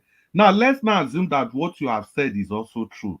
But in the final analysis, who will you still give the credit to? Is it the person that at least made an attempt to dissociate himself from all this evil? Or the person that has chosen, that is adamant, that is clear, that is not going to dissociate himself? Now, what we are saying now is that it is an opportunity. No carry us go the place where we no know. Now me they talk next. It's an opportunity. Okay, okay, please. Thank you. Let me move on. We need to round up. Okay, Black Panther. No, Black Panther, not be you. And the other man not there around now. Oh, Mr. Dua, I don't know say they of Ipa, Domosa. I do. If you want to talk, no problem. If you be last person, no problem. Okay, all right. Black Panther, give us your final submission. Okay, with your permission, I go ahead. Ipa, thank you, sir. I want to thank Mr. Naija Watch for a job well done. You understand? Because I'm not going to see that position you are, the seat you are. Everybody want to push you down so that we will go and pick a candidate. But I'm still saying that you should stand on your ground. If not, if one person start to, there's some word you might say, people will start reading meaning to read because everybody has a way of reading its own meaning. Because by the time they start reading meaning, when they start pushing you, before you know, other people start pushing you. Before you know it, you know how these forces of the tongue is. So that is why I said, if you want to be on the field, just dig Gidigban there. Gidigban, let them fight. Because it is better they fought among themselves and the best candidate emerge. So that if we go drink tea or coffee or go chop a bar, all of us then go to chop ham. So that is why I say I thank you. Because that place where you sit down, people, I don't verse. My brother, I appreciate you. Yeah. So I want to thank another person again, Madam Irene Finest. Oh, that name, you deserve that name, Finest. I really love the way she spoke yesterday. And that shows that you are really a crisis manager. And you need to be, I want to say here, if he's hearing us, the candidate of PDP, Dr. Aswen Ighodalo, please, I'm not advocating for her, but because she has that, she has certified, if she has certified me, and I believe a lot of people that spoke about her yesterday, she deserves to be in the campaign team because she has already said she's going to follow. She has to be in the campaign team, in the media team, so that she can give good advice to, manage crisis among the male folks. Okay, let me just finish 1 second, 10 seconds. Now, 3 minutes is fast. Now. Okay, let me just say here. I listened to Dr. Aswen Ighodalo. I have listened to Olumide Akpata through channels. When Olumide Akpata spoke, I am not convinced yet. I'm not yet convinced. I need to be straight to the dot. I'm not convinced. I'm waiting for Ighodalo, and that's why I'm giving them chance, because when the campaign starts, there's some things I want to hear. I don't want to hear the old politicking. I want to see who will bring the reality to the ground and tell me, give me his data so that I can monitor his data. And if I see the data, I'll know this data will prove himself. And when he get there, I will handle the data against him to criticize him. But now they are playing the normal politicking whereby you don't have any data to hold so that you can criticize them when they get into the party, when they get going into power, sorry. So I just want to say here, I have not found my candidate yet, but I'm still waiting for them to politic so that they can, try to convince me with their data so that I can hold on to the data as an evidence for me to pursue them when they get to power. Thank you, Mr. Naija Watch. Thank you very much, Black Panther. I like the fact that you are assessing all of them, so before you choose your own candidate, that is fine. I don't have any issue with that. Thank you very much for that. But I want you guys to know that, like I normally say, Mr. Oduwasemi cannot be talking like that. Like I normally say, the 3-horse race, one have been here already, right? That's Dr. Aswa Ngodaro. One of the 2 left will be with us next week. So it could be Mondo Bewolo, it could be Olomide Akbata, but I will release the name probably tomorrow or next to you guys who is coming and tell you the day is coming. So everybody can now put pen to paper and pass your questions exactly how you pass your questions to Aswa Ngodaro. When you are passing your questions to these people, you don't need to filter it as long as it's not breaking the rules of my platform or you are not disrespecting my candidate. The candidate. I don't have any issue. So pass any question to them, and let's take it like that. And for those of you that is already assuming who I'm supporting, una go shock very soon. No, don't worry. Una go shock. Now, because that's why I be thick. That's why I be thick. You don't run more than your shadow. Many of you are expected to see that vibration from me, how I did for Mr. Peter Obi and all that. Yeah, Peter Obi deserve him. You understand? And, and apart from that, Peter Obi was running for the #1 seat, except you don't know what that means. But everybody will still shock very soon. Don't worry. But thank you very much, my people. Let everybody calm down. I did my best, send the invitation to everybody. So although it took time for some of them to respond, though one have responded, I mentioned it yesterday. So soon I'm gonna go talk to her. I appreciate every one of you. I don't tell anybody how to talk on this platform. I only suggested, and if my suggestion is not aligning with what you want, that is fine. I don't have any problem with that. That means I will never suggest nothing to you again tomorrow. And Madam Luke at the vessel, see Madam Luke don't leave us for streets. Now she they come. This woman safe, the way she did the treat us now, Black Panther, we need to do something about it. I tell her say that we'll go service that generator. No, Madam Luke, they use generator. Service generator again. No, Madam Luke, will you come like last minute? So when I still there here. Madam, look, you leave us for streets. Now your state now we talk about. So I know how to pull and make it come. Thank you, my people. Let's move on to the next person. Mr. Oduwa, please give us your final summation. Okay, thank you. I'm here to tell people about Accord Party AP. We have our brother Honorable Kennedy Iyere. May you So invite one of the leading party in Edo State, the major candidate and the major party. So soon we will invite them and their spokesmen to come and talk to us in Naija Watch. So anyway, you said I'm major, right? For me, anybody who came here and said he worked with Dangote, I did not see any vision. Anybody who said they work with Dangote, I did not see a progress of Edo State in their hand. Because Obaseki have worked with Dangote, Aswa Ngodaro have worked with Dangote. I wonder people call him doctor. Which of the hospital is him operating from? He's a lawyer. He stated it by himself. So we know we have to call him lawyer because we know lawyer are liars. So they always give a judgment to those who did not merit it. They can defend lie to become truth. If you strong, go. So they can defend lie to become truth. When such people come into government, people should understand that everything they are going to bring must be lie, and they will paint it for you to be white and say it's truth. So that is it, and people will believe when time comes. But if he says a professor or other these things, I will not believe on him. But for him telling us as a lawyer, there is no hope. Well, any other way, I don't say no hope, but you can just go and verify in the life of lawyers. So like Olumide Akpata, and even the one who's coming as a APC or whatever, PCPC, any party, anybody that is coming to cannot tell us their due process of parties or their visions or plans towards governance. Like where I am living now, we know that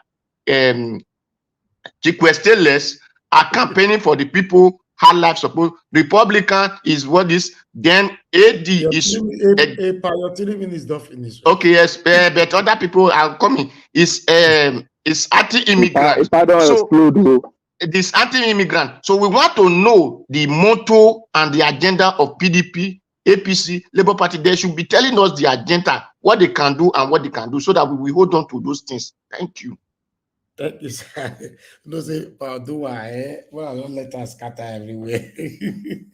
Mother Luke say this is Paudua safe. All right, thank you, my people. I appreciate every one of you. That God will bless you. And the last person that needs to speak to us right now is Oga Ike. Oga Ike, now you be the last person for the panel. You know, I don't know how you take go there. Let's say you log out, you came back again. This thing threw me out, and then when I now saw myself, I noticed that I've come to the last position. But anyway, thank you very much. We've taken your start today again, but it's for the good of the nation. We can't stop talking. We can't stop talking. You know, I have only 3 minutes, but there's something that happened in this PDP convention, and that's where I knew that these politicians are the same. You know, if a candidate, your party man, worked against you in the presidential election and is still working against you even in the future one, and then you still say, oh no, do you expect us to beat them? No, we are family. That's why PDP is the biggest party in Africa. We've been there for 25 years, you know. So you condone the indiscipline of party men simply because you are scared of that person, of what is going to happen. I mean, I don't know how I'm going to support politics that is like it, that doesn't have ideology. Today you are facing this place, tomorrow you are facing the other place. Of all the things politicians say, when they enter, they'll do something opposite. That's why we are scared. That Ododo had to come to take Yahaya Bello. That's why people are scared, because are we sure that with all the credentials, all the things Aswe has, that he will not come and all of those things will all be thrown into the trash can, and then he will be doing what the party said he should do? I just want people I just want politicians that are people-centric. You know, do things for the benefit of the people, not just what your paymaster or your godfather has said. Yes, there was the honorable was saying that a godfather had never worked in Edo State, but today starts a story. Did we ever know that godfather can destroy River State? When Peter Odili finished and handed over to Rotimi Amechi, we didn't see so much interference. When Rotimi Amechi finished, we didn't see interference in the government of Wike. But Wike have changed the whole thing. So the Obaseki depends on what he has done, because we don't know what these people do until they leave. It is only when they leave. After all, Yahaya Bello was there. Nobody knew about this 84 billion. But because he has gone out, that's when it will come out. The ban in Kaduna, Erufai, nobody knew Erufai had such bad credentials or so bad performance until he finished. So that's why we are scared. We want people that are independent. We want people that can come out and will not be dancing to the tune of their godfather. That's why we are scared. It's not that Aswe himself does not have the credentials. But what I saw in the government of Buhari and Oshibanjo, all the things Oshibanjo had were all thrown into the trash can, because the man that is playing the drum, that dictates the tune, had no vision, had nothing in consonance with what he had. So that's why we are scared. We will still wait for them to come and talk to us. It's still too early in the day to actually form opinion, but may the best candidate win for Edo State, because we need that state. We need that state. Thank you. Thank you very much, Oga Ike, and God bless you. I appreciate every one of you that came into the panel today. We've come to the end of the broadcast. 5 hours on Saturday. Hi, God. Now, wow.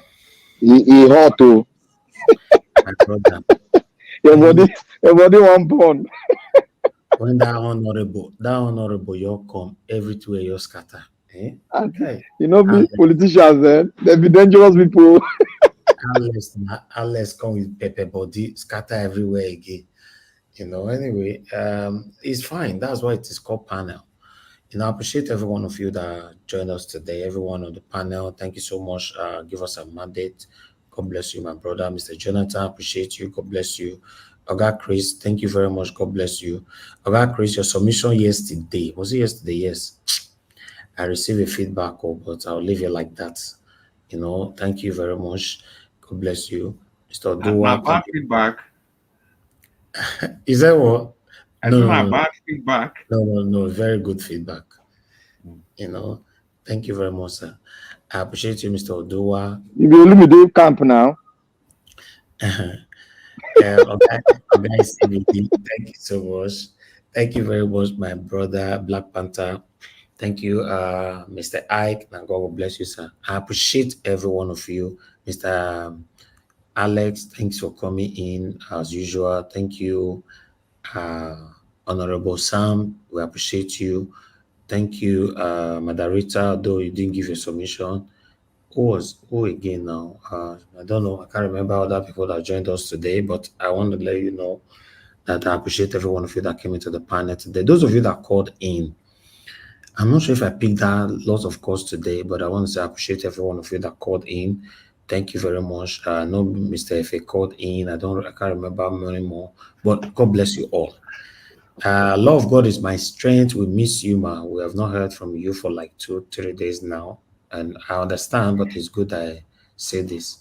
You know, not so we hear Madam look full step your stand. Everybody they happy. So that's how we check on each other sometimes. I appreciate every one of you, my people, but sometimes some of you will not they measure their name and not the two verse for me. Now only me. Yeah, I can't magnate everybody's names on my head. That's why you see I'm good in using the word that God bless you all. Always understand with us. Sometimes when I'm verbally appreciate greeting people at the beginning of the broadcast, I don't receive buzzwords for my for WhatsApp or from some people. Say you go they mention people, you know they mention my name, you know they mention.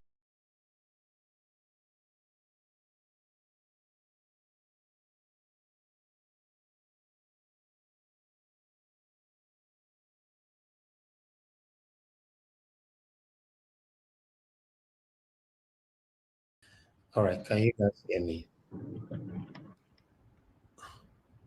Okay, I guess I'm back now. Can you hear me? Yes, we can. Okay, thank you, sir. Thank you. You know, so it's not deliberate that I just deliberately just want to skip your name. I'm not that kind of person. You know, if you are a threat to my platform, you will not even you will not even have the opportunity to comment on the comment section. We remove you straight away. You know, so as long as you are still commenting, that means you are still part of the family. I must mention your name. I bet make una still they understand. Una body too they hold sometimes. Everybody they blame me left or right. You know, do this, you know, do this, you do this one, you know, do one. You like that one past me. You do everybody calm down. This is one of the reasons why I don't if I receive a message from people concerning any of my panelists, I want to pass out. You know, and it's unfair because they're supposed to know their feedback and all that. But if I pass on, some people will hate me. Say, well, what about me? I beg me gonna they understand. I beg. All of you are doing well. Whenever you are speaking on this panel, you are not talking to me. Oh, yes, people that is listening to you, and you are aware that Edo State government were watching us yesterday, on that hotel debate here. All of them were watching, and I got feedbacks. You see, so please, and many other people listening to you guys. Somebody actually called in to this platform yesterday from Lions Building in Lagos. But I will not mention what is Lion Building. Now you digest what Lion Building mean.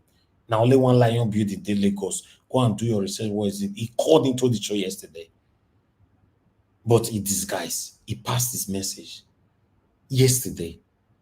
No, let me say like 2 weeks ago they talk now, just yesterday here. You see? So my people, in case you want to find out what Lion Building, go and find out yourself. You say, wow. So this is it, please. People are listening to you. It's not about me. And if you're expecting me that I must get things right, listen, I'm a human being. Allow me to also make my mistake. Call me back. Then I will say sorry. We'll move on. That you just expect me to be perfect. It's not easy. I learn from all of you for here. When you all are giving your submission here, I learn. When people like Black Panther, many others are talking, I just quiet and listen. I learn from all of you. So I want you guys to understand that we all are learning from each other. Say our less today, upon say, apart from say today, have you guys noticed that whenever I correct our less here, he must accept, he must apologize and say, okay, I take it back. That is how you know a better human being. No matter how you take correct him, even though you don't agree, but he must first pledge that maturity. With the way me and Alex they talk for, if I talk to another person for I don't finish. They don't go carry my matter for cover. It's not nice now. And that means if I want to talk to you now, I can't calculate, make you not verse. It's not nice. Please, let's manage ourselves. We shouldn't allow politicians to be dividing us all the time. We all are fighting for the same thing. Any angle we fight them, we are still fighting for the same thing. What are we fighting for? We want a better Nigeria. You see? So my submission might be different from Mr. Jonathan's submission. Might be different from Give Us a Mandate submission. But why are we here? Why are we on the panel now? For a better Nigeria. One thing about Nigeria Watch is that you can't come here and lie and everybody will fold their hands and be looking at you. You go, yes, basbos. You must collect, as Asari Dokubo talk. You go collect. Not be me, not be from me. My people here, me no official their mouth. They go deal with you. So you come here, I don't have a problem with that. But you must be careful. Make sure that your informations are right. If not, as the rain they fall for a side panel, rain go they fall for comment section. Their phone go they ring. Then say you don't enter wahala. So that's one thing. You can't deceive people here. We don't deceive ourselves here. We are genuinely and organically fighting for a better Nigeria on this platform. And nothing can ever change us. Nothing. We just want Nigeria to work in our time. I appreciate those of you on the comment section. Those of you that only one person supported me today, which is Faith Osagede. Thank you very much once again. God bless you. And those of you on the comment section, I appreciate every one of you. Is that the mother of all Mommy Diaspora? Thank you very much, Mommy, for all you do. Thank you, Ray Abua. You came late, Ray Abua. You came late. In fact, I suppose they charge people when they come late. Now, someone like Ray Abua, just charge you £1,000. You were late. You need to pay the £1,000. Madam, look, £10,000. You were late. Then I heard they give her like that. I appreciate your comfort, baby. Thank you very much. I appreciate you. I appreciate Peggy Modi. God bless you, Mr. Johnson Emmanuel. God bless you, all my people. Madam Luke, thank you very much. Michael Organ, Stella, Imasemedo. God bless you, all my people. I appreciate you all. Shooks, thank you very much. God bless you all. I appreciate every one of you right there. Thank you, Bryce Strasser. Thank you very much. I appreciate you. Sin TV, good to hear from you. Thank you very much for joining us today, and many others right there. We need to round up right now. I will see you guys again tomorrow. Probably I'll be passing the name of the person that will be joining us this coming week. The next candidate, one of the top 3. So should I not say one of the remaining 2? Yes, will be joining us. So by putting your questions together, I like to shock people. Not make me not the quick mention name, but because it's very close, I might be mentioning the name tomorrow or Monday, so that you guys can put your questions together. I want to beg everybody. The one that respect Aswa Igodaro. Nobody disrespected him. I applaud every one of you. That is exactly. It no matter where you support the candidate or not. That is exactly what I want you guys to do to the next candidate that is coming now. I beg. Please, this is the area I'm fighting. You see, because when fair come now, some people are already labeling me. Oh, be like saying I say they support to be like because now if fair come. Maybe the second person will constantly call now. Oh, be like saying now this one is support to. So please, guys, calm down. Yes, sir. Elvis, I hope na Opegolo. I love that name, Opegolo. I don't know. Go ask. Go ask your people for America. That guy go get surprise for a package. Which surprise? I beg. I'm not gonna let you enter out. Which surprise before? He go surprise us. No. Anybody Nigerian politicians, I praise them. Let's respect whoever that is coming. All of you did perfectly well. Even go reach Alex. Now only Alex me can they pray for. I do fasting and prayer for Alex head. Make it not count scatter table. And he did well. He did well, which is, this is what we all should be doing. I was really scared of Alex. If you not hold on, my brother, I go fair your damage. I was scared because Alex was really angry. Let me tell you what. I mean, no, Alex. He will first scatter table, destroy everything because I take it back, or allegedly, or I'm sorry, but it does scatter everywhere. That be the problem I get with Alex. So now, what he did in that one was perfect. So I want you guys to replicate that again on the next candidate that will join us soon. Thank you very much, my people. And God bless you now. I'll join you guys again tomorrow by God's grace. Fingers crossed. 6 p.m. For now, check I know easy for me. Sometimes I'll say 6 p.m. I could come at 6:30, 6:15 and all that. It's not easy. Mona continue to encourage us more. They do what they do. You see that wonderful prayers, good comment on the comment section. It means a lot. Those of you that also buy us coffees, it means a lot. But if you don't have, you don't have to. But your comments, if you care our spirit, they are though. Maybe now because I'm a different person. Just write down. They see other people they do. They'll come in. They'll just write one kind good comment. It go boost yourself. Say if you charge your phone, you see that how many bar the day phone? Be like saying 4 abi. Maybe it remain 2 for my bar. As you all write that good comment, another one bag will go be 3. You don't know. Hey, okay, this is I be Iron Man. I be. Don't worry. You're the play. They play there. And not be Iron Man. I be human be. Now blood the road through my vein. All right. God bless you all, my people. Good night and bye for now.